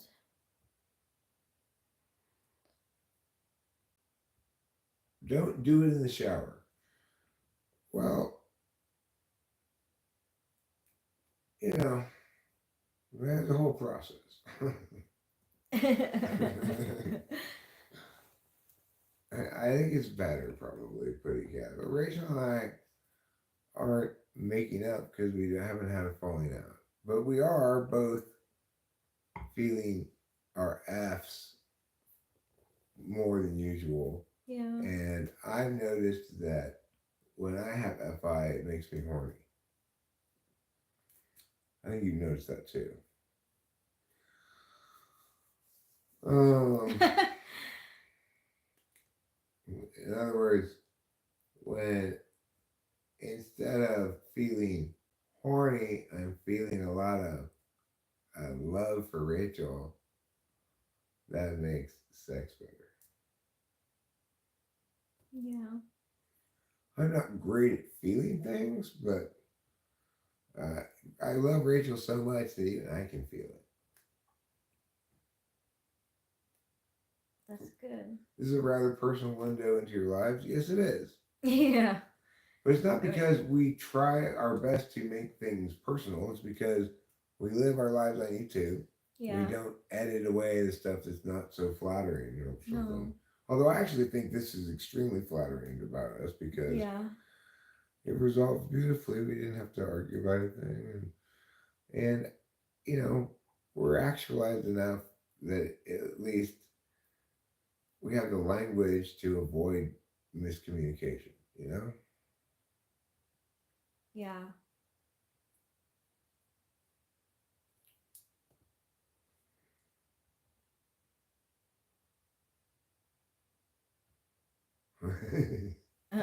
One day my friend found me crying and he told me to suck it up.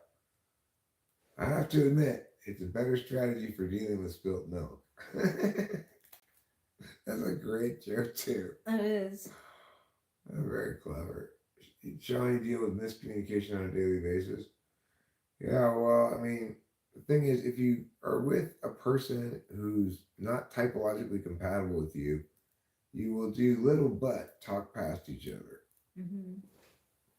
And then if you get with somebody who's typologically compatible with you and not toxic and maybe have a few other things that make them fit you, like demographic things and stuff, then all of a sudden you'll be like, oh my God.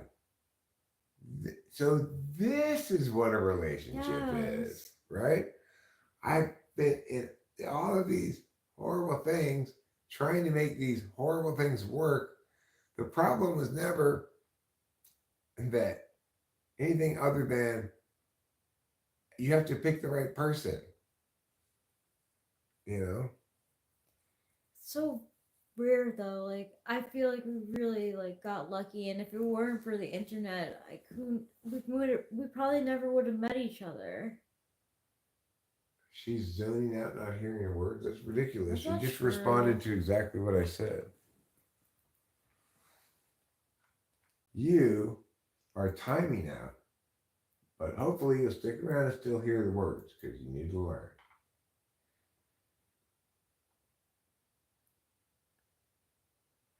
There's a lot of hostility towards, I guess, I guess you could say there's a lot of hostility towards both of us. I was gonna say a lot of hostility to a woman streaming from Yeah. from like ridiculous men who are so oblivious they're just brazenly projecting their own, you know, feelings of self-loathing. Yeah, something. Because they're not getting laid and they don't know how and whatever, you know? And so instead of thinking they're the problem, or instead of thinking this isn't really a problem, I just need to, under certain frames of references, you know, it depends on, in other words, instead of fixating on this one thing, I'm going to live my life to the best of my ability and see how that goes. You know, they're just projecting their own difficulties with women. But it's also true, of course, that I face a great deal of hostility too. You do. I don't pay as much attention to the hostility that I face as I do the hostility that you face. But Yeah.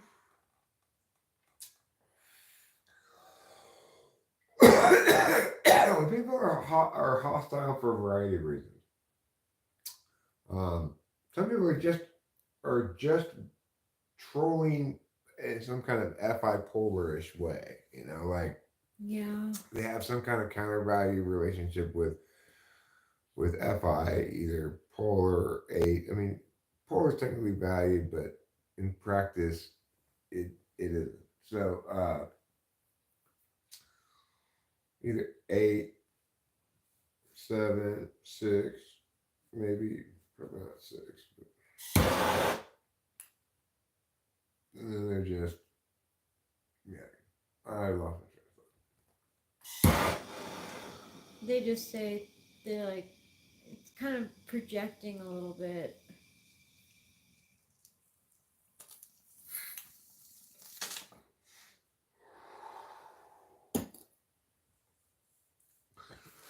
So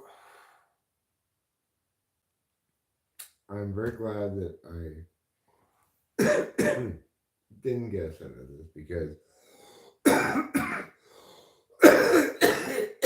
I don't want to traumatize you and make you be walking on eggshells every time you want to talk about your exes. So just you can understand how I might have misinterpreted a couple of things. Yeah, And also that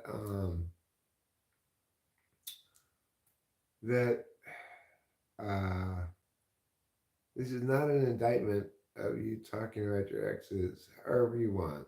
This was a mistake on my part. So please don't feel like you have to censor yourself or anything. but I'm sorry that like I made you feel like you weren't number one. Like, Well, I mean, I interpreted two things. Like we were attracted to each other and we weren't compatible in terms of personality or something. I mean, there was one thing that was good, the rest of it wasn't. You know, that's how I interpreted it to mean. And maybe you did not say that though. And that's why it was my insecurity driving the bus, you know? yeah, I wasn't like omitting anything. Like, Well, because my big fear is that you have some boyfriend in your past who is a sexual dynamo and pleased you in ways that I never will. no. Because, of course, I have SE8. We're insecure about our 8th slot function, especially. If it's SE8, that's textbook insecure about sex. If it's like any 8th, you'll be insecure about your creativity. Oh. If it's NI 8th, you'll be insecure about your ability to glean what's relevant, you know, to intuit shit. If whatever the other functions. So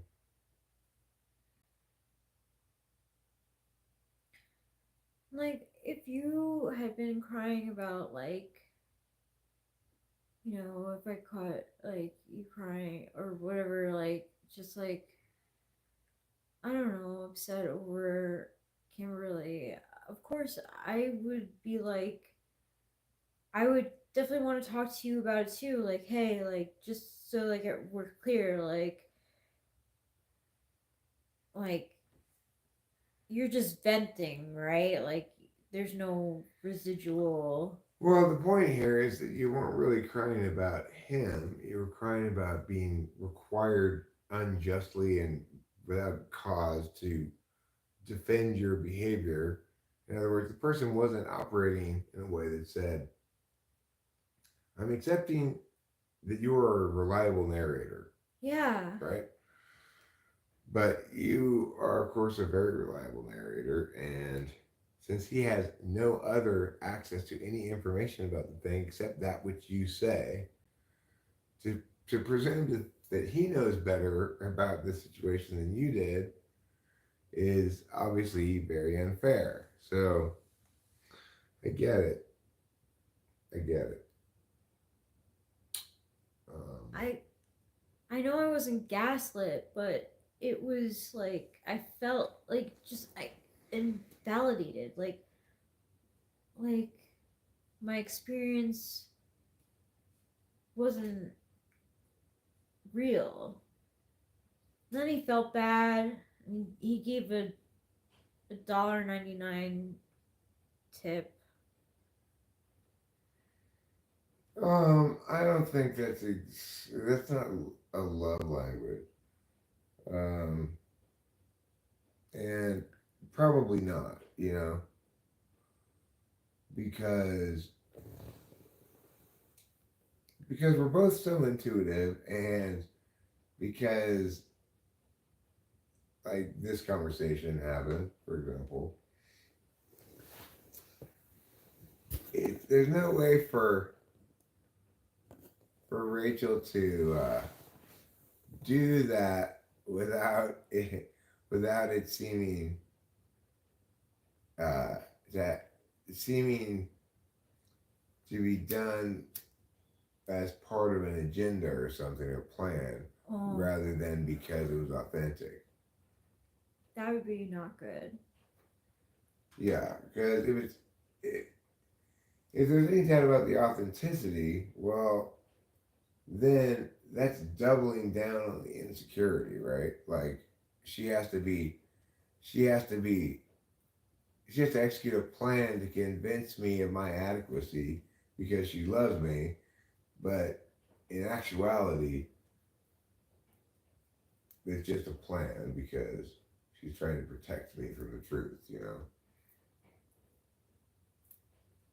So Rachel and I both understand these kinds of things inherently, and accordingly, we make very few mistakes in talking about really anything with each other. We choose our words carefully, and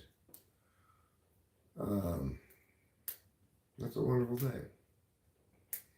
I think what you should read here about Eric's love language is that my love language is actually acts of service. So what's happening right here, this is my primer one, I think, that I want to give, right? I think what's happening here is I'm trying to make sure that I treat Rachel well and I'm fair to Rachel, and that I, as much as possible, never yell at her for any reason, or lash out at her, or be angry. You know, there's no reason for me to ever be angry at Rachel.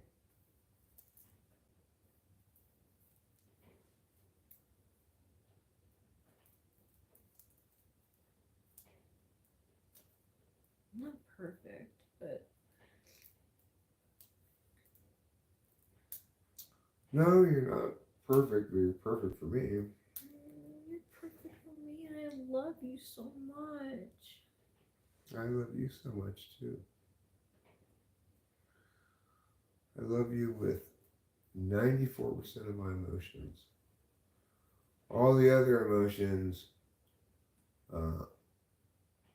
take up just 6%. 94% of all my emotions are love for you. The other 5% is like love for Delilah. And then the rest of the 1% is like all the other emotions. So that's pretty good, Rachel. That's an A. Thanks. It's a solid A. I 94%. appreciate that. I always strive for A's.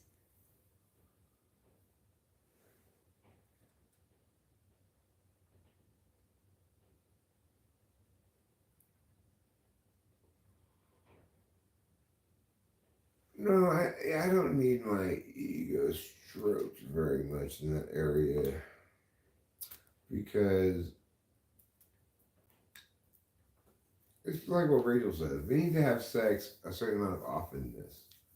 Because when we have sex, it's great, and I go, oh, what was I thinking about there? I wasn't asleep, William. I was playing poker. I was playing poker, and I was playing the guitar a little bit. And then I was playing the poker guitar, which is a guitar made out of poker chips and poker cards. Then I put on my trusty chin don't fall down mechanism. I use this to prevent my chin from falling down. Now I don't have to work to close my mouth. It just does the work for me. Where did you find that? Rubber band? Yeah. I bought a pack of rubber bands at the store. Oh, what for? General things. We call it an impulse buy. Okay. You know, I go to the Yeah. school supply section sometimes. I know. And so I thought, yeah, I can use these maybe to like suspend, if I wanted to make a short, suspend one of the dolls from something. Yeah. You know, you can wrap around it so it can grab the doll and then you can loop it over something. Yeah. I just thinking of various things, ways you could use them. That was the first one, like, way I was thinking. But what you weren't thinking about is this. No, it wasn't. A chin hold me up. And I think this is probably what most rubber bands in the world are used for. A few of them are used where they still have newspapers to put around a newspaper. But other than that, most rubber bands are just used for this purpose. And if you want to be stylish, you do it like this. And it still holds up your chin? But it doesn't have as good structural support, so you gotta kind of have a big bony nose with a little crook in it there. Let's pull this one off. Fancy. I like how it's a little asymmetric. Yeah, I'm gonna wear this to the Oscars. Ooh. What said you trying? Who are you wearing, Eric? I'm wearing face rubber band by Anonymous. Some call him the Banksy of fashion.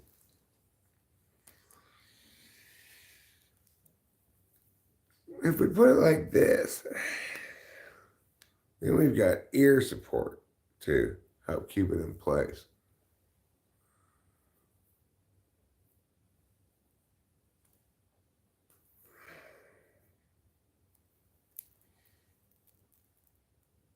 The thing is, Winston's mom, it's a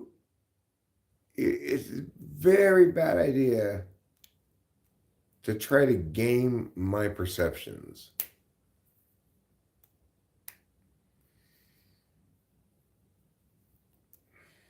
Can I give you a hug? Please, darling. Of course.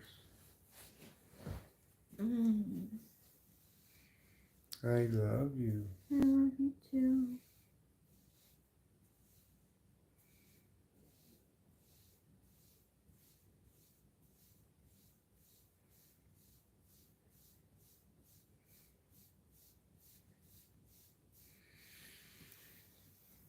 Thank you. So,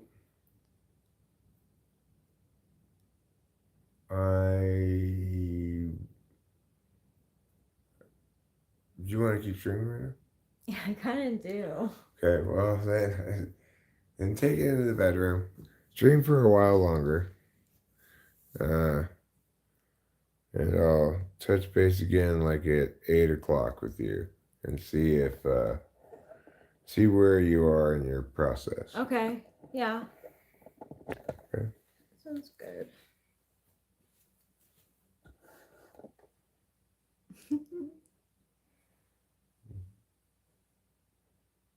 I love you. I love you too.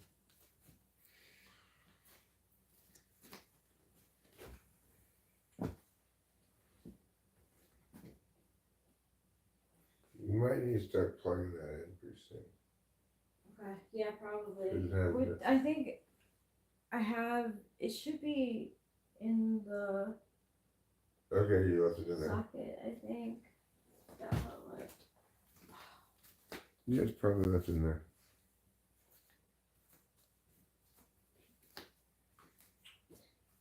Okay. Hey, show me. I'm gonna poke her up.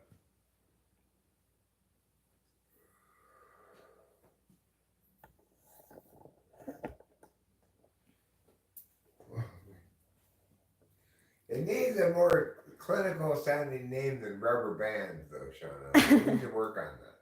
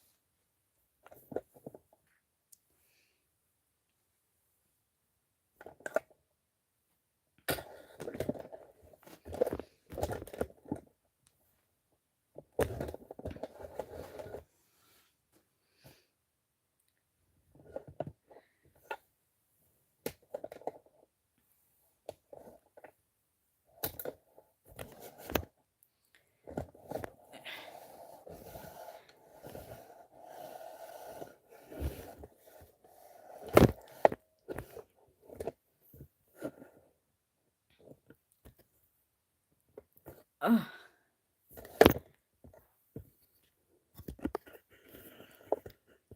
Haunted house tour. Where you're getting the. I was moving the tripod. I hope you guys don't mind like continuing talking with me or like entertaining me. I still feel like talking. I'm very like whacked out.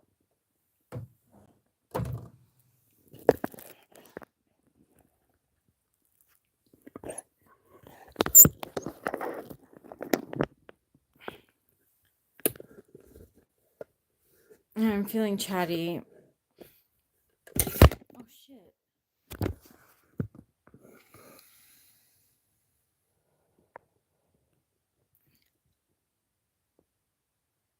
Sorry to hear that, Kaylee. That seems to be a common thing. Shoot, why is it not here? The Diddy party is not here, that's for sure.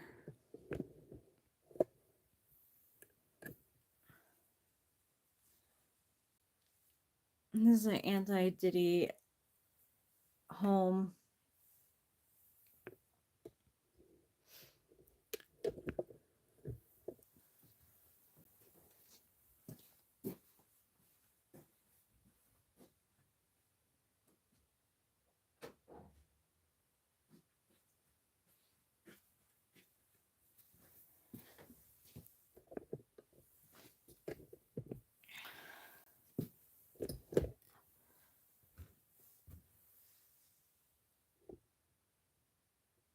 Ionics the Great.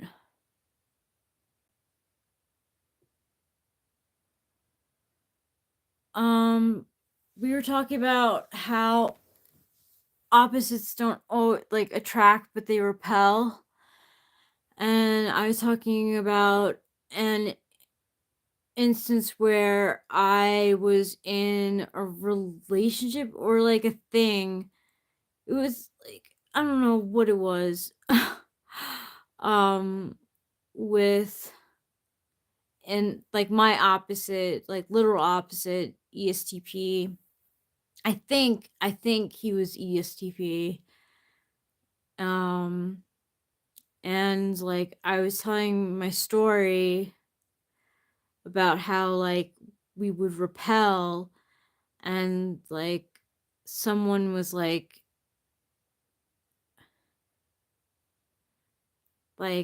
saying that I like, wasn't doing enough for like I don't know, like someone in the chat was saying that I wasn't doing like I don't know, like that I had made a mistake in my actions.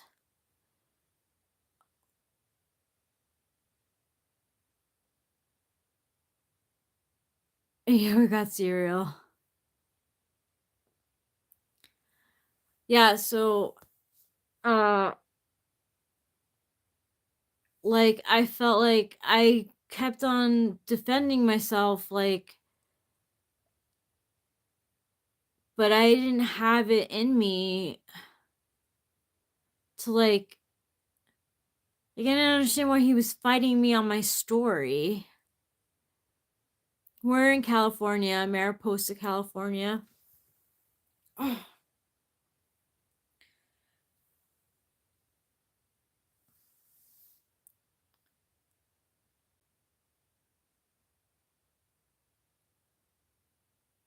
And like so I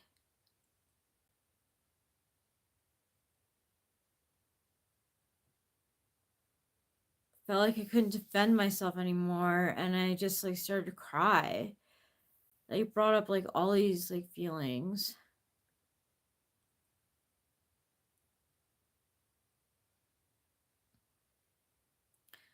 That is the beauty of life. At an individual level, you're not obligated to do more for any other person, but we often choose to for those who deserve it. That person saying that stuff is a clown. I know he was a clown.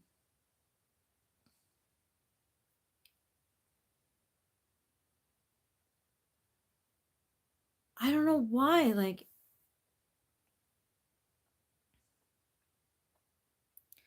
I mean, like I said, I felt like I wasn't being heard. Like, I just, like, I was made to feel bad about a situation that I already felt shitty about.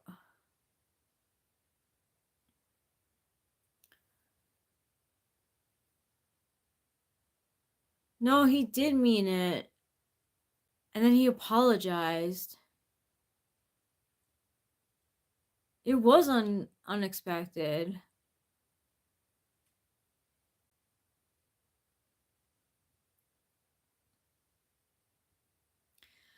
I was like, "Oh my god, like I didn't do enough SE, like what? Like I'm supposed to like I, I never want to be the person who like pushes myself on a person. Like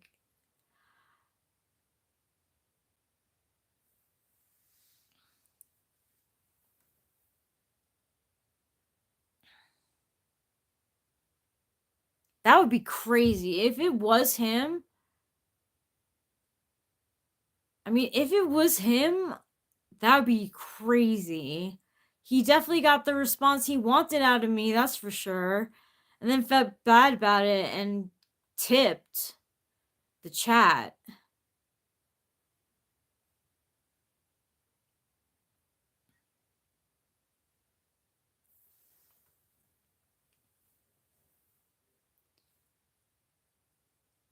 That would be bananas.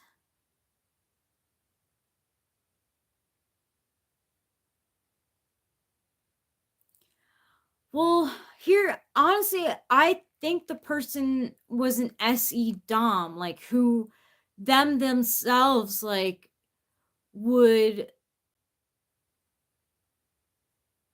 if they were in my situation, they would have acted a different way. Oh, I'm glad you're back. The the real deal. Sorry. I swear every time.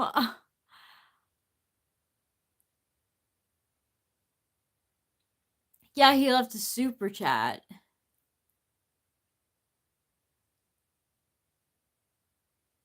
Yeah, he did apologize.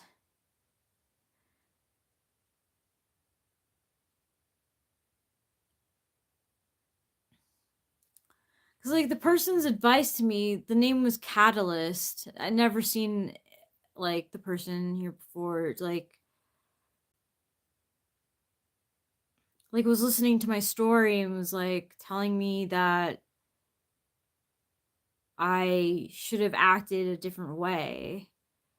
And I thought I dealt with it like the perfect way.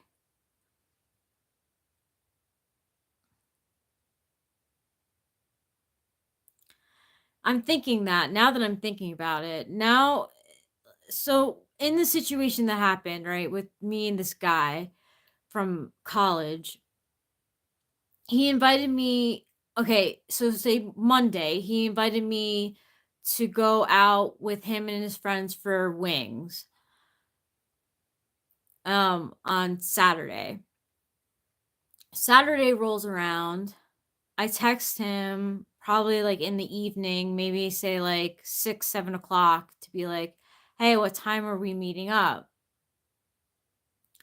And I never got a response from him. And then like I texted him, I think like twice after that to be like, what's going on? And he didn't respond. So I took that as, well, I guess like this isn't happening. which really pissed me off because I was like, it's fucking Saturday night. Like, I can be out with my friends. Like, I don't need to be home, like, alone, like, feeling bad for myself. So, what Catalyst was saying was that I should have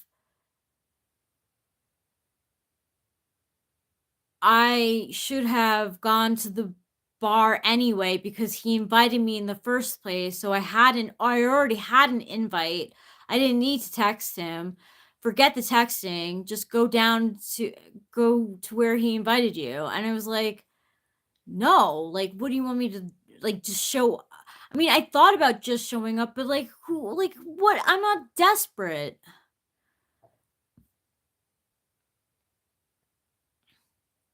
Yeah, right, exactly, Winston's mom. So it, like, makes me think that maybe that person, Catalyst, had invited some chick somewhere who didn't show up, and then thought, "Well, why didn't you show up? I invited her. She should have just came. She should have just went."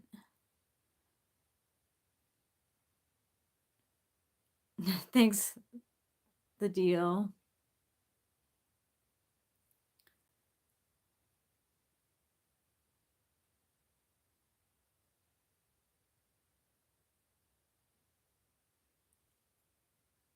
I know. I don't know what goes on between you and Winston's mom.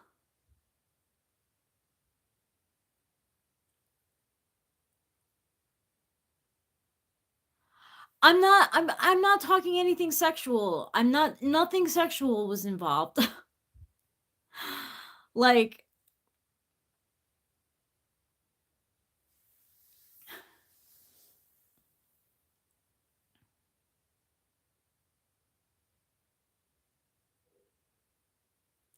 this was just supposed to be me, like, hanging out with his friends, like, at a planned thing. No. Like, kind of like a guy's night that usually happens, but, like, he was gonna, like, have me go there and hang out with them. Oh, booty call is when you accidentally call someone by sitting on your phone.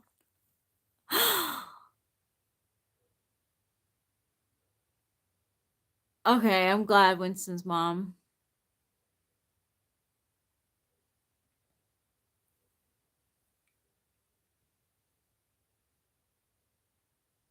Okay.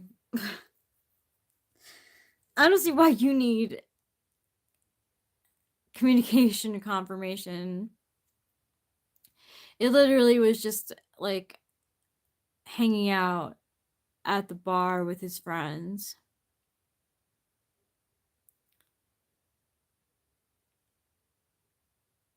Oh my god. That's funny, Winston's mom. My children's father once butt dialed me. He was in the car with a client and he told the client a story about wrecking his boat while I listened.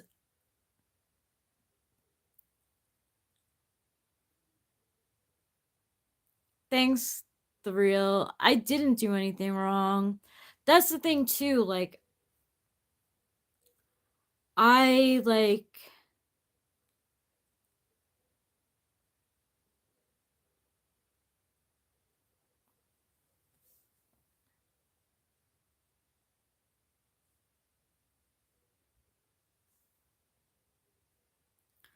I don't know, I was too good for him. I think he knew that too. And I didn't put up with his bullshit. Like, I wouldn't let him get away with stuff. I wouldn't let him get away with stuff, and I would also say, like, like, this, no, like, no, like, I'm not gonna be treated like this.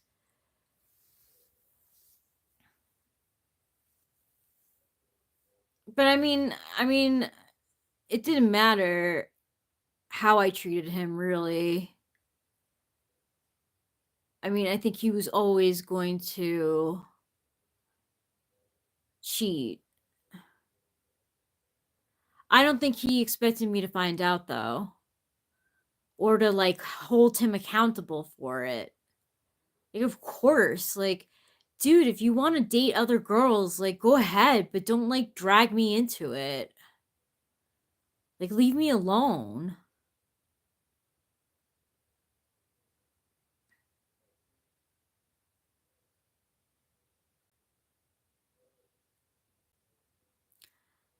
Is there a schooner, a boat? I feel like that's the only boat. I feel like it's a cute little boat. I like schooners.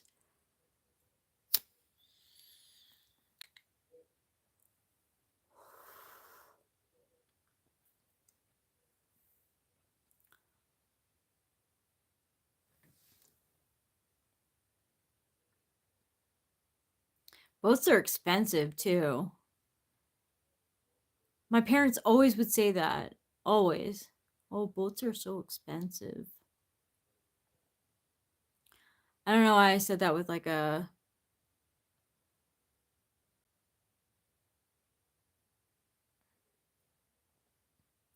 I don't know. I don't fish much anymore.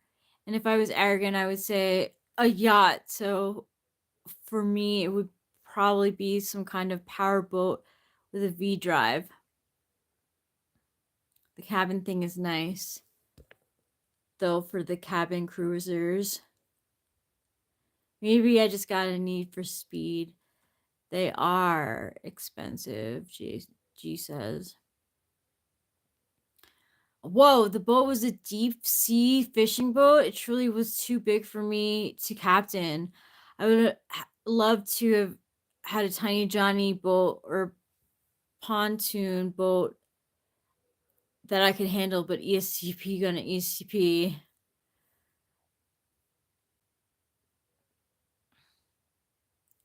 Yeah, I'm better. And Eric's not upset with me. He understands.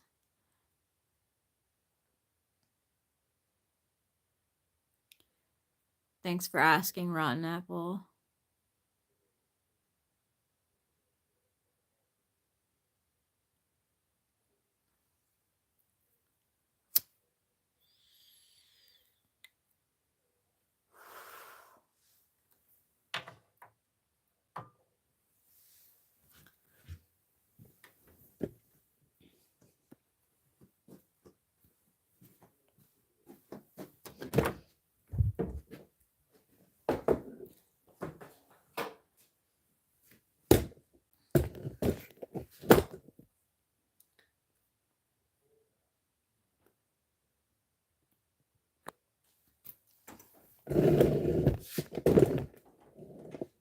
I mean, I get where Eric, was coming from too.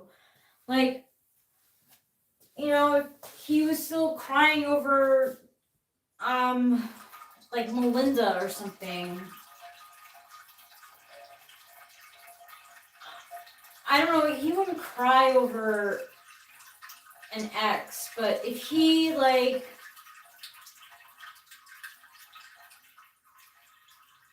I don't know, got, like, defensive maybe about, like, one of his exes in, like, a positive way, I definitely, like, have a conversation to him, like, be like, hey, like, is there something that, like, you want to share with me? Like, do you still have, like, feelings for said person?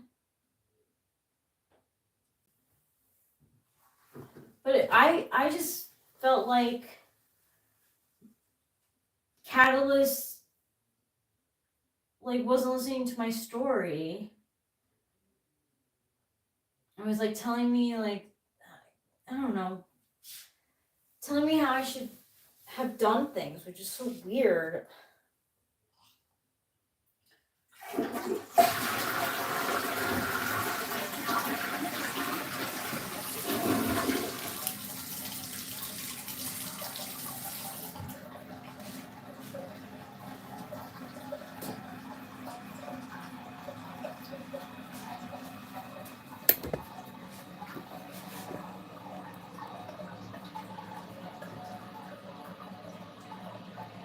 I don't miss him though. That's the thing.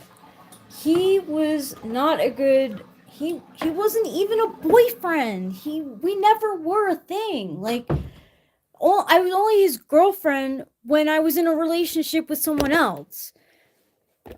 And when he was probably dating someone else, he probably told this girl like that I was his girlfriend, and I was like, "Oh, that's news to me. I didn't know that I was his girlfriend."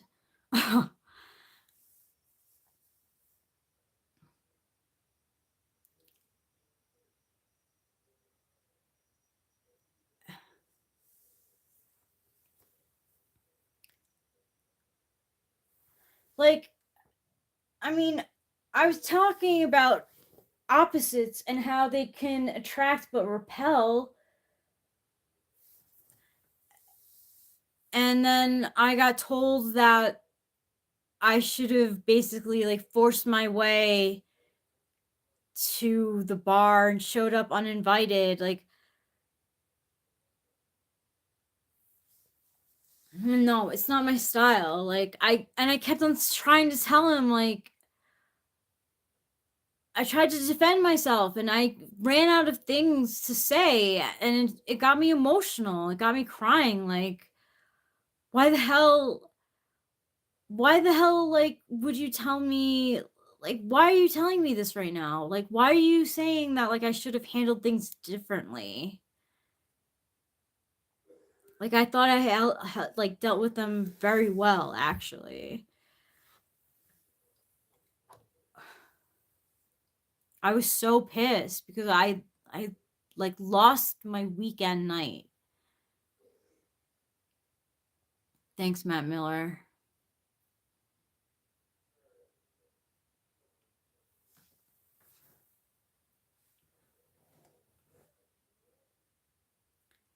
Yeah, exactly, G. Maybe it's the moon. It could be the moon.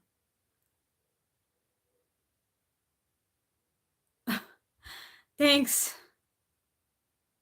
AS87.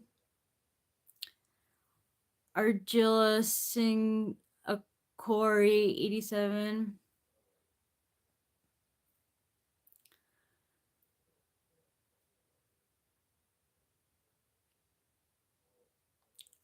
It could be the moon. It's also the Adderall and lack of sleep. I just got triggered, and it was like I was like,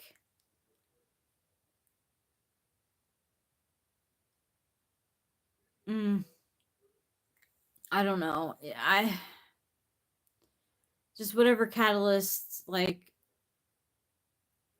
was pushing back on, like, hit a nerve. Winston's mom said, I had a boyfriend stand me up once when I was in school. I hated that feeling. We didn't carry phones around like we do now. That's even worse. Like, to stood you up, and like then you were like you could have possibly even been like worried for his safety.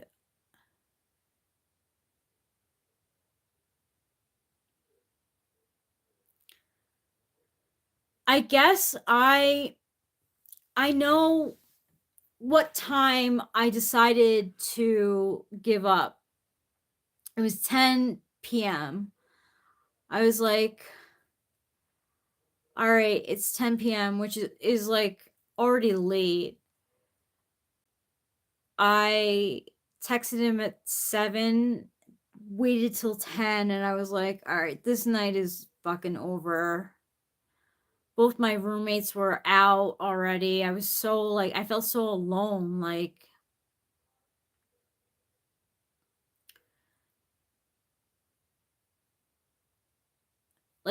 at least if one of my roommates would have been home, like, I could have talked with them and hung out, and like I could have gone out.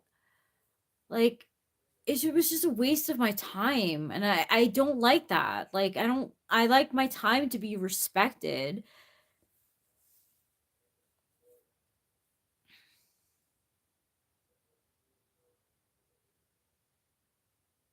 I mean, I expected too much, I think, probably.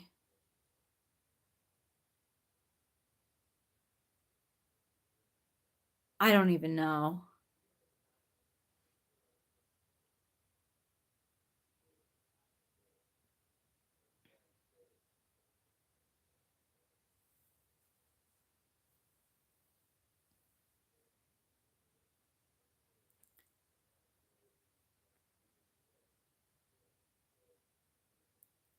Would what?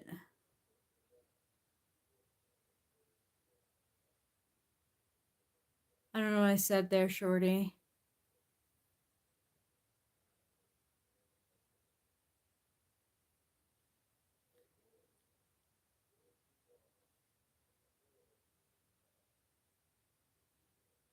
I always ask tarot readers, like I always click on tarot reads that are like, what what what first impression do you give off? Oh, okay. I see, Shorty. I didn't know like where I didn't know if I said like something.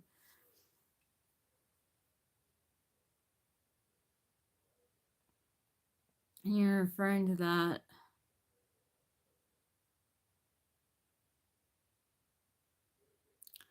Tarot is just for fun. Sometimes certain cards can relate to your subconscious in a visual way, but I don't think it's good at predicting things. It's just for fun.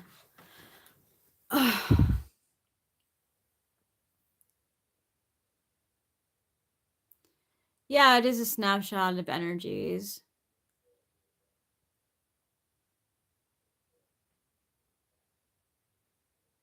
That's so cute. The deal.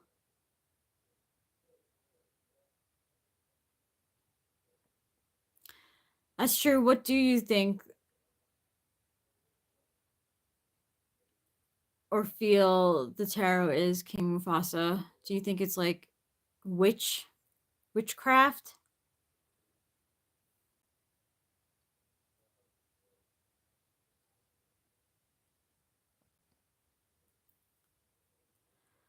Chanel says, I like it for the potential storytelling aspect of it, almost like a creative thinking exercise. It is. It's, like, and for everyone can interpret it in a different way.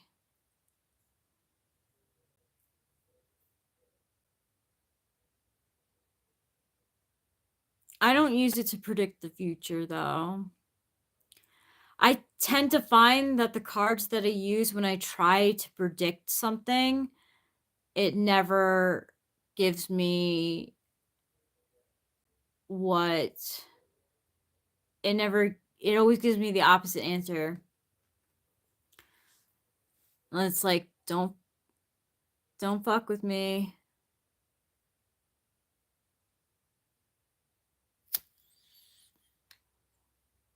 Tarot's really popular right now. I don't know what to tell you.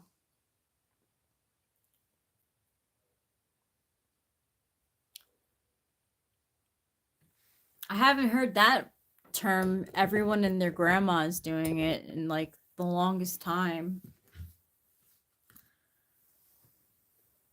I'm Snooky. I don't think I look like Snooky. Thanks, Mr. Palad.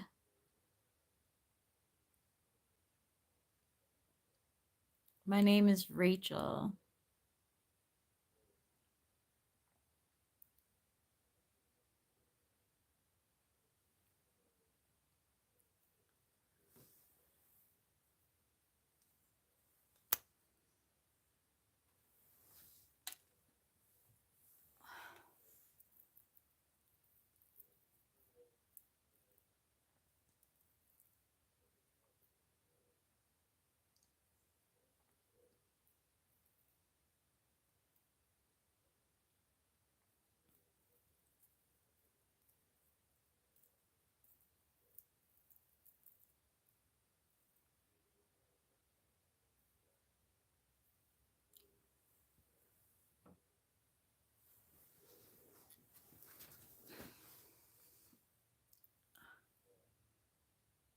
Really? See, the deal for real, like, I lived in a very Italian neighborhood. I'm half Italian, on my dad's side.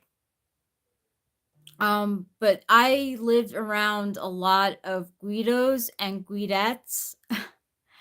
So, like, I was so over that scene.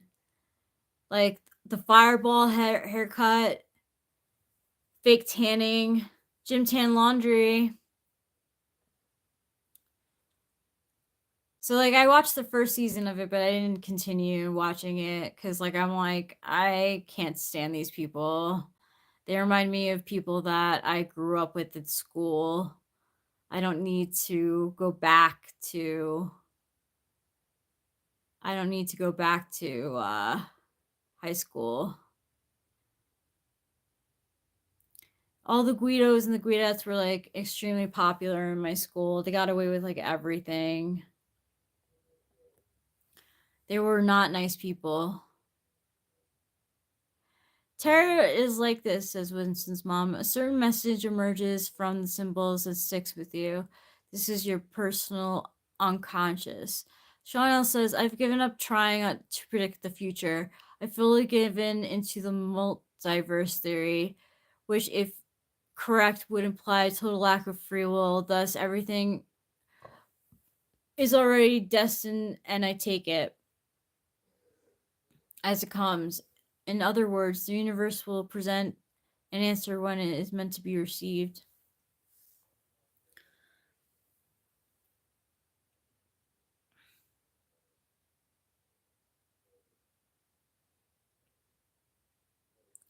Has me thinking, like, how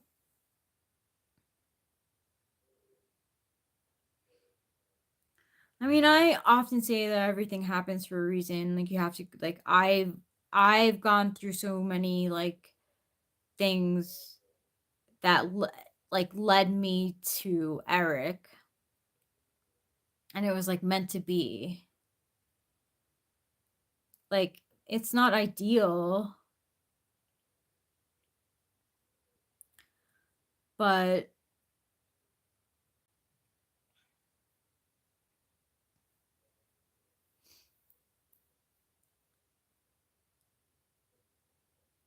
you know,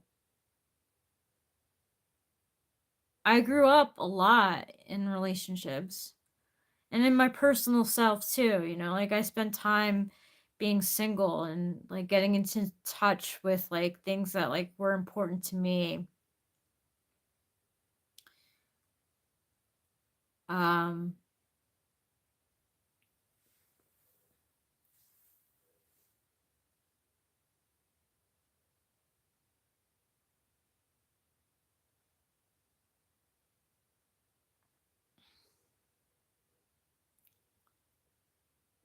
but yeah, the multiverse is a popular theory with a lot of people. It's crazy though to think that we don't have free will. I can't even imagine that. I feel like I'm so like precious with my free will. And maybe sometimes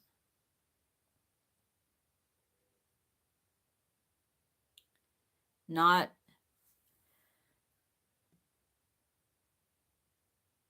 Synchronicity is probably the most accurate word for that. The deal, what part of California are you from? Are you a teacher like your husband? No, I'm not a teacher. My name's Rachel.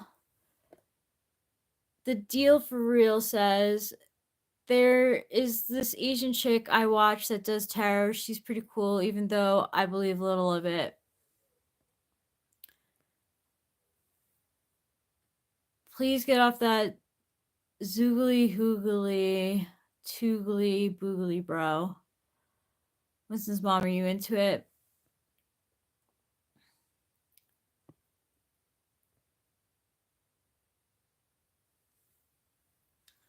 Well, like, I'll listen to like love readings, tarot, and sometimes it's just wildly incorrect, and I'm just like, okay, I'm just continue playing my phone game.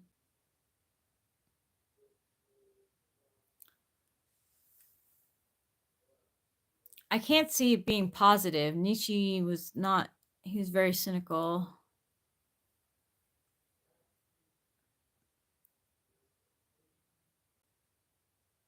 Causality. I mean, it's crazy. Like, I think it's crazy to think about a multiverse and that I don't have free will. Like, everything's predetermined.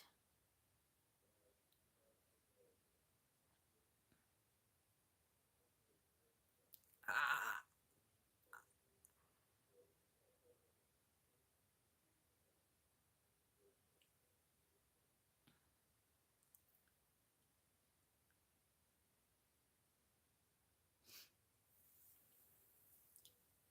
like,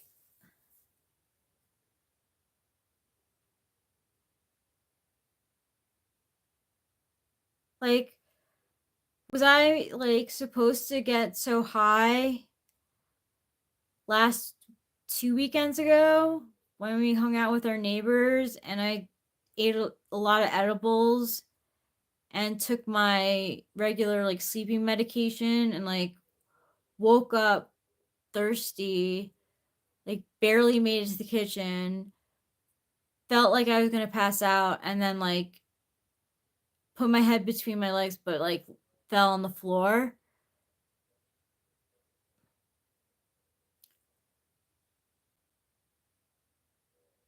And then I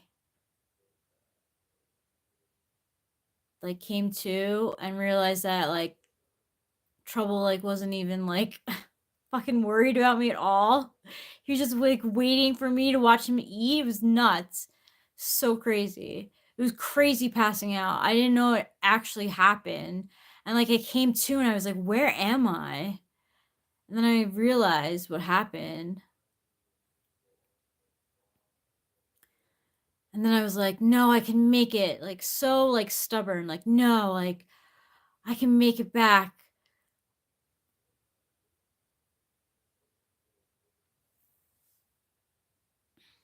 The scale grows so massive that it's difficult to comprehend. Think of every pause on a word you have ever taken. There's a rally in which you didn't take one of them, as well as none of them, and everything in between. That's so crazy. How many different possibilities are there of things?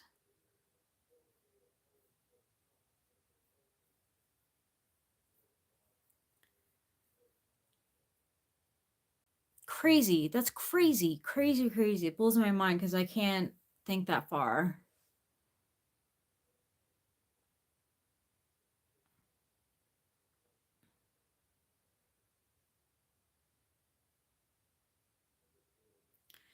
So there's another universe where that night I hadn't eaten edibles, or I could have even never have gone over to the neighbor's house at all. That's so crazy. Everything and nothing.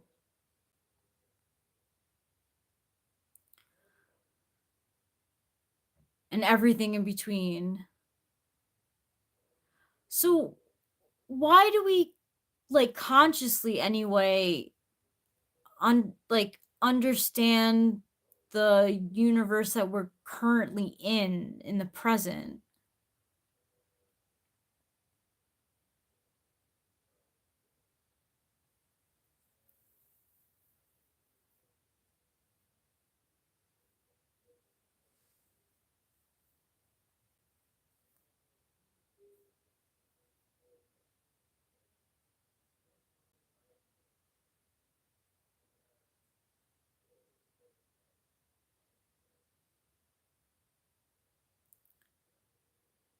Multiverse can be fun to imagine, but predeterminism feels kind of boring. We only perceive ones we are in, which are all. What's a good free image AI? I was trying to nick it a bunch of celebs, etc., but couldn't find a free one. Yeah, I don't think you're gonna find a free one that offers that. I have to pay for my chat GBT.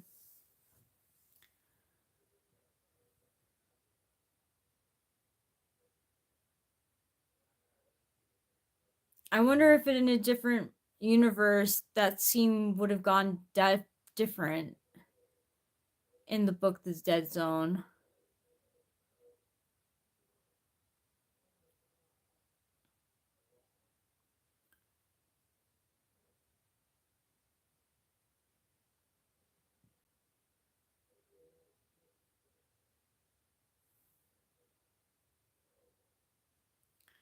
What about terrible things that happen to people, though?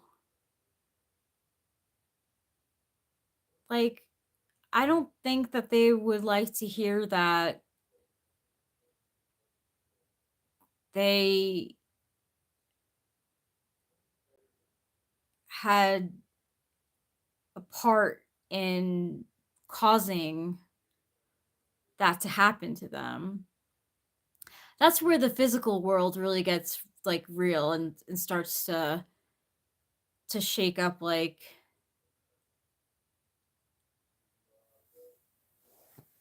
me anyway, a metaphysical person.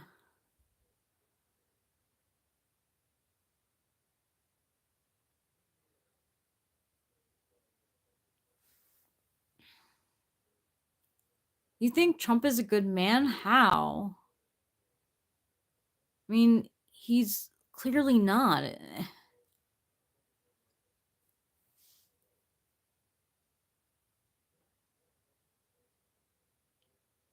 I mean, he basically bought Melania. He cheated on her too with a porn star. Said he would grab women by the pussy. He hates Mexicans. He hates women. He hates Mexicans.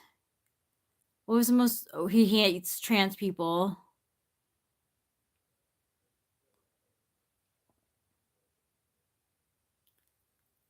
I mean, there's so much logic that's missing in Trump. It's like not even funny. He's notorious for going bankrupt and like putting up businesses and going bankrupt.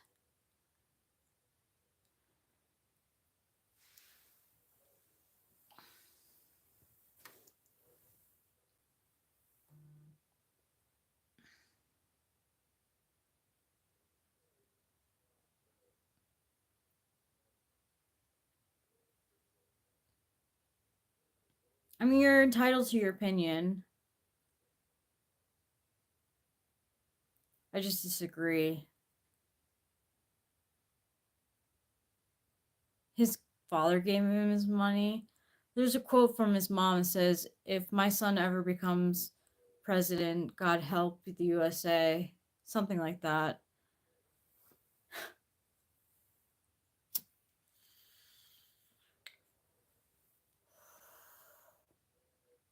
Kind of like me talking about trouble being a pain in the ass cat.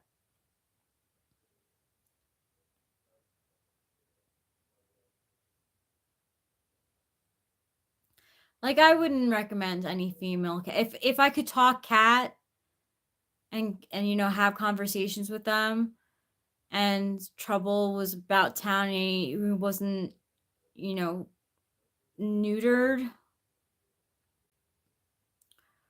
I would tell female cats to stay away, that he's trouble. I don't know who Levitt is.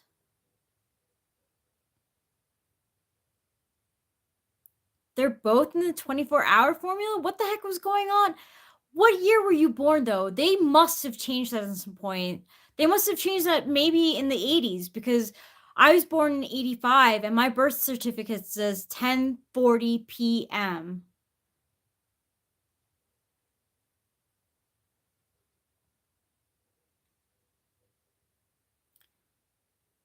And I think my brother's is the same way. It's not 24-hour, it's AM PM.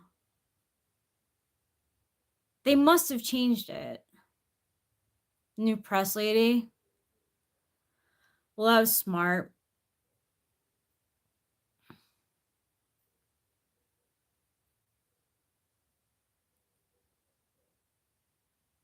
One was from before you, and one was in the last decade. Is it really? 4:20 p.m. It is 10:40 on the East Coast. That's a coincidence. Wow, that's weird.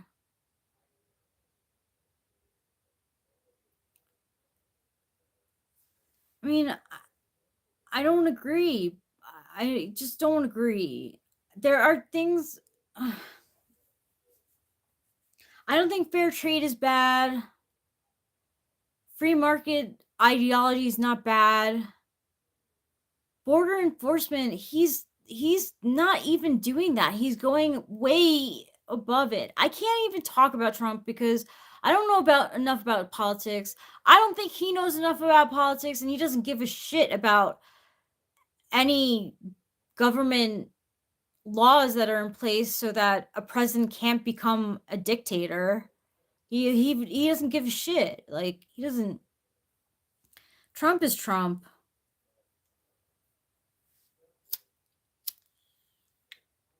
I just feel differently. I feel differently because I am a woman.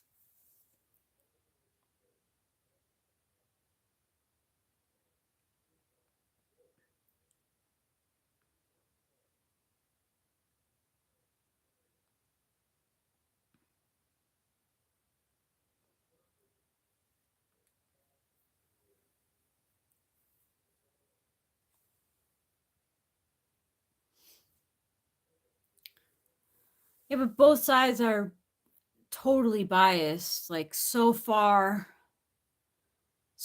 right and so far left. There's hardly any middle ground. And that's usually where the truth lies.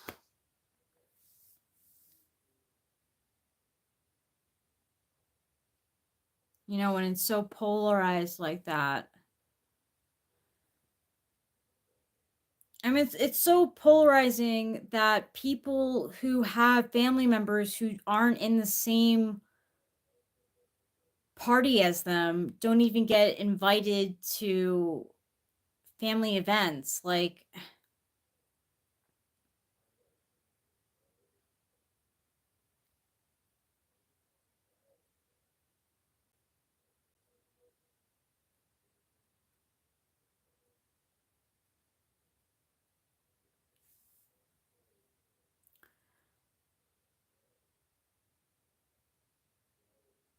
I agree with you, Winston's mom. It is a superpower.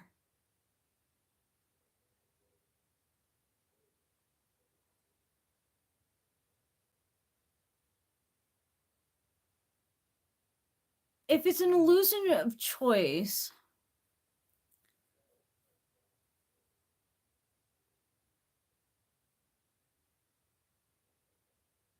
that means that there's a president like every term that's elected that's predisposed to be one.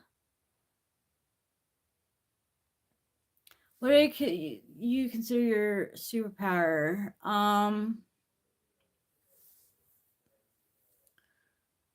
My FE. My FE. My real superpower is NI, but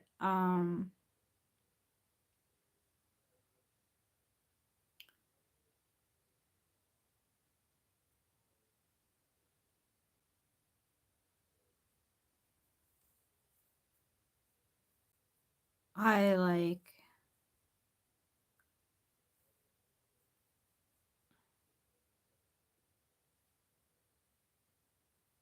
I don't know.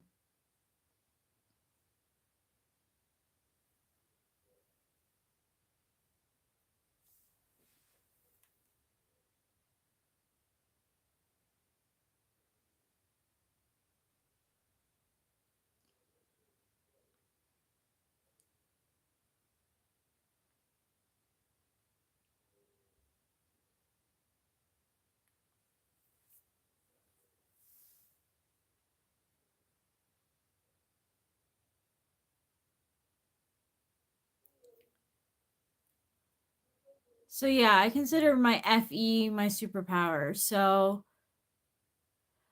when you say NI and FE, if you can do a quick definition as far as acronym, it would be super helpful and to newer viewers, especially morons like me. Thanks. You're not a moron. It's just weird pseudo talk.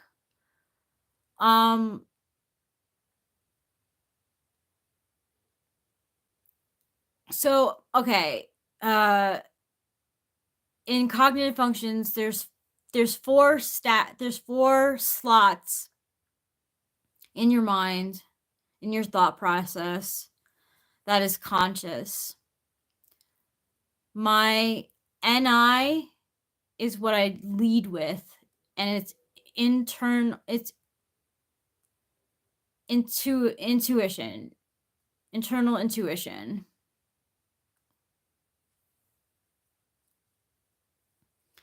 NI is like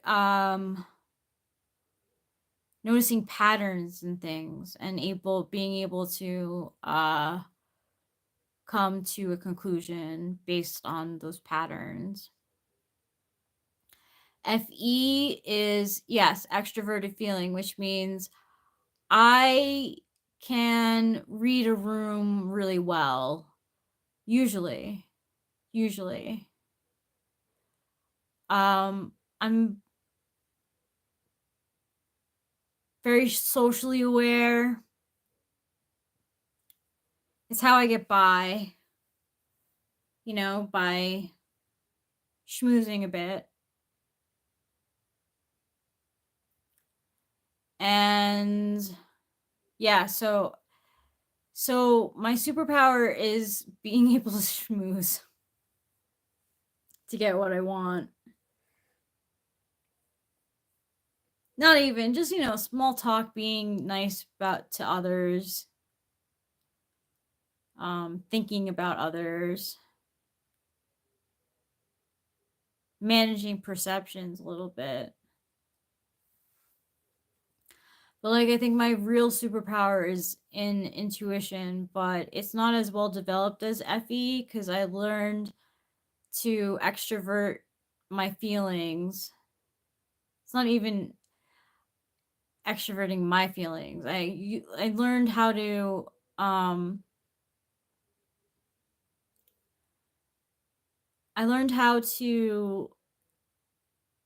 extrovert do extroverted feeling by being pleasant, not causing any problems.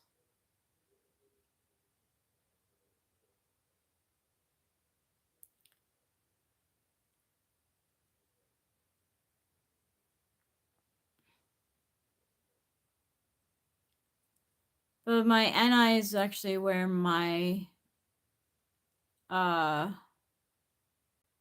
superpowers lie. They're not as developed as my FE because I lived in a home where TE polar. Okay, so TE is extroverted thinking, which is planning for the future, setting goals, attaining those goals. I don't have that. I don't live like that. I don't have it as a conscious function. I am unaware. I am very bad at planning for the future. I'm very bad at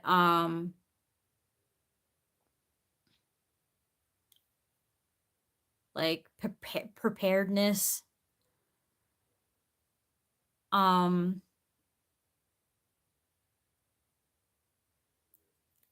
my dad is an INFP and he has TE fourth, and my mom is an ESTJ and she is a TE Dom. So like I was battling a lot of like different thinkings between my parents and me, especially on how I should live my life. And to keep the peace in the house, I learned like the best way to get along is to be the nice girl. Not even like the good girl. Cuz like I still didn't listen to what my parents said. You know, I was like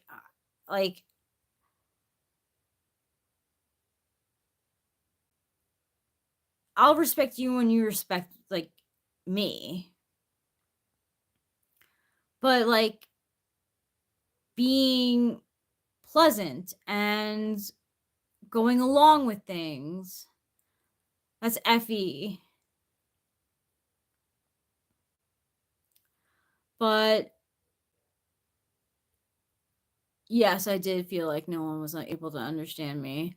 I mean, I wasn't able to understand myself either. I thought I was an ENFP. To me, that meant I was an extroverted, intuitive feeling perceiver. I didn't know about the cognitive function stack until really getting with Eric.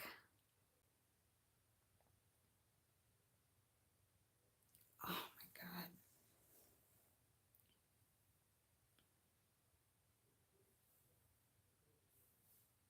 So even now I feel like no one's able to really understand me because on my mom's side there's a lot of TE going on. So like again, like I said, like I got along with people by being like, "Oh, like how are things with you? I saw like on Facebook that you posted this picture.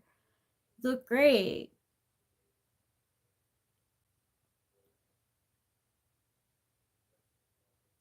And being listening.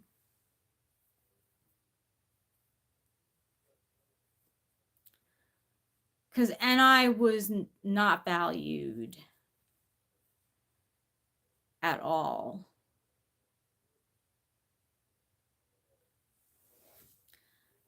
And I was like, and I like,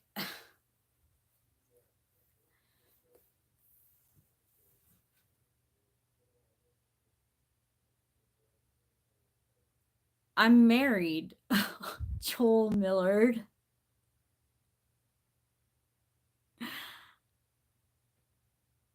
Yeah.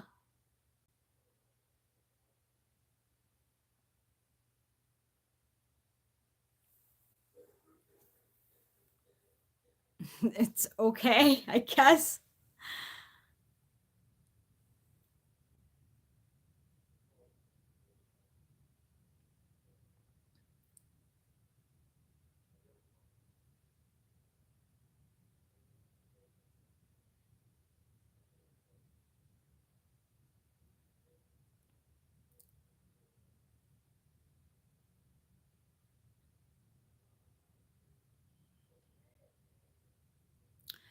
So if you truly are an ISTJ, the deal, your NI is super unconscious, is in your 8th slot. So, like recognizing patterns and coming to conclusions based on those things happens to you, but like not all the time. And if someone questions your line of thinking, you may take it very personally.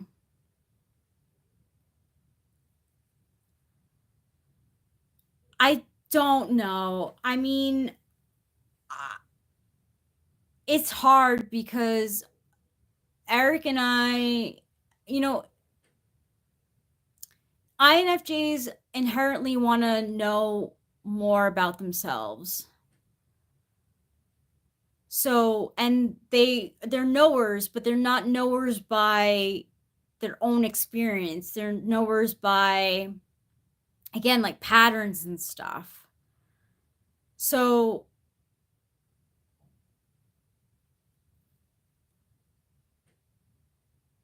like,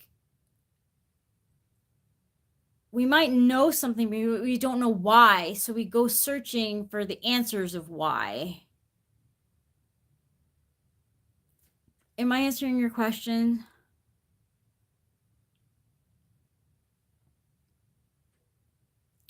And it's true, most of the reported numbers are incorrect. Like I said, I tested as ENFP for like the longest time. I couldn't self-report at all. I thought I was, I don't know what I thought. Cool, the deal.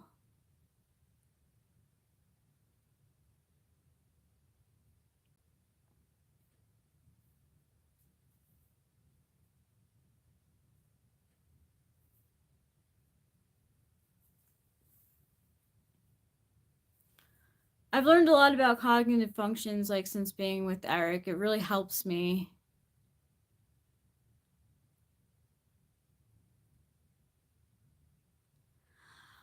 I don't see like it's hard. I can't say like I can you can read the reports and INFJ is 2% of the population. But like if you were to go if you were to see like if you were to test and go by the data of these live streams, like INFJs, there's a lot of INFJs. And there's me, Caroline, there's G, there's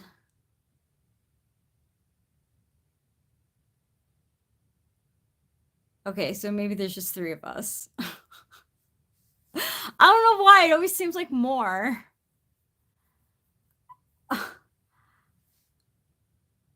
Well, you know, and like, so INFJs are, they seek out meaning in their personality.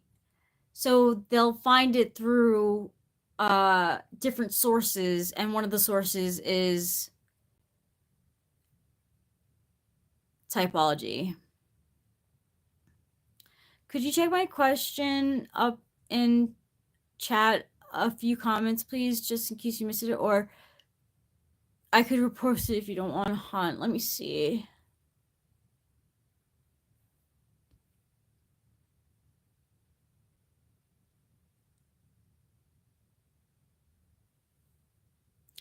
Would you consider putting up a front of friendliness and love, but always gossiping behind those same people's backs, a negative manifestation of FE?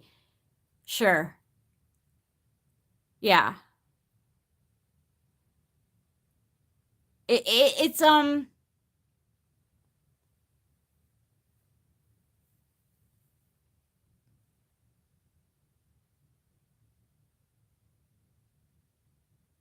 it could also be shown like in it shows up negative in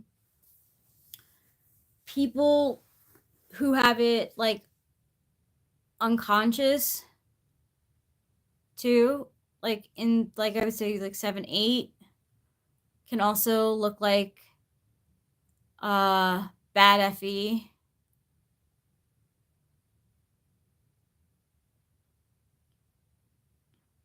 So it's not necessarily always like meant to be negative.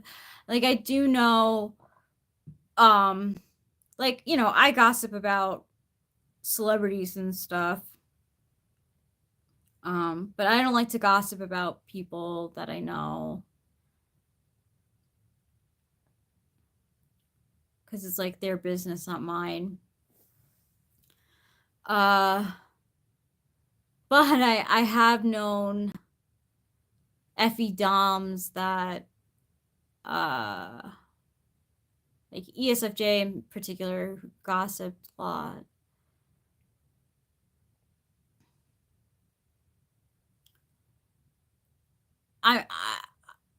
I'm sure that ENFJ likes gossip too, you know, when they're not feeling healthy.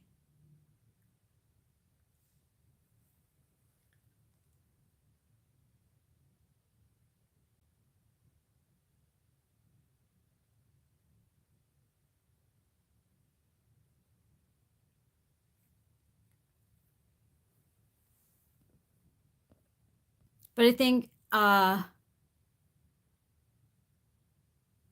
would you consider putting up a front?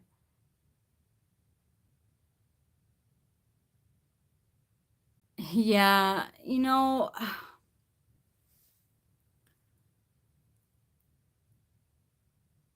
I mean they see gossip as important information, but it really can hurt people's feelings.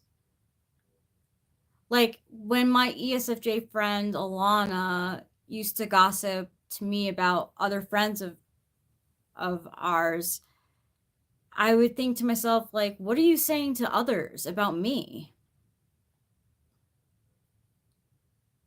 I hate gossip. Simple, the intrusive private stuff. Can't stand talking that way about whoever. I let my aunt have it once for talking smack about my cousin. People were shocked. That's good. I mean, I don't care about gossiping about celebrities because they put themselves in the spotlight.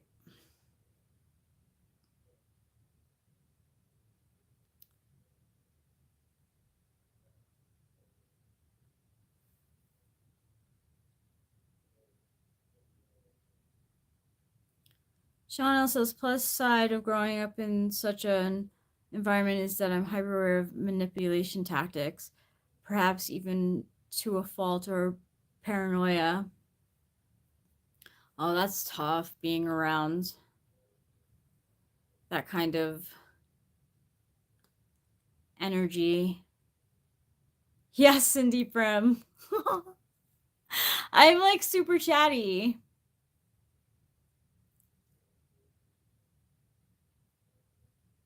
But my back is starting to like go crooked and stuff. I'm continually like having to readjust, so it's like I'm pretty sure I'm going to take off in a little while.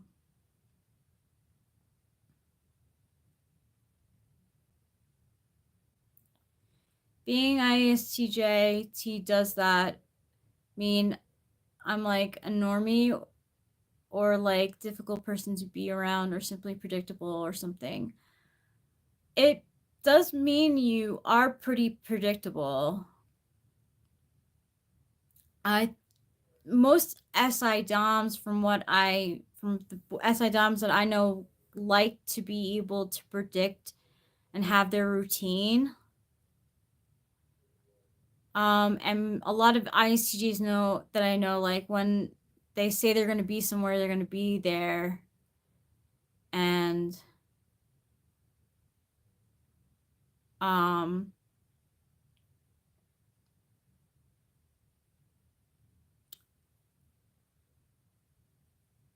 you know, they're reliable.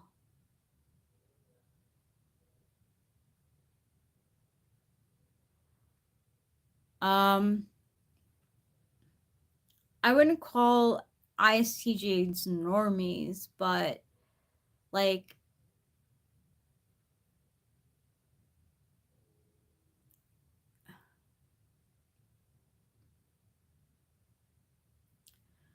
your way of doing things, it depends. I think on your way of doing things on a greater societal whole, maybe not individually with like individual family members and stuff. I don't know your personal situation, but on a greater scale in America anyway, things are pretty set up easy for an ISTJ to navigate. No, actually, I think that ISTJs have a lot of feelings, and they are able to put themselves in other people's shoes, and it makes them feel good to help people.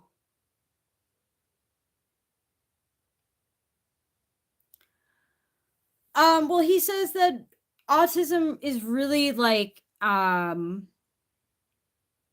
it has to be really severe. Like you have to be like really severely like meant like considered mentally retarded to be like actually autistic. Um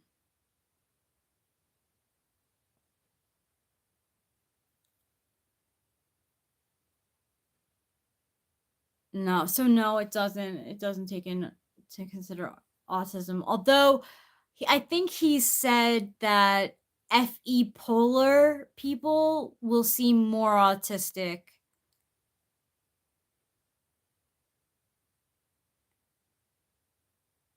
Or maybe any polar? That a certain polar, I don't remember which one, appears to be more autistic than other types, but that's just their cognitive function stack. It really doesn't have anything to do with autism.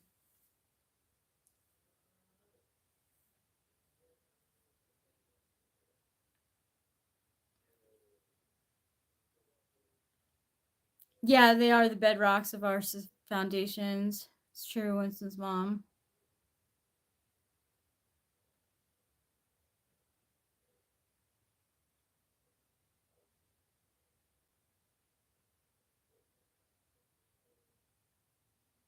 Back pain is no fun. I pulled my back for the first time like last year. I was like, oh my God, I can barely move. Hi, Chrissy. Um, I understand why people like freak out about back pain and get addicted to pain medication because like you really have to like lie there and do nothing for like days and like use heat and cold.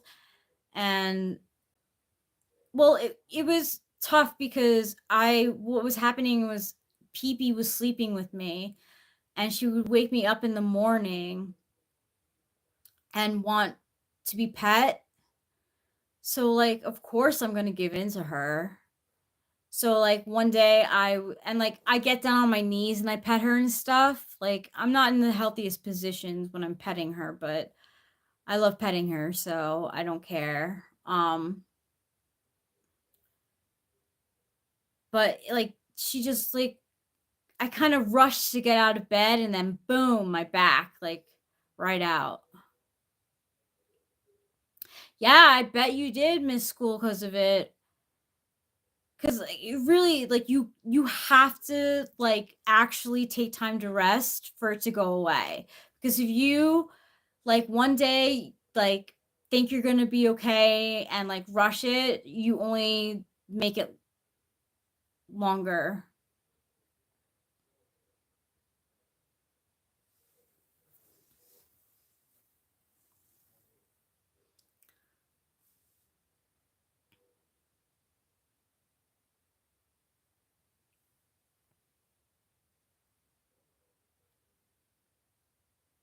Hey, Johnny Doe.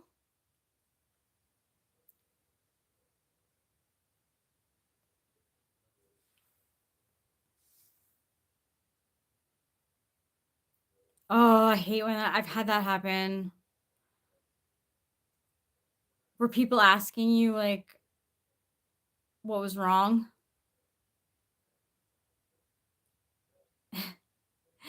He's in the living room.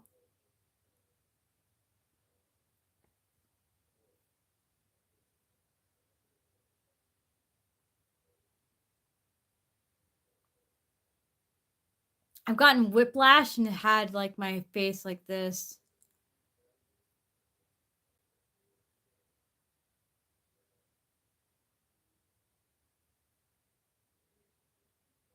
Oh, the mountain lion mystery? Well, definitely it was a mountain lion that came through. Oh, you cried all day. Oh.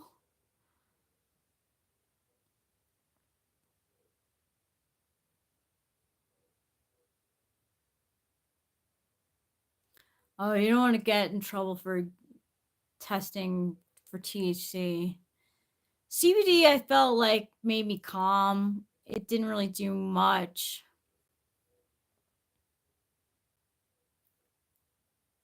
I'm pretty boring too. I always joke with Eric, like, I'm like, do you wish that I was an Olympic athlete so you can, like, brag about me? Because I feel like I'm like, I, like, I'm like great at,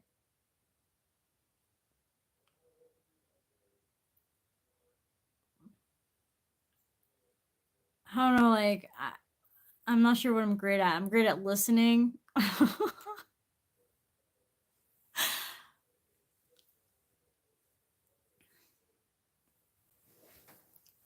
Up to a point.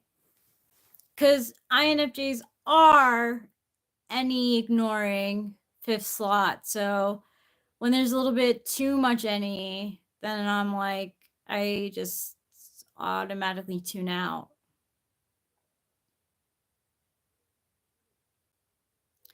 Hear about you if you were the #1 mushroom farmer. I feel like I would have to like that in, like, if you mean magic mushrooms, um I would have to work with poo, and I don't really want to. CBD did nothing for me, but then again, Valium did nothing for me when I got my wisdom teeth out. Maybe drugs don't work on me. Drugs work differently on me and Eric. I'm much more sensitive to drugs than Eric is, but I mean, he is like so much bigger than me, taller.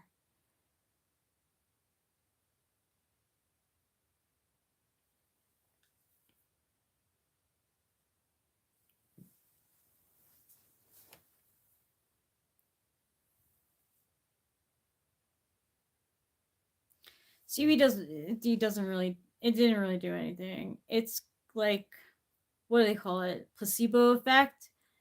You know, if you think you're relaxing, then you relax.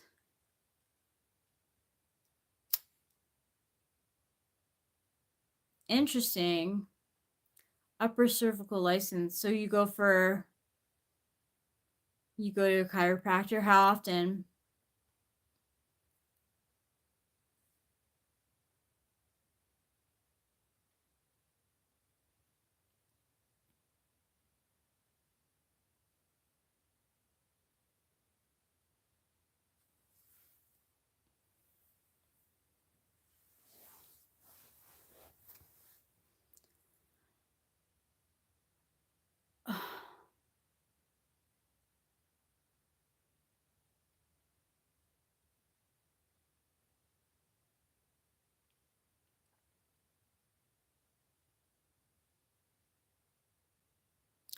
Wow, every 3 weeks.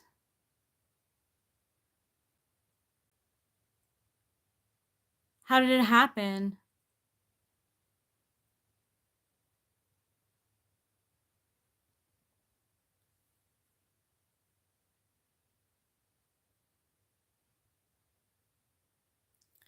That's a good point, Caroline. Chanel, I wonder if you carry that gene, then that makes you need higher doses of pain medication to be effective.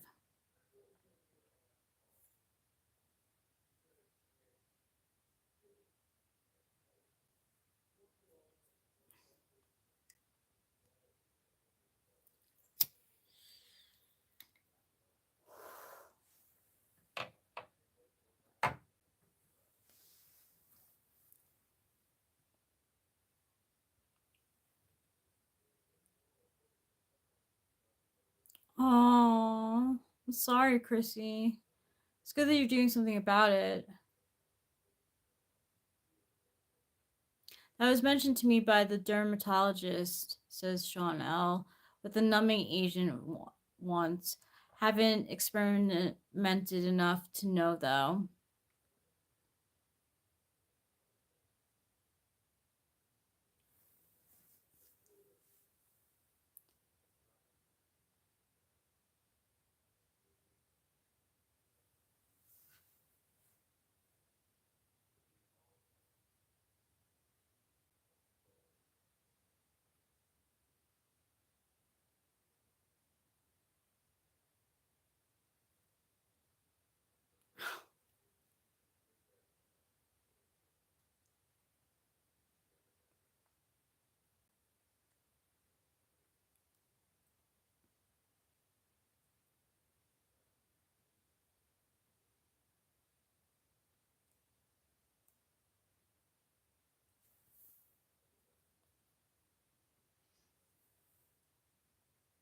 I think you need to go talk to Eric.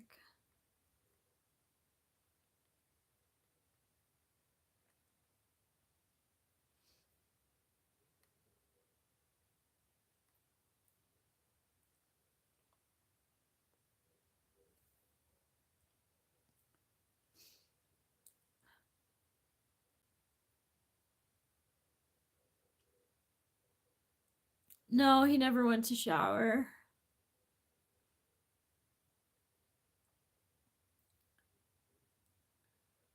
Wow, 2015. You found a relic.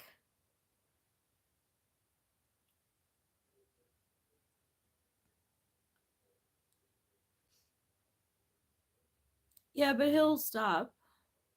Like, if I have to wait, that's fine.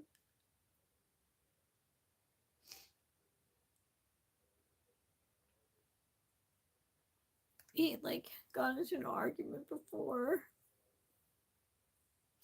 I just want to make sure that everything's okay between us. I think they are, but, like, I'm just emotional.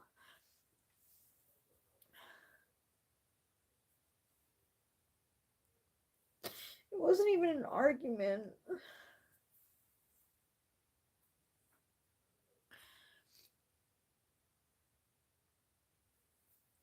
I'm okay.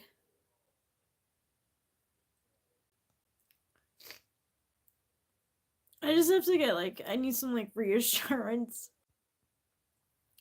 that we're okay. Like, that he knows, like, that he's the love of my life. Like, in my mind, how could he, like, think otherwise? Like, I would never want to do anything to make him think that I had feelings for another man. Like,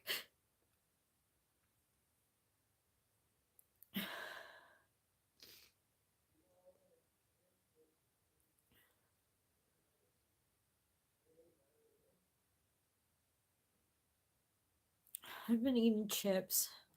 I need to make myself some food, that's for sure.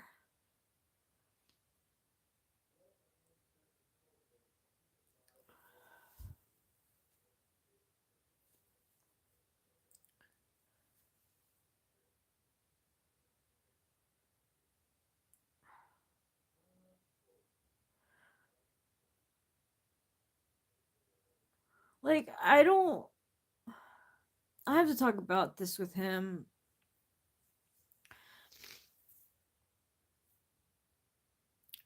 Thanks for being here, everyone. Of course, it's at 17 people when I say I'm gonna leave.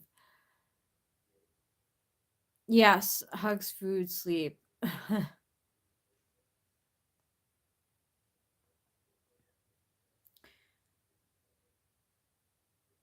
um, yes, thank you for being here and smashing the like button. It's been 6 hours. It's crazy. It's been a crazy long time. Crazy long day. Yeah, we're gonna finish the stream. I need to like just make sure everything's okay with me and Eric, because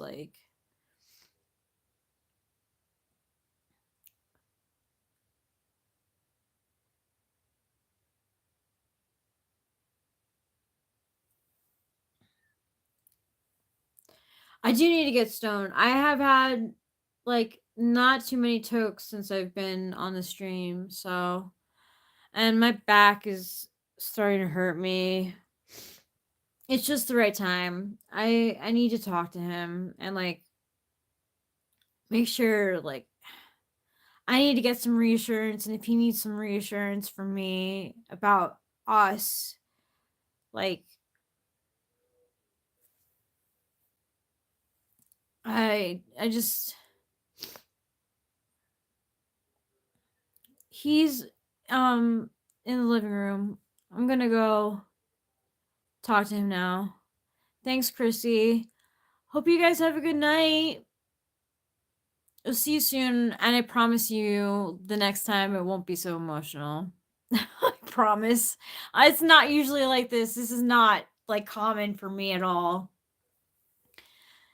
But yeah, just feeling like I need to get things 100% pressed out. So yeah, I'm gonna do that now. Don't forget to eat plenty of cheese.